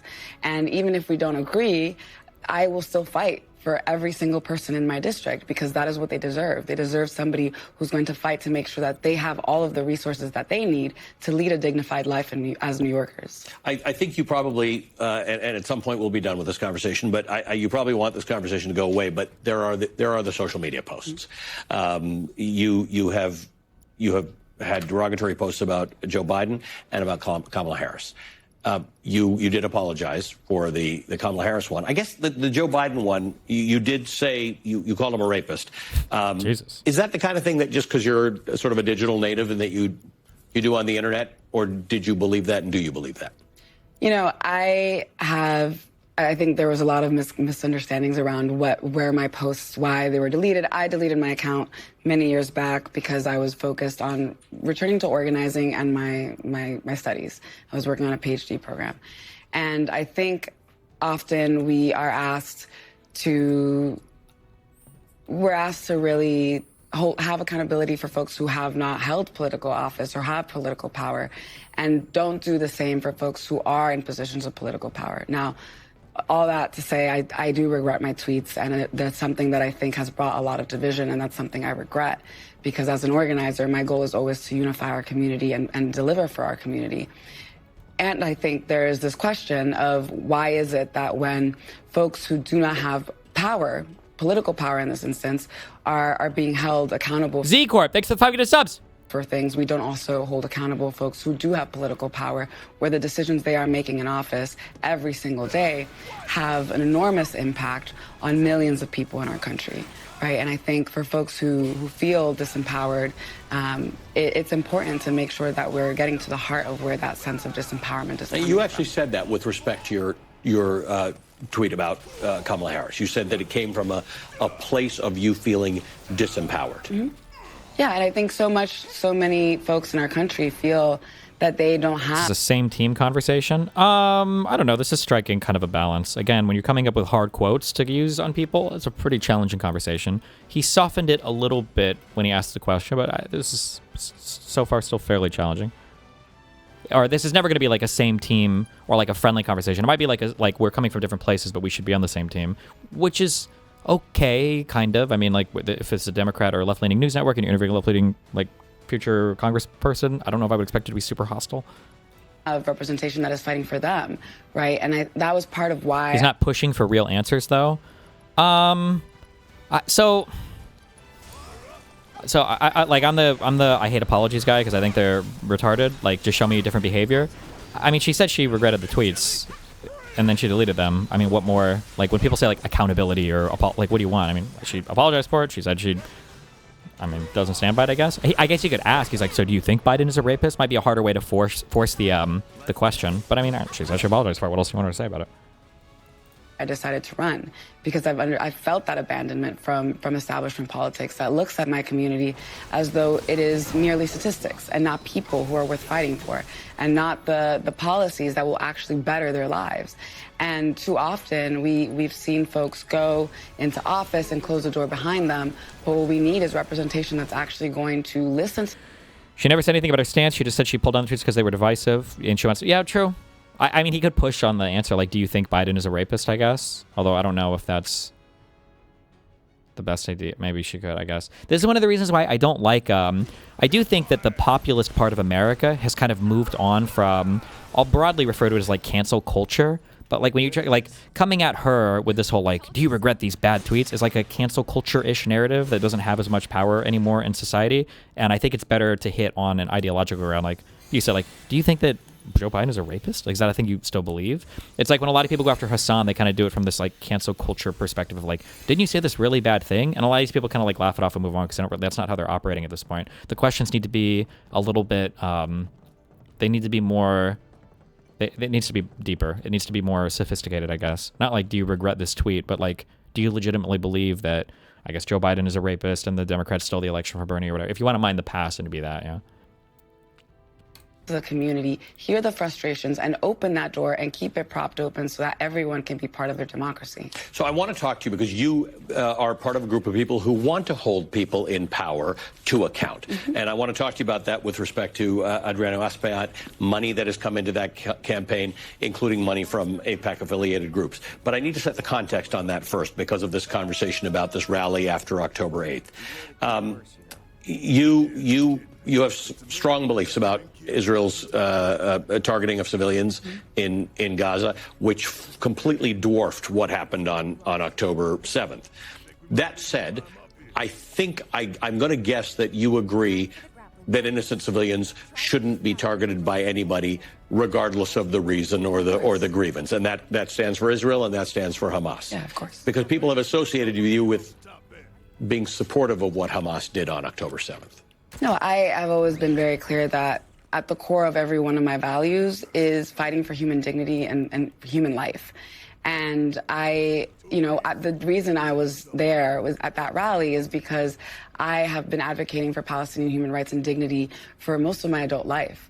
And knowing that historically what we have seen is that whenever there is an incident that happens in the region, there is an outsized reaction, one that costs thousands more people their lives. And that was what I was there to stand against, because it was a pattern that I had seen consistently throughout my organizing and throughout my experience in the region.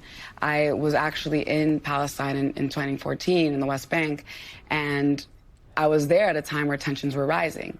And I believe it was almost either the day I arrived or the day after I got back to the United States that Israel began bombing Gaza. And over 1,400 or maybe 1,800 people were killed in Palestine and Gaza at that time. And I remember being home and scrolling through the faces and names of the people who had been killed and feeling completely powerless to do anything about it. People who looked so much like the people I had just left in the West Bank. And knowing that day that we were in a situation where something similar or bigger would come to pass, that was what I was there to stand against. It wasn't as central an issue in your campaign as it was in the Brad Lander, Dan Goldman campaign. But the AIPAC and AIPAC affiliated money that came in against you was bigger. I mean, it was a lot of money. And you've been very critical of she's getting away with not really answering questions, I guess. But, with Israel and continued acceptance of... IRI said this was the best answer she could give to this question. Do you agree? I mean, no, it really depends on... no. Like, so... I guess it depends on what you mean by best answer. Like, assuming she actually hates Jews? Like, after hearing that, my assumption would be that she probably just kind of hates Jews. That would be... I think that'd be a fair assumption. Minorities will know this, too, because there's this concept of... like, tone policing or of hijacking one complaining group to, like, co-opt it for another one. A really great example of this is for a lot of women's issues. Like, a woman might complain that, I feel like there's a lot of, like, sexism against me at the workplace.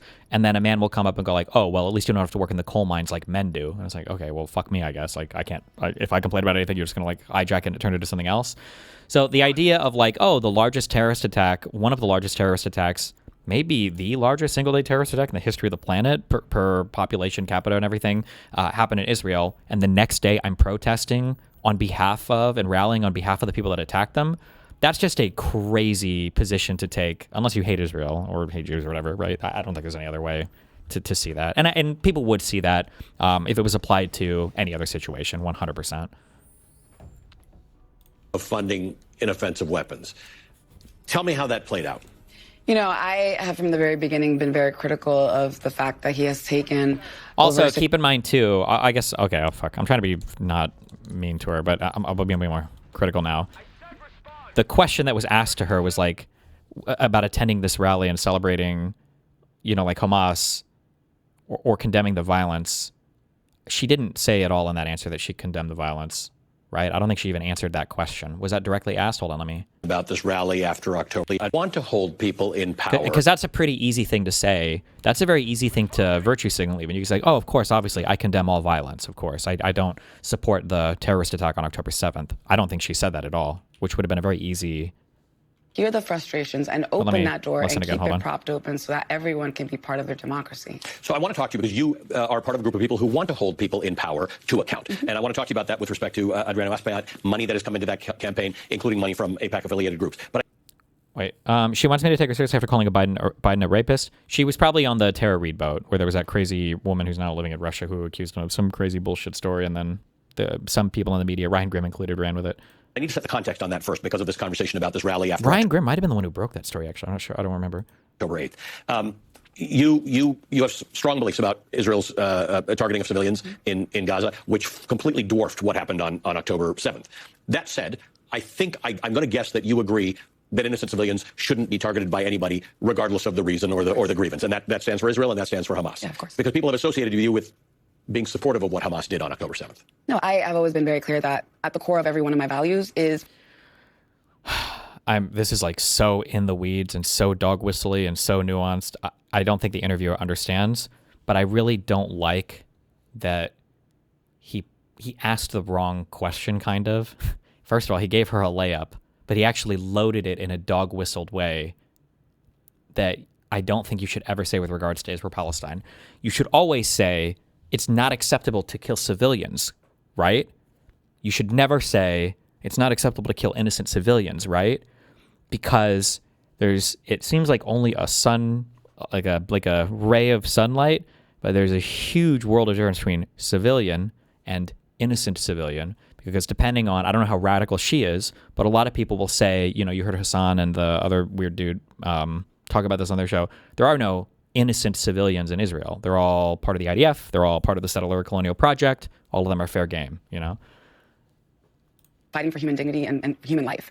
And the reason I was there at that rally is because I have been advocating for Palestinian human rights and dignity for most of my adult life. And knowing that historically what we have seen is that whenever there's an incident that happens in the region, there is an outsized reaction, one that costs thousands more people their lives. And yeah, he set her up for a very soft yes, and then for her to, you know, march into this dumb speech. Yeah. That was what I was there to stand against, because it was a pattern that I had seen consistently throughout my organizing and throughout my experience in the region. I was actually in Palestine in 2014 in the West Bank, and I was there at a time where tensions were rising.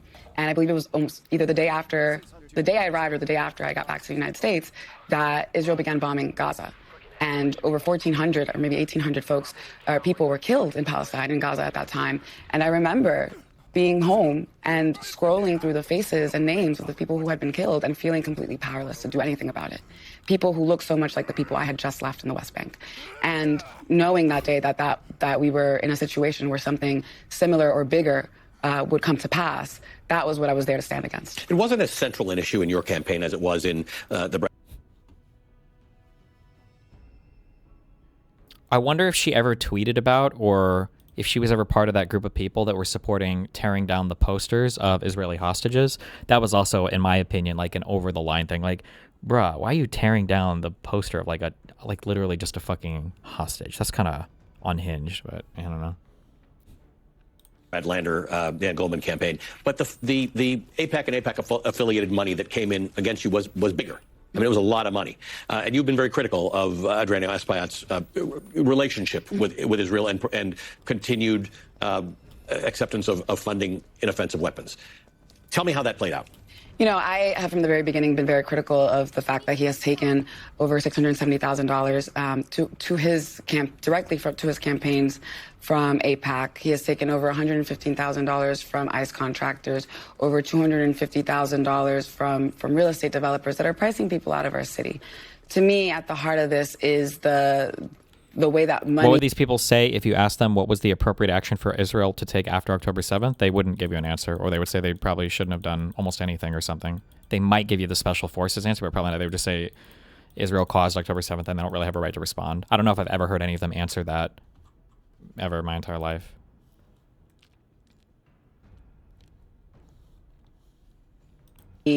Is a form of accountability, and to whom that accountability is to. So the fact that he was taking money from these institutions, from these right-wing lobbies, which is what AIPAC is, it's a right-wing lobby that backs Republicans and Donald Trump, and then also backs Democrats who purport to be progressive while voting time and time again in the interests of institutions like AIPAC. And so I was highly critical of that, because I see the impact of that on my community every single day. When you have someone who's taking money from the real estate developers that are pricing us out, and it's no wonder then that in a district that is the second poorest congressional district in the state and by some measures the country, that it is so deeply unaffordable for folks when the rent rises to the average of $4,000 for a 2-bedroom in Harlem or Washington Heights. And so, you know, I think the fact that so much money was poured in, not only directly into his campaign, but also in outside spending, where we saw over $7 million. And we won't know how much of that was AIPAC for a number of days. A lot of that funding came in after June 10th, exactly. which means nobody has to report it until the next cycle. Donald Trump talked about communists being elected last night. There were 3 of you in the congressional races, and there were 5 people who Zoran Mamdani supported in state races. All 8 of you won. How do you avoid becoming the ad for Republicans? You know, we've watched Zoran Mamdani, and he's managed it very well. We've watched Alexandria Ocasio-Cortez, who has managed it very well. She's become a sort of a very policy-centered person. I don't think she's changed any of her views. How do you navigate this road? Because now you are You are a member of the Democratic delegation. You will be a member of the Democratic delegation, and you're going to appear in all sorts of people's ads, all sorts of Republicans' ads to say, this is what you're going to get if you vote for the Democrats, a communist. You know, I think that framing is one that I've been very proud to be able to say I don't respond to, one in which I have been very intentional to say I won't be reactive. We are presenting a vision of what we're fighting for, and I think for far too long we have had politics that is reactive to what Republicans are doing. What we need is Democrats who are actually going to present a positive vision, one that sets the tone for what we should be talking about, which is the issue of affordability, which is the issue of how our budgets are moral documents. If we say that we want to invest in working people in this country, then we need to do that, and our budgets need to reflect that. If we say that we value immigration and immigration justice, we need to make sure that that is also reflective in our policy. And so I'm very proud of a campaign that we built that centers those ideals, that centers those values and that vision for what we need as a community. And that's how I'll continue to move forward in Congress. And I think that for far too long, this reactive conversation of what we should be afraid of has prevented us from being able to have a politics of hope and a politics of life that Democrats can actually identify with. When the majority of the Democratic base has been seeking for the Democratic Party to actually fight for them, that should be the language that we should be leading with. Thank you for joining us tonight. Again, congratulations. Thank you so much. Damn, he just let her, well, okay. Keep in mind that it's kind of funny, like this is all kind of like propaganda-ish. Like everything she said, I agree with. Like, you know, why let them frame the conversation around, you know, calling you communist or whatever else? Like that's a really good point. So then why do you guys do it with every single Democrat and framing every single thing around AIPAC or Israel-Palestine? Now, obviously, they're going to have a reason why. Well, it's because if you're AIPAC or Israel-funded, it's such an atrocity to global injustice, or AIPAC, conservative interest of the United States, also affects affordability. Like, actually, well, let me tell you why that issue actually does affect the affordability thing like I say it does, so that's why we should talk about it. But hope you will continue to have these conversations with us. Thanks for having me. Darializa Avilla Chevalier is the Democratic nominee for Congress in New York's 13th District. All right.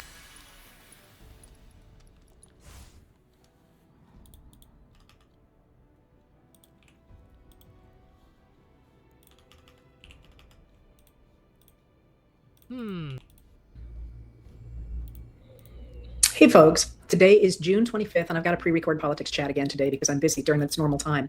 But there's a topic that I wanted to cover today, and I suspect many of you will find it interesting because we have to get some of our terms under control going forward toward the midterm elections in November, and it's high time to do that. And the reason that my hair's a little bit on fire because of it is that on Tuesday, when 3 progressive candidates won their primaries in New York, there was sort of this outcry in the media about how there was a civil war in the Democratic Party, and all of a sudden Trump and a number of his loyalists are talking about how the communists are taking over America and so on. And all of this sort of hyperbolic, honestly, craziness, we need to get a rein on that and make sure that people understand the terms that we are talking about.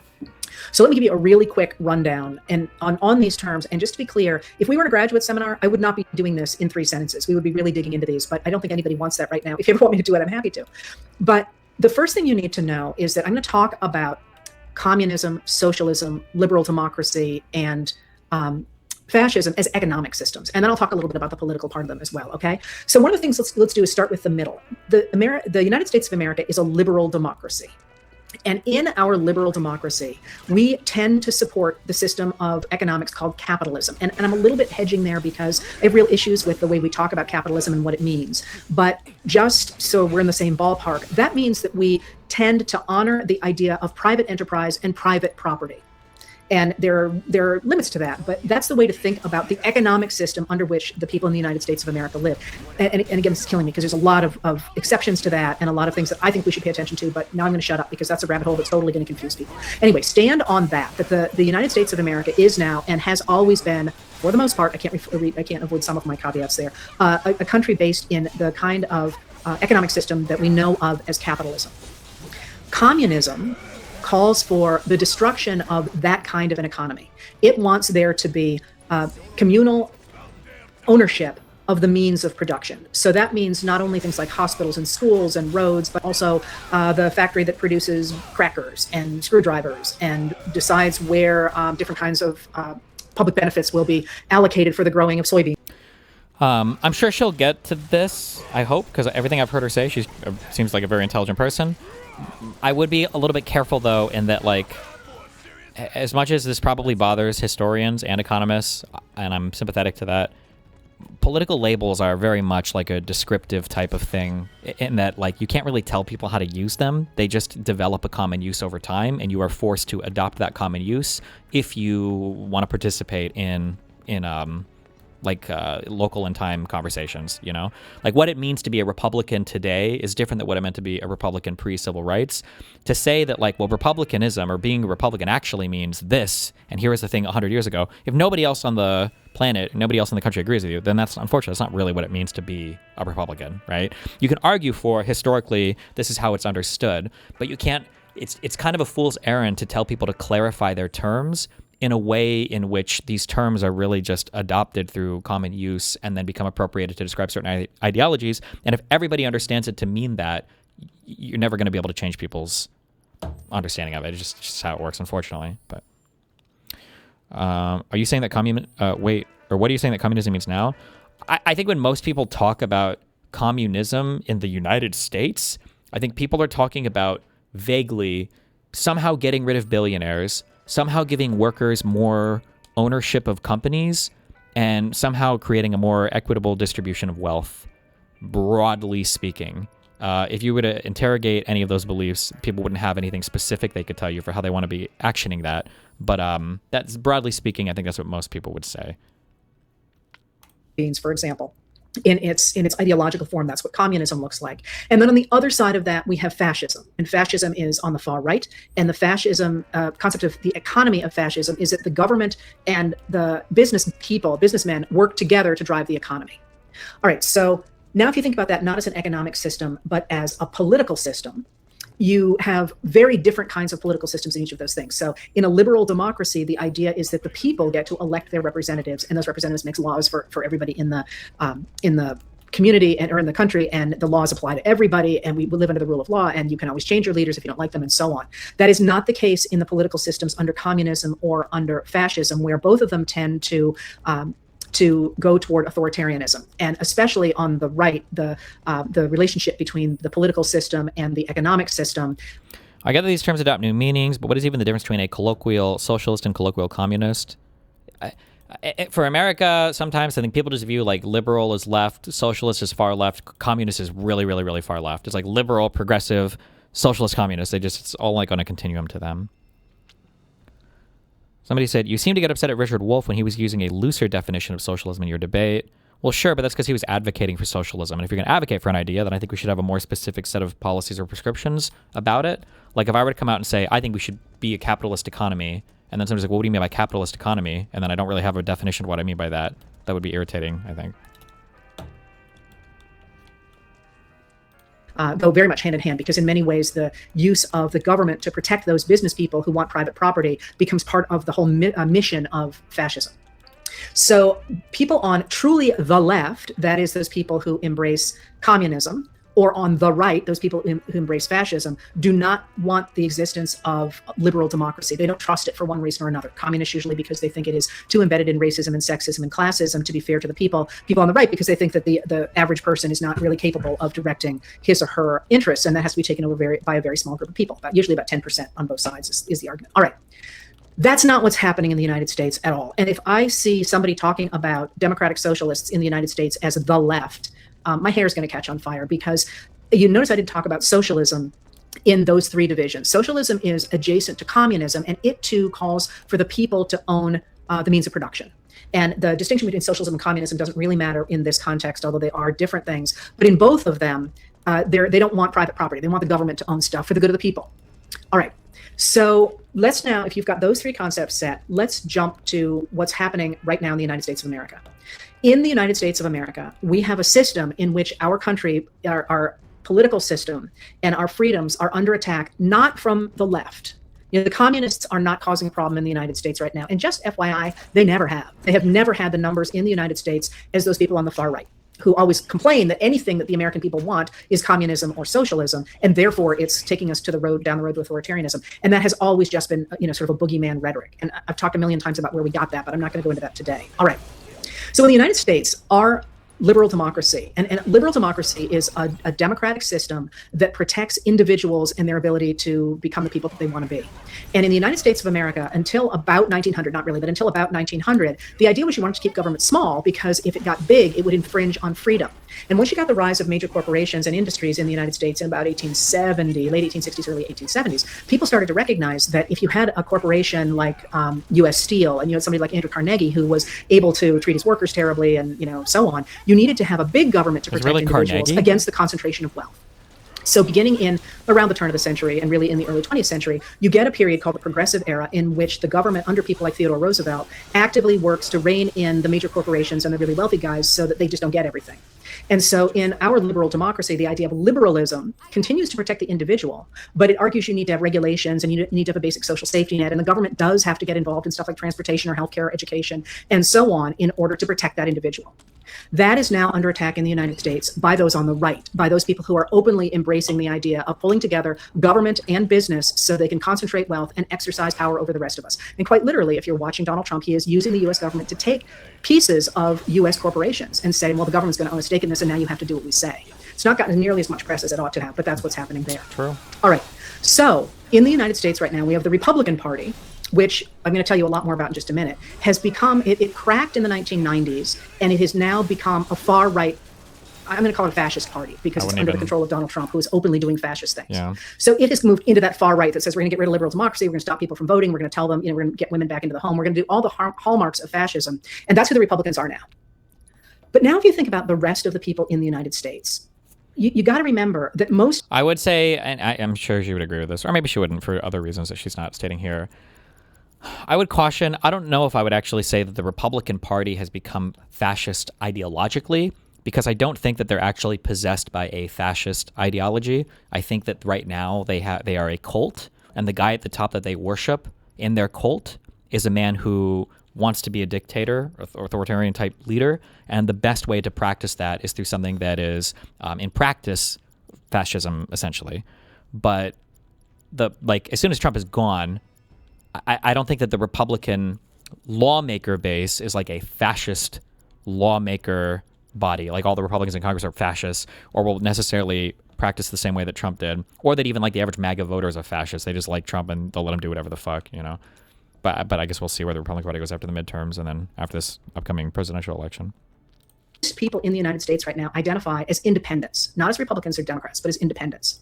And you have the Democratic Party, which has been trying to hold the line against fascism now for a long time. And I'm not going to go into why I think that's been a hard thing for them to do. I've talked about it before, and I'll talk about it again. But the Democratic Party has systems in all the states, and that matters. It matters to have infrastructure. And they have, in the past, tried to gain power against the far right by trying to appeal to what they considered the middle right. Like they sort of believed their base would come to them, but they needed to get that middle right. And so they haven't really made very vocal stances against a lot of the positions that the far right took. And in their defense, by the way, that's what it took to get elected, because there weren't people fired up saying, hey, we really want X or we really want Y. And so they tried to cobble together what they could to do things like protect Social Security, which the far right was trying to cut, or to advance universal health care, which happened under Obama, and so on. But now, all of a sudden, one of the reasons that the Democrats had trouble getting more traction than they should have, in my opinion, is because that far right talked a good game, and they got their base all riled up, but they kept a lot of the guardrails of liberal democracy in place. Like the number of times that Republicans would threaten to cut Social Security, and then people like me would say they're going to cut your Social Security, and people would say you're lying, you're just on the left, you're not. This isn't really going to happen. You're trying to scare us. That happened again and again over one thing after another. And the Republicans, not the far right Republicans, but the ones who were sort of not quite MAGA yet, knew that if they did things like took away reproductive rights and cut Social Security and cut SNAP and did all those things, that they would lose voters. So they talked a lot, but they did it in a really unquiet way. And you really saw this with John Roberts in the Supreme Court, for example, whose specialty was not overturning court decisions, it was hollowing them out, which he did with the Voting Rights Act. But Destiny, would that apply to Hitler and Nazism in general too? No. You have Goebbels and Goering, who were crazy, of course, but you have Hegseth and Miller.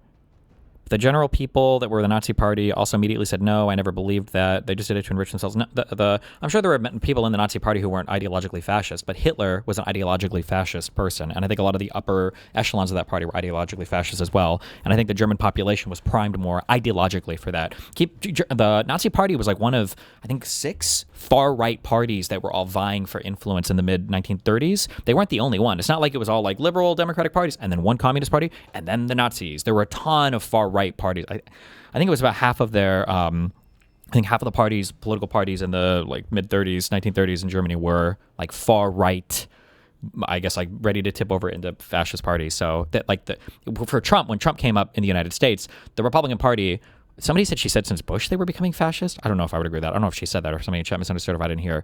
But like Trump was very unique. We didn't have a whole bunch of like Trump-like candidates running in that primary, and then Trump happened to be the one that won. Trump was the only guy there who was like a narcissistic, personality disordered egomaniac who had a cult of personality around him, and then bent that towards what was essentially like a fascist or authoritarian, in effect, government. But ideologically, he's too stupid to even possess these ideas. Do you think Vance and Rubio are fascists? Absolutely not. Maybe they are now, I guess. Maybe they've been corrupted by the power and influence or something, but definitely not. Definitely not Rubio. Maybe Vance over the past 5-10 years. I don't know, maybe, but definitely not Rubio. No.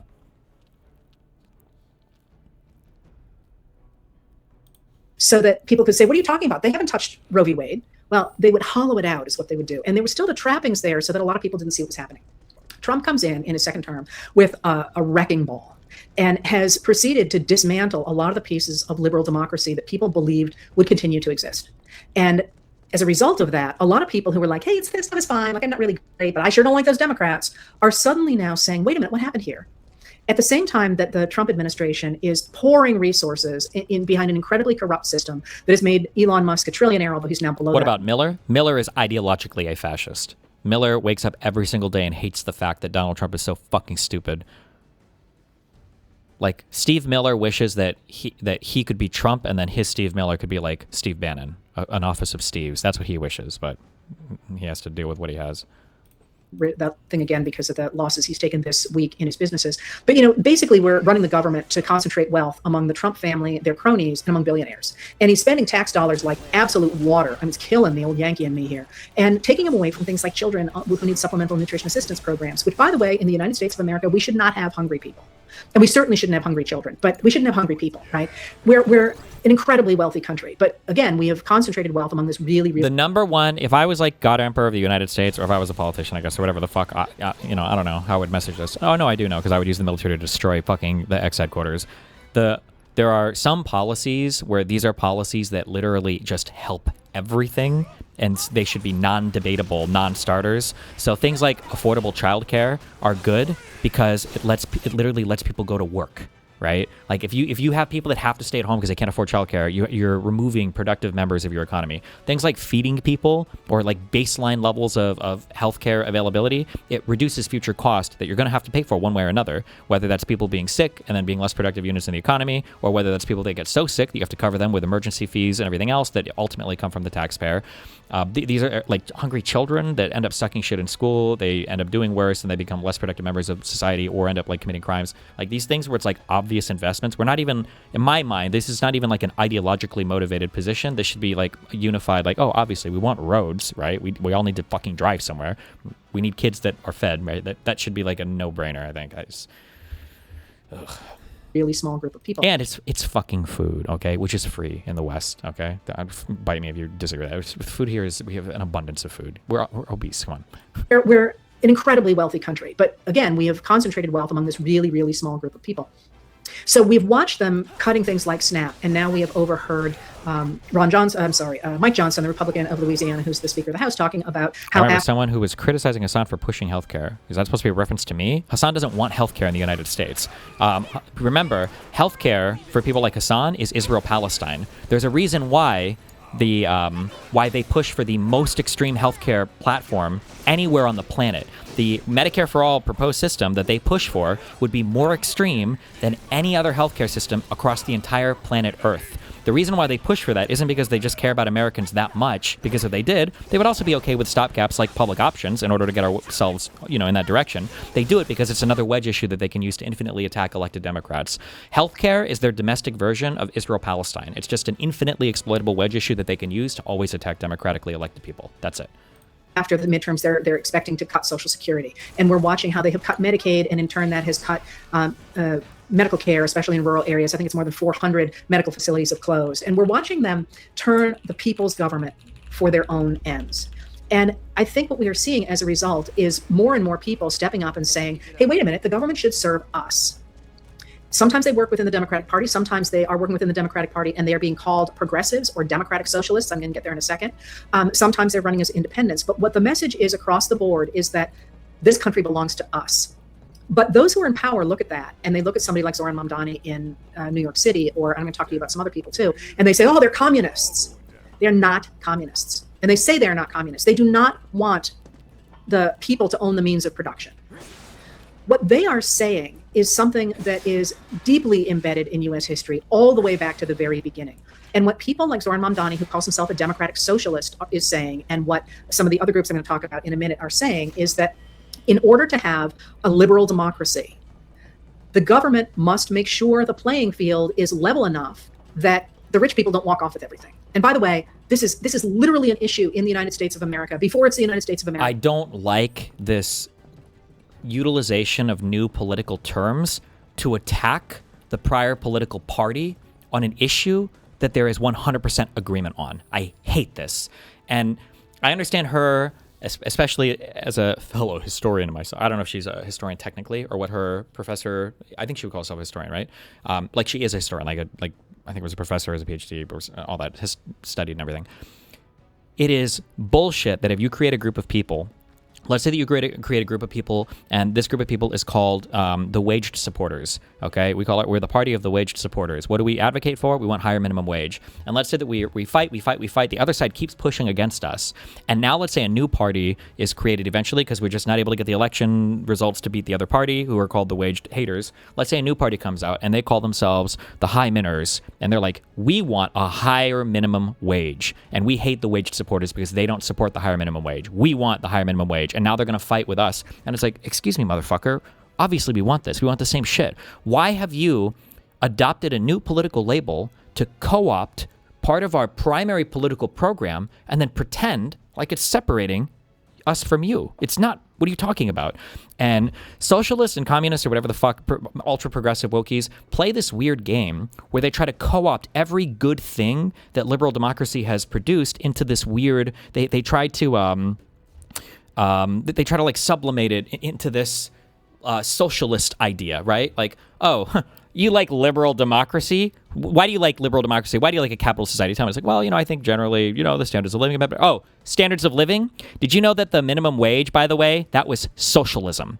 It's like, oh, okay. Well, I mean, we got, I think like civil rights and everything are pretty good in the United States. Oh, civil rights? Don't you know that those were all socialists that got that? It's like, okay, well, I mean, we have like free time to play. Oh, 40-hour work week? That was communism, by the way. And it's like, oh, well, fuck me, I guess. I guess every single good thing that a capitalist liberal democracy that, by the way, stood in opposition, First World, Second World, and the Cold War, to the actual governments that call themselves socialists and communists or whatever the fuck, right? I guess every good thing that we produced came from socialism or communism, and then now we have nothing ourselves. I hate that. I hate that. That I don't know, I want to call it sublimation of ideas, like away from the Democratic Party into these new groups to pretend like the Democratic Party doesn't stand for these things. That drives me crazy. Ugh. Government must make sure the playing field is level enough that the rich people don't walk off with everything. And by the way, this is literally an issue in the United States of America before it's the United States of America. One of our most lasting... Like, yes, I agree with you. And we have a political party that tries to fight on that. They're called the Democrats. And to create a new movement to pretend that the Democrats don't, like, what? Okay, I don't. That drives me crazy.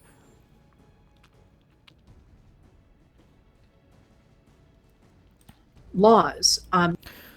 I recently rewatched the Boogie cancer situation. You said you had to move out from your baby mama when she got cancer because she didn't qualify for Medicaid if you lived together. Isn't that kind of fucked? You kind of keep peddling that most people are happy with the current system. So there's a couple things. Number one is most people don't get cancer. Okay, so we're already in an exceptional situation. Number one. Number two, the numbers don't lie. Most people are just content with having health insurance through their fucking job and everything, as stupid as I think that is. Number three, that doesn't mean we can't improve upon it. I'm not saying the U.S. has a perfect healthcare system. Like, I'd be in favor of a public option and more minimum coverage or whatever, or more subsidized insurance. Like, I think that's fine. And then number four, what me and Rachel had to get, I think, was like a formal custody agreement so that we weren't seen as being together or whatever, so that my income wasn't used for her Medicaid stuff, basically.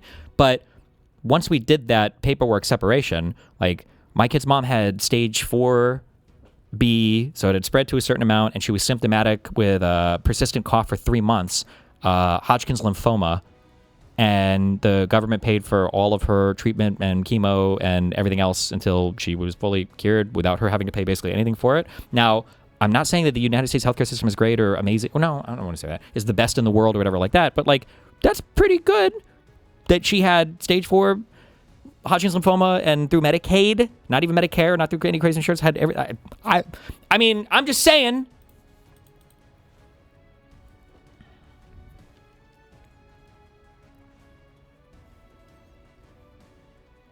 Destiny is the #1 Stockton hater. Americans literally do this to all of Western Europe. Western European countries get labeled social democratic constantly, and it makes me want to rope. Oh, yeah, or like socialist or whatever. Vosh explains why leftists won't create their own party and why they use yours. Hold on. That you probably remember from junior high, called the Northwest Ordinance, passed under the Articles of Confederation, says, hey, listen, we got to change the foundational laws of this country to get rid of something called primogeniture, which is the idea that when somebody dies, the oldest son gets everything. That was something the U.S., Virginia inherited from Britain and got rid of it with the Northwest Ordinance in the Northwest Territories. And they also said, we got to get rid of human enslavement because it does the same thing. It concentrates wealth among a really small group of people. And that's the heart of the Northwest Ordinance, which becomes the centerpiece of the Midwest, which matters in just a second. What they are saying is that they like a system that looked much more like America in the 1960s and the 1970s. And in that period, of course, people had enterprise and profits and private ownership of corporations and so on. But the government regulated those businesses to protect workers and to protect consumers. And the government owned the pieces of a society that people need to survive. Like, they didn't own the government for cracker. The government didn't own the company that produced crackers, because you don't have to have crackers to survive. But it did own telecommunications companies, or had a significant hand in telecommunications companies, transportation, and we still have the interstate highways, and hospitals, so that you didn't have to worry about private profit rather than healthcare, because you can't. Why couldn't socialism work? I feel like the profit motive in capitalism creates unnecessary bloat. Why? One, there's still a profit motive technically in any socialist thing too. But then two, I mean, you could say a total lack of a profit motive could destroy any motivation to do a better job or deliver like a better service as a corporation or firm. I don't know. Can't live without those things. Those things need to be regulated, and they need to be regulated to the point that they are not profit-making entities, that what they do is they bring... Well, you can't say that. Wait, what happened? Did she... About... Oh, the cracker, never mind. Private profit rather than healthcare, because you can't live without those things. Those things need to be regulated, and they need to be regulated to the point that they are not profit-making entities, that what they do is they bring the things that people need in order to survive. This is part of the survival of liberal democracy. And so these are not radical ideas. Somebody actually, I was doing an interview the other day, and they said, what about these progressives out there? And it was an older person like me. And I said, please explain to me how any of the things that somebody like Zoran Mondani is talking about, and I'm picking on him here because he can't run for president, which I think is important, because he's not a natural-born U.S. citizen, that he's able to try out stuff without people going, oh, he's running for president, right?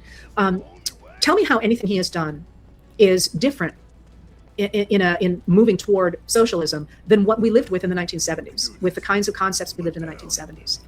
And the reason I said that is because the idea that using the government to help people is fundamental to a liberal democracy. And the idea that saying we should come up with a system of healthcare in which everybody has healthcare is somehow outlandish simply does not reflect political theory, but it also doesn't reflect political reality. So generally, the democratic socialists that are out there are not socialists who are in the Socialist Party arguing for the public ownership of the means of production. They're democratic socialists who are saying, why are we making healthcare a private profit industry? Because we need that. It's not like you're gonna have a heart attack and like compare different hospitals. You're gonna go to the closest one. Or, you know, that's the sort of, or arguing for the public ownership of the means of production. They're democratic socialists who are saying, why are we making healthcare a private profit industry? because we need that. It's not like you're going to have a heart attack and like compare different hospitals. You're going to go to the closest one. Or, you know, that's the sort of thing. Or I really don't like, and I don't know what her background is in terms of like economics versus just like history. There's a very, in my opinion, there's a very naive take that like things that we need to survive, she said this earlier, things that we need to survive are things that should be socialized. I super disagree with that. The things that should be socialized are the things that the free market can't provide for, I would say. So, for instance, like I give this example, like clothing and food are things that we need to survive. Obviously, we need shelter, or I'm sorry, we need food and clothes. But like free markets have solved pretty well for things like food and clothes, right? There's a billion different fucking grocery stores, or there's a billion different fucking clothing stores and Targets and Walmarts. Like that's an easy thing, you know? Whereas for other things like, I don't know what the maps look like, but I would argue for things like phones, like cell phones and like internet, like you don't really need these to survive, but like, is the free market really providing these things in a way that is like uniquely beneficial than the government? Because aren't a lot of these areas essentially monopolized by a single provider anyway, or sometimes 2 or 3 providers, but like the 2 or 3 providers, the other guys are just licensing the same infrastructure from like the primary provider, right?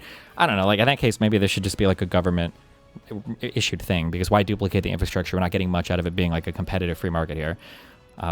Yeah, I know it's tempting to say, well, if we need it to survive, then the government should provide for it. And it's like, well, if the free market provides for it well enough, then let the free market do it. But if the free market can't deal with a certain, you know, good or service, like arguably like preventative healthcare is an issue where people just don't tend to buy things ahead of time like that, but it would be super beneficial for a lot of us to have access to it. Maybe that should be a thing that the government provides more or pushes people more towards. And like compare different hospitals, you're going to go to the closest one. Or, you know, that's the sort of thing, or transportation, or public utilities. Same thing, that those are things that can be owned in common by our government to make it possible for individuals to be able to plan the best life that they can plan, that they're not going without. And we have countries that do this already. And a great example of that is a country like Denmark. And Denmark has high taxes for sure. It also has state-sponsored education, and it has healthcare, and it has a social safety net, and it has crackerjack innovation as well. It has private companies. It has all of those things. It simply has those basics of human life covered. All right, so I've given you this background on where these people stand now. And the reason I'm doing this is because it bothers me a lot that radical right idea that somehow the government doing things like providing universal health care is communist, or it's going to destroy America, when in fact it is the central theme of U.S. history. The radical right saying we should never do this, they are the ones who are outside American history, who are outside traditional America. And now I'm going to explain to you what I mean by that. If you take a look at, I pulled some of the numbers before I came on here today. If you take a look at the things that the Democrats and the Democratic Socialists are calling for right now, and that people say is progressive, or somehow they are not centrist, you know, that we got to become centrist. And by centrist, what people seem to mean nowadays is that everybody needs to move over toward that far right. And they have done that deliberately. That was part of a political process called moving the Overton window, to make us think that it's normal for there to be masked thugs in the streets throwing people into unmarked vans. I kind of agree. I think I agree with her more. I think she's probably right with respect to mainstream U.S. politics. It's hard to say how much obviously the tanky shit is going to become mainstream, especially on the heels of the DSA stuff. But that moderate thing, remember the whole autistic argument between, was it Pisco and Hutch, about like, what does it mean to be moderate or centrist?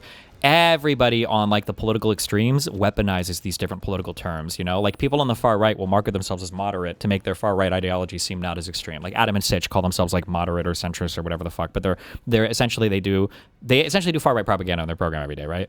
And then people who are your socialist types or your commies or your very, very far left progressives will call moderate Dems centrists or moderates, even when they're quite far left on like social issues or economic issues, as a way to kind of like demean them and accuse them of basically not pushing for any real change in the United States. So like everybody weaponizes this moderate centrist idea, which is very fucking annoying.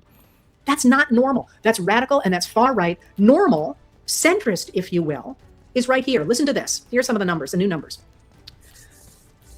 92% of Americans are worried about corruption in government. That's one of the positions that the Democratic Socialists are taking. Does that sound like that's a wacko idea? If 92% of Americans are worried about it?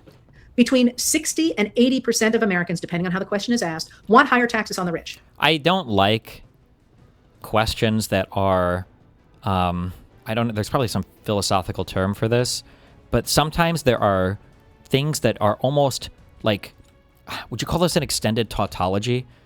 So there are things that are defined as morally bad, and then there's a question of if you want more or less of it, and it like definitionally follows that you want less. So for instance, if I were to do a poll and I were to say, do you think that we have a problem with too many murders in society? Like, I feel like 90%, oh, fuck, am I putting no to that? Oh, geez, I want less murder, right? Do you think there's a problem with overspending in anything? Well, fuck, overspending. Oh, that's kind of bad. I guess, yeah, we shouldn't overspend, yes, right? And that's like asking it in a relatively neutral way. If you ask it more loading, like, do you think we should do something about overspending and whatever? Well, yeah, I guess, right? Do you think we should do something about mass anything, right? Oh, yeah, we should do something with mass. It's not good, right? I hate these like kind of normatively loaded political questions that beg an answer, basically, right? Like the should we do something about this thing that is normatively loaded as being a bad thing? It's like, well, yeah, I guess of course we should, obviously, right? Definitionally so, you know? Between 60 and 80%. That sounds to me like a centrist position, right? Here we go.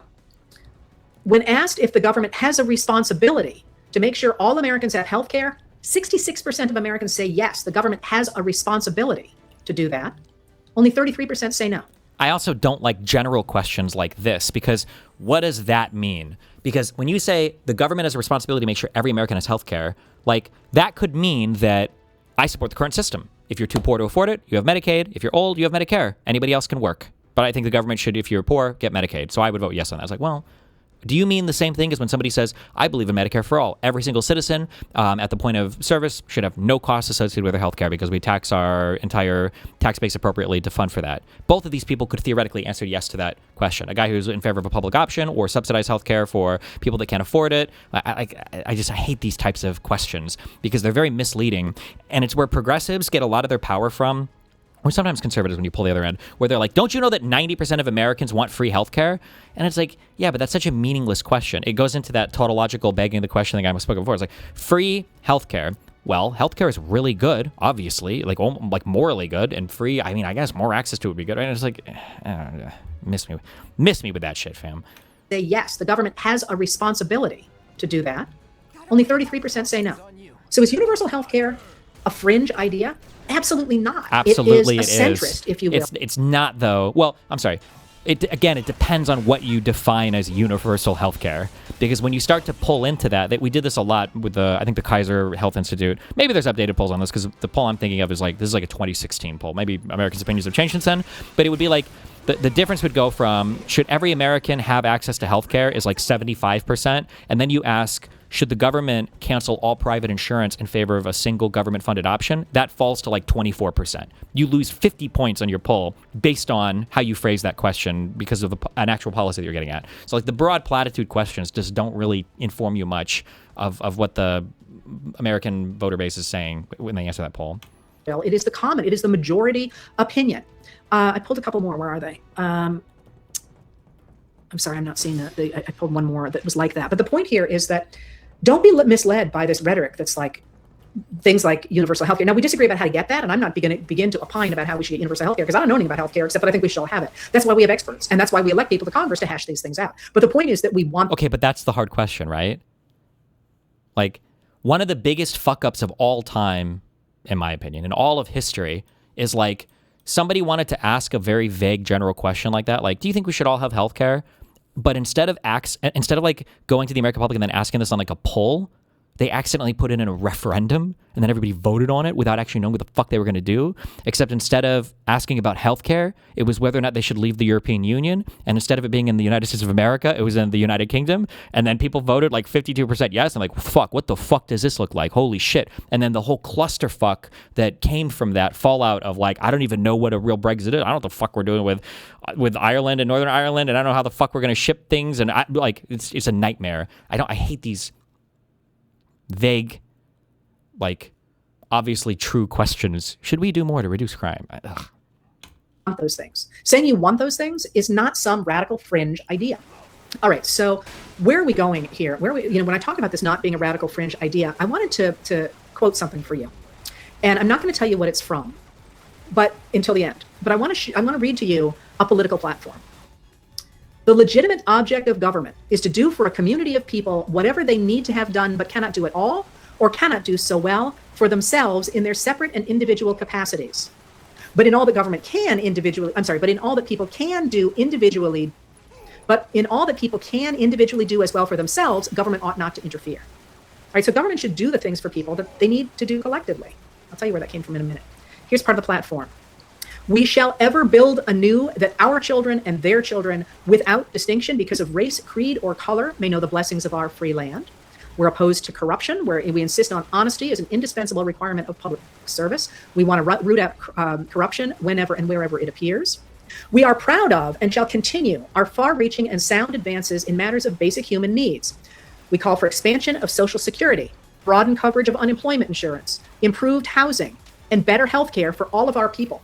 We are determined that our government remain warmly responsive to the urgent social and economic problems of our people.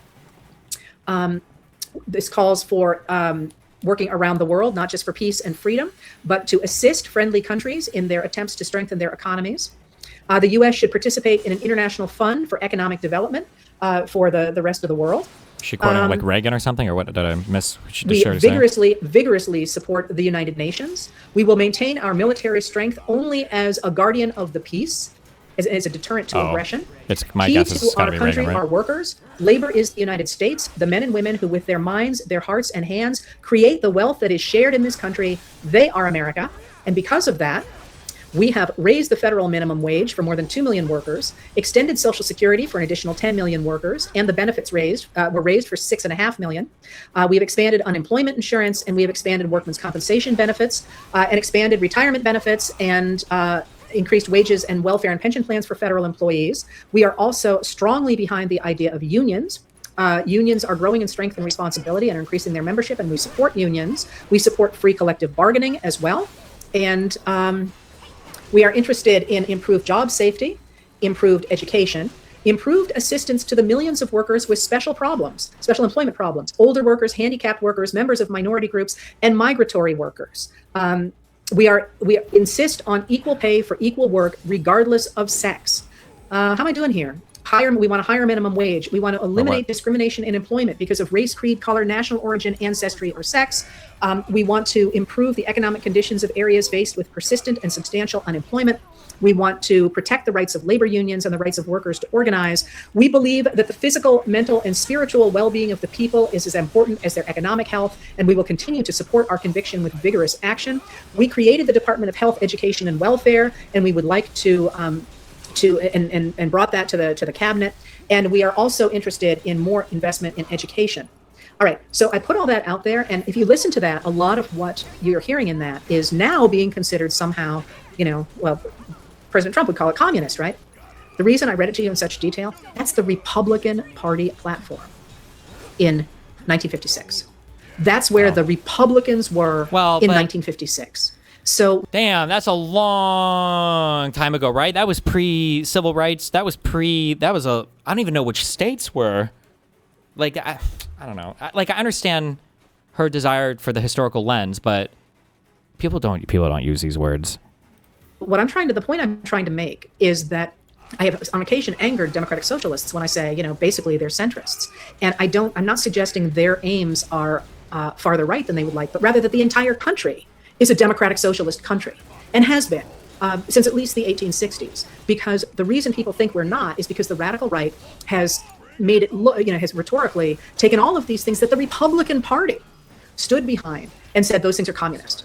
And in fact, what I just read to you, stronger unions, equal pay for equal work, protection for racial, religious, gender, sex, ability, minorities, all of those things was central to the Republican Party 50 years ago, more than that, because before I was born, and I'm 63, so 70 years ago, right? And the quotation that they started with, that I started when I said that was from Lincoln. And Lincoln came up with that statement that it's the legitimate object of government is to do for a community of people whatever they need to have done, but cannot do it all or cannot do so well for themselves in their separate and individual capacities. That was the foundation of the Republican Party. And he is saying that because in a time that looks very much like our own, at that time, the Democrats the elite Southern enslavers had taken over the Democratic Party, and they were using the government to concentrate wealth among a really small group of very wealthy Southern enslavers. And they were taking the resources of the American people and saying, we basically get everything. And Lincoln had to think of a reason, or not an ideology that says no. And so he went back to what government is supposed to do. And he said, no, actually, government should be a liberal democracy. It should protect individuals' ability to become whatever they want by not only giving them equal treatment before the law and the right to have a say in their government, but also equal access to resources. Whether in his case it was the mines in the West or the lands in the plains that the U.S. was taking from indigenous people at the time, or education. That's a big deal. We get our public education, higher education institutions under the Republicans in 1862 with the Morrill College Act. It's also known as the Land Grant College Act. But nowadays, of course, that's expanded to include healthcare and so on. It's actually Theodore Roosevelt at the turn of the last century who added healthcare to that idea. So that idea that the government should protect equality of before the law, but also equality of resources by leveling the economic playing field, and that was part of everybody having a vote, was deliberately an answer to the elite Southern enslavers who were like, no, the Constitution protects property, we get it all. And the reason that Lincoln said that the way he did is because the radical enslavers, the elite Southern Democrats in the 1850s, said to the rising Republicans, you people are radicals. And you'll notice you never hear me talking about radical Republicans, because that was a construction that the elites, the elite Southern enslavers, put on people like Abraham Lincoln. And he gets up, there's a history behind what he says, but he gets up at Cooper Union in New York City, and he answers them directly, and he says, you say we're radicals, but we're the conservatives. We're the ones who are protecting the Declaration of Independence. We're the ones who say you should be equal before the law, you should have a say in your government, and you should have equal access to resources. You're the ones who are saying the world should be based in the idea that humans are unequal, and that they don't have to be treated equally before the law, and they don't have a... Like, I understand what she's saying, but maybe if I knew the history better at the time, maybe I would agree with her. But, like, everybody does this. This is why when I debate people now, or even when I'm arguing about history I am more familiar with, I try to push for more specific examples, because I realize that people can start from similar... Actually, I talked about this with the lady who's organizing LibCon. People can have similar axiomatic foundations, but then when you actually see like how they play their beliefs out in real life, you get totally different areas. Like, everybody will say, like today, depending on how basic you go and how friendly the conversation is, Republicans will be like, yeah, I believe in, everybody should have the opportunity to pursue and live their best life possible. And, far left person will say the same thing. But the Democrat will say, or the progressive will say, like, I think that we need more social safety nets to enable or empower people to work harder, to achieve their best versions of themselves. But Republicans will say, that's why we need to get government out of the way and not tax people as much, so they're free to pursue and create the best versions of themselves, right? So, like, even though they have a similar ideology, and then they'll fight with each other over, like, well, who's more free? Like, you don't have real freedom. The government is taxing you and telling you how to do everything. And then the other side will say, well, who's more free? People are starving and they don't have access to education, and if they're born in the wrong zip code, they can't go to school or have healthcare. So how is that freedom? If the government's not ensuring you some minimum standard of living so that you can pursue things, like going these basic beliefs, people will argue all day over who believes in them more, but it doesn't really tell you much about what they actually think in terms of an applied policy level. I don't know, whatever. A right to a say in their government, and they don't have a right to equal access to resources. You're saying you get everything. You're the radicals. Those of us who care about the principles in the Declaration of Independence, we are the true conservatives. And the way that you get there is by guaranteeing the government produces a system that does those three things: equal protection of the laws, right to a say in your government, and equal access to resources. So now when you have somebody like Donald Trump calling the progressives in New York communists, he's really just repeating exactly. They weren't using the word communist in that way at the time. They would be very quickly, but they weren't. So that's not something the elite enslavers said, but they would have. They called them instead radicals and anarchists and all sorts of things. But that's not communism. That's not anarchy. That's none of those things. It is dead center in the tradition of American politics, that this is what the government is supposed to do. And so another piece of that in this moment is that in the period when Lincoln is rising and beginning to articulate this, and the American people are going like, wait a minute here, how do the rich guys get everything? We don't like this. You get, after 1854, when it really becomes clear that this is what's happening, you get a whole multiplicity of new people running for office. You get new political parties. You get the death of the Whig Party. And in the years from about 1855 to about 1856, 7, you get a whole bunch of new political parties. And what people really, all they know is that they don't like the slave power. They don't like that elite that's taking over everything. They don't yet know where their lines are. But as that happens, as you get all these new voices, you start to get coalescing around different ideas. And that's when you get Lincoln beginning to articulate a new vision for the country. And he doesn't do that until 1859. Crucially, he does so in Milwaukee, Wisconsin. And the piece that I have not put in here, and I kept focusing on New York somewhat deliberately, is that if you watch the Midwest right now, you've literally got people calling themselves prairie populists. And what do they want to do? They want to stop the consolidation where agribusiness is getting huge and getting rid of family farms and basically turning them all into serfs. You want to get They want to stop corruption. They want the economy to be fair again. They want to have healthcare and they want to have education. The same thing that they're talking about in New York City. And the same thing, by the way, that entrepreneurs have talked about all along, because it's not just the workers and the farmers who are hurt if wealth concentrates. It's anybody who's got a new idea and says, hey, I've got an idea for an app. Well, you can't use it until you can't, you got to sell it to one of the big guys. And that's actually something the Biden administration was all over when Lena Khan was in office. And of course, Trump has turned that around so that you literally have people like John Deere saying that people don't have the right to repair their vehicles. And this is actually a big deal in Maine too, not for John Deere, but for boats. You have to be able to repair your own engines, and that's an issue. So I think what you're seeing when you see the rise of populist candidates or prairie populist candidates or progressives in New York or whatever people are calling themselves is this general protest of a rigged system in which a few people get everything. And believe me, it's a fight, and it's going to be a fight, and it's going to settle out in ways that we can't foresee right now. And some of the people getting tossed up in these primaries and these elections, some of them we're going to forget about. They're going to end up to be flashes in the pan. Someday I'll tell you where that line comes from, or they're going to turn out to be idiots, or they're going to be corrupt or whatever. But some of them are going to be William Henry Seward, and some of them are going to be James G. Blaine, and some of them, at least one of them, is going to be Abraham Lincoln. So when you see this and there's all this, oh my God, there's a fight in the Democratic Party, it's like, no, this is just a normal part. We already had our Abraham Lincoln. His name? Political change we're going Joe through. Biden. And rather than being afraid of it, let's embrace it and see what new ideas people have and recognize that what the people who are being thrown up right now are calling for is a return to a system in which the American government works for the American people, rather than working for a very small group of people, of elites. And if you are in part of that movement, don't let anybody tell you you're fringe. I mean, you're standing right there with Dwight Eisenhower and with Franklin Delano Roosevelt and with Theodore Roosevelt and with James Garfield. And I'm sorry, I got to throw this in here, with Grover Cleveland, he's one of my favorites, and with U.S. Grant and with Abraham Lincoln. This is what they argued, and it is not at all a radical position. The idea that a few rich people should get everything, that's the radical position. So I just had to say that because I picked up the papers today and saw a comment about how, there's a civil war in the Democratic Party and, what's going to happen between, what's going to happen? What's going to happen is more and more new voices are going to come into the party and voters are going to decide which is the direction they want to go. And if I had to take money, it's going to look a lot more like FDR and Eisenhower and Theodore Roosevelt and Lincoln than it is going to look like James Henry Hammond, the Southern senator before the Civil War, who said, basically, we should run everything. All right, I got to jump. I hope that wasn't too much like a graduate seminar, but it was bugging me. Thanks for being here. Wow. This may be way more in the weeds than you wanted to get. No, go ahead. We love the weeds with Heather Cox Richardson. Represent the voters. The voters fucking hate you. They hate you. They despise you. Why don't you run on your own ticket? Because we can win on yours. Why don't you build your own party? Because we'd rather use yours. What do you mean? If you were really socialists, you'd put yourself at a disadvantage by not running inside a party apparatus that gives you power, prestige, and a platform. Nah, I think we'll just win on your platform, actually. I think we'll just take it over. I think the biggest problem I have is how you simultaneously said we have a party that pushes for these progressive ideas while also arguing against the progressive ideas. That's because your concept of a progressive idea is the most virtue-signaled possible extremist example of that idea, because you yourself don't need access to any of these things from government, and you argue politics online for fun with the rest of your rich white friends. We're better than you. The voters want us. We actually offer good things. We care about the future of this country. We love America. We hate Israel, like every good red-blooded American. What happened to that Big Tent talk? Yeah. Like they've ever offered any of that to us.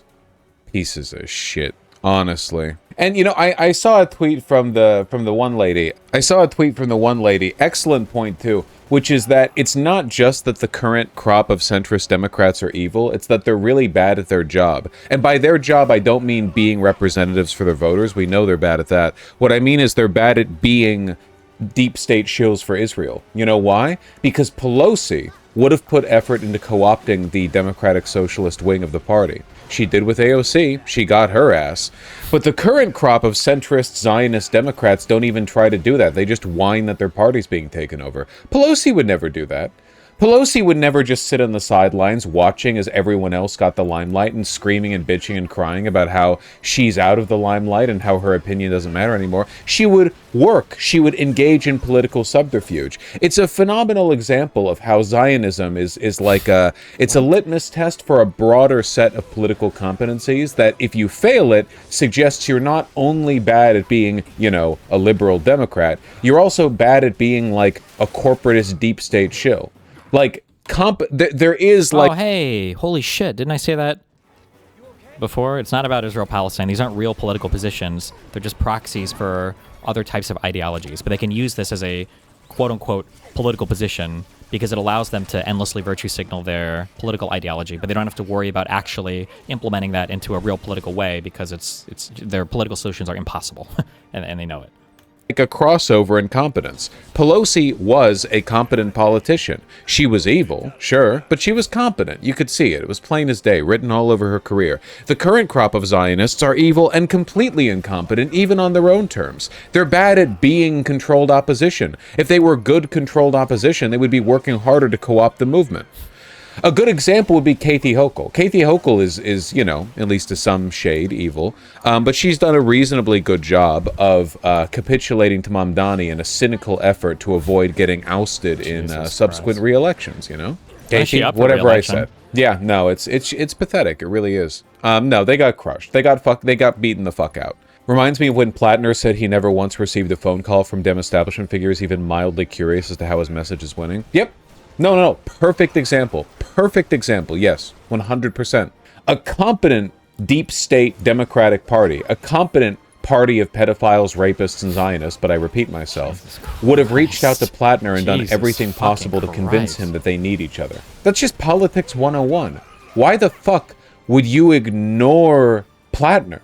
Dude's like a rising star. He's ascendant. He's pulling off a miracle over there. He's got octogenarians showing up in the town halls of cities with like 5 people in them to scream for him when he shows up at the rally. Why are you ignoring him? Well, because you're bad at your job. On every level, you're just incompetent. The Democratic Party rewards incompetence. It's just, I know there are like Zionist shills out there who like the Democratic Party being the party of deference to corporations in Israel, but you'd think they'd want them to at least be competent in that framework, you know? Her victory sets up a showdown with Hudson Valley Republican Congressman. Did you see Schumer getting primaried? Schumer will not win his next election. And Mike Lawler, who's tried to balance moderate policy positions while also defending President Trump. I want to bring in MS Now reporter Will McDuffie. He was up late at one of the election parties, so thank you for being here. I hope you've had... Getting grunked. Oh, I saw this too. This one made me happy. You're next! You're next! You're next! You're next! You're next! They're chanting at Hakeem Jeffries. And I don't know, maybe he will be next. Your Celsius or whatever your caffeine of choice is. Let's just start with the Mamdani of it all, because yesterday as I was talking to sources, it was clear that they saw what Mamdani was doing as taking a risk. No one was asking the New York City mayor to start remaking who was on these congressional ballots and who was going to win in them. And yet he had what seems like a good night. And Black APAC libs trying to twist the "you're next" at Hakeem is racist lol. Listen, okay, I'm really sorry about this, but I have a litmus test for you guys. If you see a black Zionist on Twitter, they are a Hasbara agent. They're not real. Jeez. I'm sorry, they literally all talk the same. I'm not gonna... You know who... Hey, anybody in chat knows who a big supporter of Israel was? Anybody? Tifa, wake the fuck up. Some called him the greatest civil rights advocate of all time. Martin Luther King was a big Israel supporter. We don't talk about that, though. I'm not going to ignore the obvious and pretend these people aren't literally all paid shills and or bots. Jesus literally Christ. Like 100% of them. They all talk the same. It is not... Oh, no. Yeah, either they're AI or they're people who should be treated as AI, essentially. It's very, very weird. If you've seen these people, permanent race... Yeah, they all hate MLK too, though, so what are you going to do? Where are we at, Wick? Bye-bye. I love you. What? Motherfucker. How dare he short streams?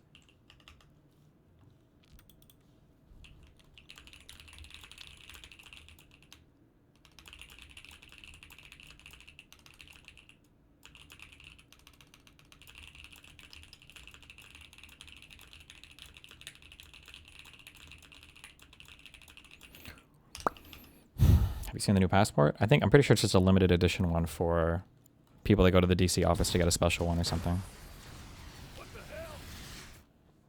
4-minute Asmund slap on, okay.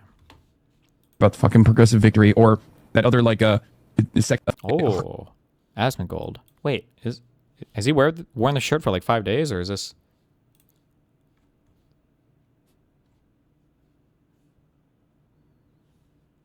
Asmongold reacting to Destiny, reacting to Hassan, reacting to anybody? Oh god, I don't care about the fucking progressive victory or that other like sex pestiny cultist fake. door knocking operation that doesn't knock on any doors and only talks about sex pestiny every day. Okay, Progressive Victory is another one. Yes, they in the last moment try to like rat fuck Claire Valdez and Darializa and claim that they were both like insufficient in their support for Ukraine or some shit. Just as a quick thing, because I know everybody at Progressive Victory is too far gone. And if my court case is over and I take the reins more on the DGG shit, they will never work for Progressive Victory again. Mark my fucking words. But if notice how here, right, when PV wanted to make the softest ask in the world, which, hey, can we like maybe support Ukraine? For Hassan, what? The reason why they don't want to support Ukraine and the reason why DSA will never support Ukraine is because there are two enemies of America. Number one, Ukraine is being attacked by a country that is oppositional to Western values and Western culture. The That's DSA true. is oppositional to Western values and Western culture. Kind of, so yeah. while it's not politically, possible for them to support the second reason is because they're white, by the way. Like, I'll just kind of like speed run that. The other reason is because they're white. So basically, Ukraine is the same as Israel in a way that both of these things are representations of Western culture and a projection of Western power. Meanwhile, if you look at Hamas or, Iran or Russia, these are projections of third worldism. These are projections of communism. So the reason why they will never support Ukraine is because they don't support Ukraine. They'll never say that they support Ukraine because they don't. It's that simple. They support Russia. Because you think Russia's third world, man? Stop it. I was mainly confirming, really, and talking more about like Gaza and Iran, which I think that they have turned Iran into a third world country. I think also a lot of places in Russia are really bad. But I wasn't really referring to Russia being third world. They throw the entire fucking election on Israel-Palestine, but asking softly for support of like Ukraine and Ukraine-Russia, which is the easiest no-brainer moral position in the universe. It's so easy. It's so obvious. The reason why they support Palestine is because of an ethnic reason. And The funny thing is I don't know if Asmongold was even into politics as much at the time when this war started, but Asmongold is, maybe still today, a prime candidate for the Russian propaganda surrounding the war against Ukraine, because Russia, prior to that, hold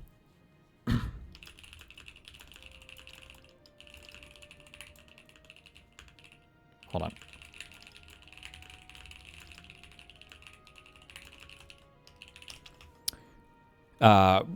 Part of Putin's signaling when he was doing his the big Crimea invasion, not Crimea, I'm sorry, the big like actual invasion into Ukraine through the Donbass.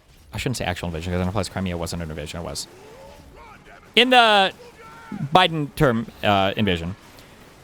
Part of what Putin would signal on was this concept of like Judeo-Christian values that was being betrayed by progressives in the West. Like he would speak about like how everything's being gayed and transed and they've lost their Christianity and their religion, and Putin in Russia stands for like a more traditional type of I guess like Judeo-Christian society. Asmongold would have been like primed to fall victim to that propaganda. I don't know if he wasn't covering stuff as actively at the time, or maybe he did a little bit. Now he just doesn't talk about it. But religious reason. The reason why they don't support Ukraine is the same thing. Ukraine's full of white people. They don't care if white people are getting killed, but they do care if people that are of their same ethnicity and also religion. Religion's a very big component to this. That's why they care about it. Is this obvious back when he was on Twitch, when he was streaming with me and other people? He is so clout obsessed. He's like trying to ride those Zoran coattails so hard. It's so fucking cringe. Holy fuck. They still endorsed that woman, by the way. Just let you know. Try to be a thorn on the side of these bold candidates. They just have standards that work for Ukraine. They're not bold candidates. They're terrorists. Please move on. Yeah, I'm sorry, dude. Trying to fucking make a mountain out of a molehill in the last moment. Oh my. It's a mole. Ukraine is a molehill. But Palestine is the most important thing that's on the ballot. True. God. Actually, Rob, dude. What a disgusting fucking piece of shit. Most racist. So you thought someone's opinion on Ukraine was too ambiguous, and therefore you were willing to throw the race in the direction of someone whose take on Israel is unambiguous? Throw the race? Can you imagine how mad liberals must be hearing this whenever he did the exact same thing to Kamala based off of Palestine? Yeah. If I was a liberal, I would be out of my fucking mind listening to this. I would be so fucking mad. He was white, and libs will learn eventually, or they won't and will be communist, right? Remember, like, it's not even vote blue no matter who. Even on their own side, if you are not the most pure motherfucker in the universe, they will not support you, right? Yep. You're telling me that this guy, who's willing to throw out all of progressive fucking victory, which is basically a tanky org at this point, because they gently asked, but still endorsed the candidate for a better position on Ukraine-Russia, he's willing to say fuck you to that entire... This guy was going to support moderate Dems in the general? Fuck off. Fuck out of here. My God. Where are your fucking standards? Man, I think more people are realizing that, the DSA is just simply a foreign organization. It's a foreign organization full of a bunch of foreigners, and I don't even know why anybody is even taking this seriously. It's so fucking annoying for me to look at it. And anyway, how dare you not stand up for Narnia? I guess so. Destiny's a fake gamer. Wasn't he like a... No, he's not a fake gamer. What are you talking about? Like, he used to play StarCraft, like, competitively. Like, that's... What do you mean? Oh my God. The glazing.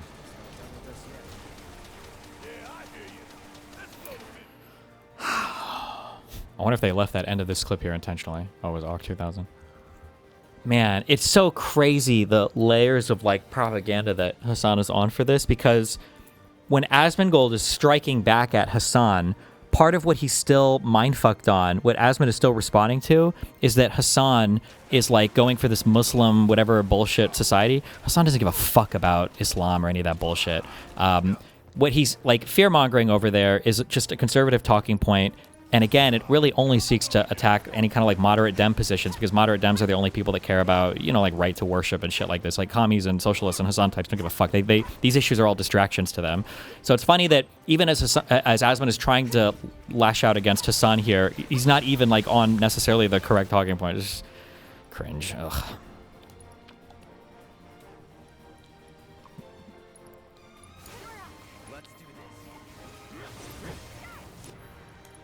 I just realized I'm not regenning everybody.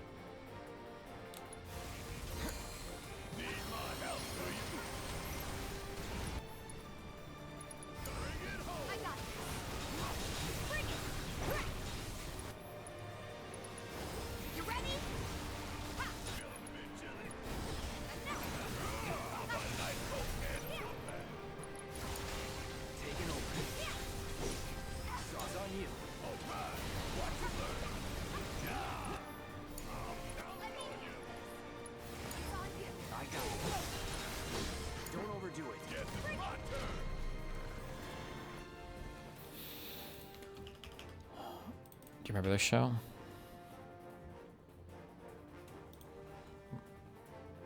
I don't think so. Was this a real show? I see the Charlie Kirk face, but like, what? I don't. Was it a show besides him? I don't know.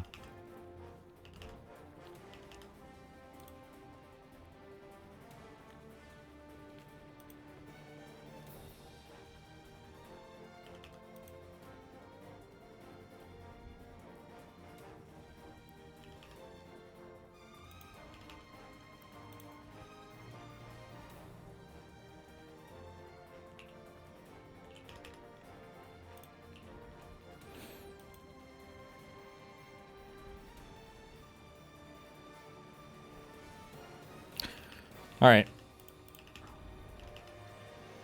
I have to go do stuff. Tomorrow, man, again, we're going to be here at 1 o'clock sharp. I know it's late in the day, but that MSJ could be filed after hours and it'll come piping through.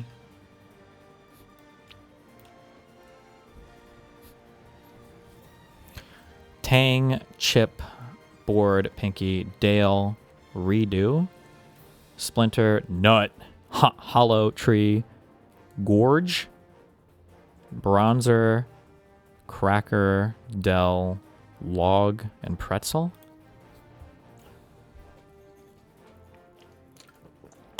Wood. Fuck. A wood chip, a wood splinter, a wooden log, a wooden tree, wooden board. Oh my god.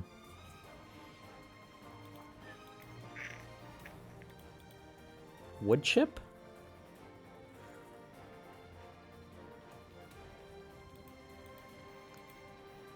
What? A splinter, a log, a board, chip tree, wooden. Dale? Oh, fuck. Did I already guess? Oh, fuck me. I guess these two, and both of these were one off. Meaning it's something different? A wooden tang?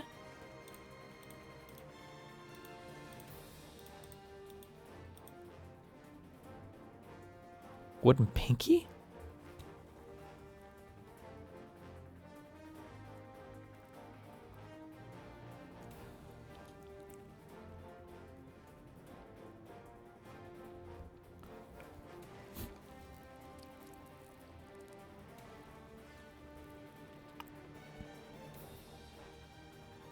Hmm.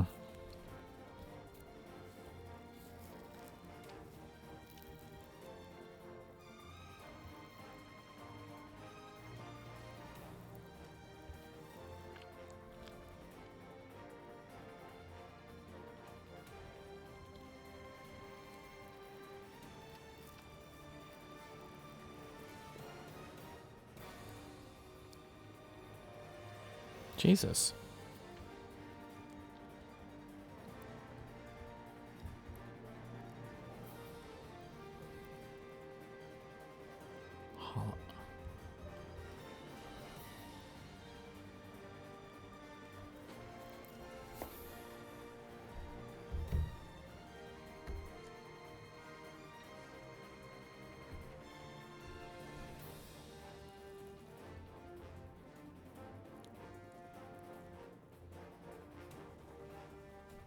I'm fucked.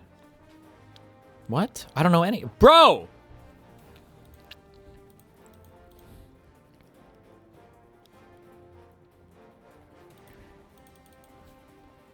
This is stupid.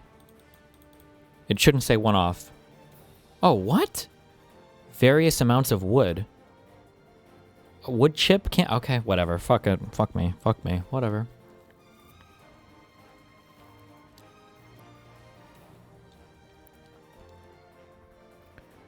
Individual things of snacks that usually have.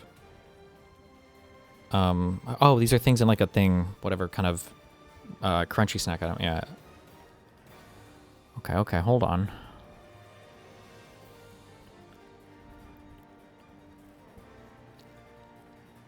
Aren't these like nature things? Like, look at like there's a gorge, a hollow, a dale and a dell. No shot. Tang. Oh, cringe. I don't know what this is, but these are beginning with colors. Areas of low ground. A dell and a dale. I don't know what the fuck. I don't know. Okay. Jesus.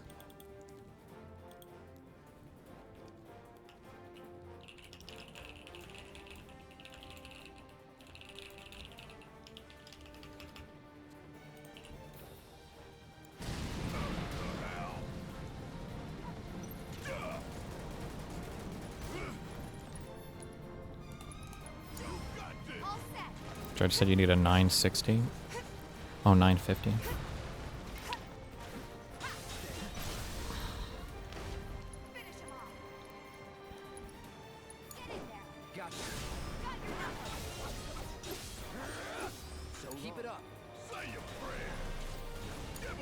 you know anything about this creator debate? No, what is it?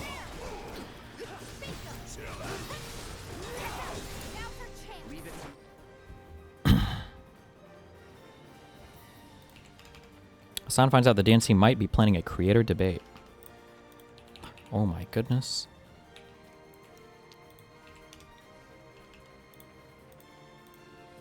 What? What? Oh, creepy. DNC? Are you looking for a creator debate? Who will host the creator debate? Who is the creator? No, they're... Oh my god. Listen, this is what I'll support Trump.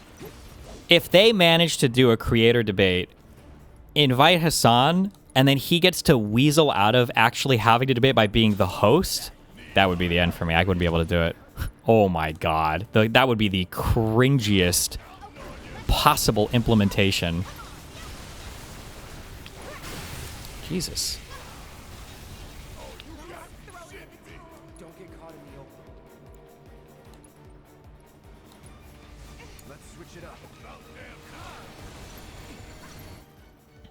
They're not gonna. They would never. It would be fucking Midas touch, 100%. It's gonna be Midas touch, and it should be. It'll be Midas touch, Brian Tyler Cohen, and like, don't say my name. Do it. Jamie Harrison, who's now acting as a creator or something. Like that's what they would do. He's so entitled. They wouldn't even have Dean Withers on. He's so Dean entitled to clout. for them. Oh my god, dude. Why wouldn't they invite me Not when in I've been million attacking years the organization? Yeah, David Pac-Man, maybe. Yeah. In reality, it would be some party guy asking what their favorite ice cream flavor is. Exactly.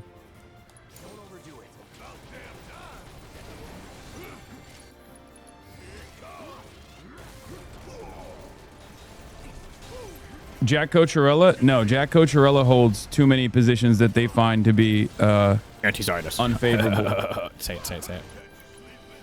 The most that they will play ball with is Adam Mockler. Okay? The Democratic Party's level of comfort at that stage will be Adam Mockler, who is a party man, but he also will every now and then criticize Israel, things like that, and is not, and he isn't like outwardly hostile to people like myself. Okay? It will not be the Podjons. You're out of your fucking mind. It will not be the Podjons at all. The Podjons have been successful at running candidates, like, or at least showing support to certain candidates that they do not like at all, like Abdul Al-Sayed. You think Adam is less radical than Dean? I don't know about that, to be honest, but maybe I'm wrong. No, I think Adam Mockler and Dean are the same level of like don't rock the boat liberals. But they do every now and then criticize the Democratic Party a little bit lightly, and they're not like every single Democrat doesn't criticize the Democratic Party. Oh my God, he's so fucking gross. Outwardly hostile or antagonistic to people like myself. Adam is definitely openly hostile to you. No, I mean, we have our disagreements, but I think the conversation that we had was not. This means that they converse in the background and they've got like a ceasefire, by the way, when he talks like this. You know, unbelievably antagonistic or anything like that. Will King Kyle Kaliski? That's so funny. All right, have fun. I'll be back tomorrow. 1 p.m. ET, sharp, every single day. 1 o'clock, sharp here. 24/7 politics all day, all the time. Good luck. Be careful.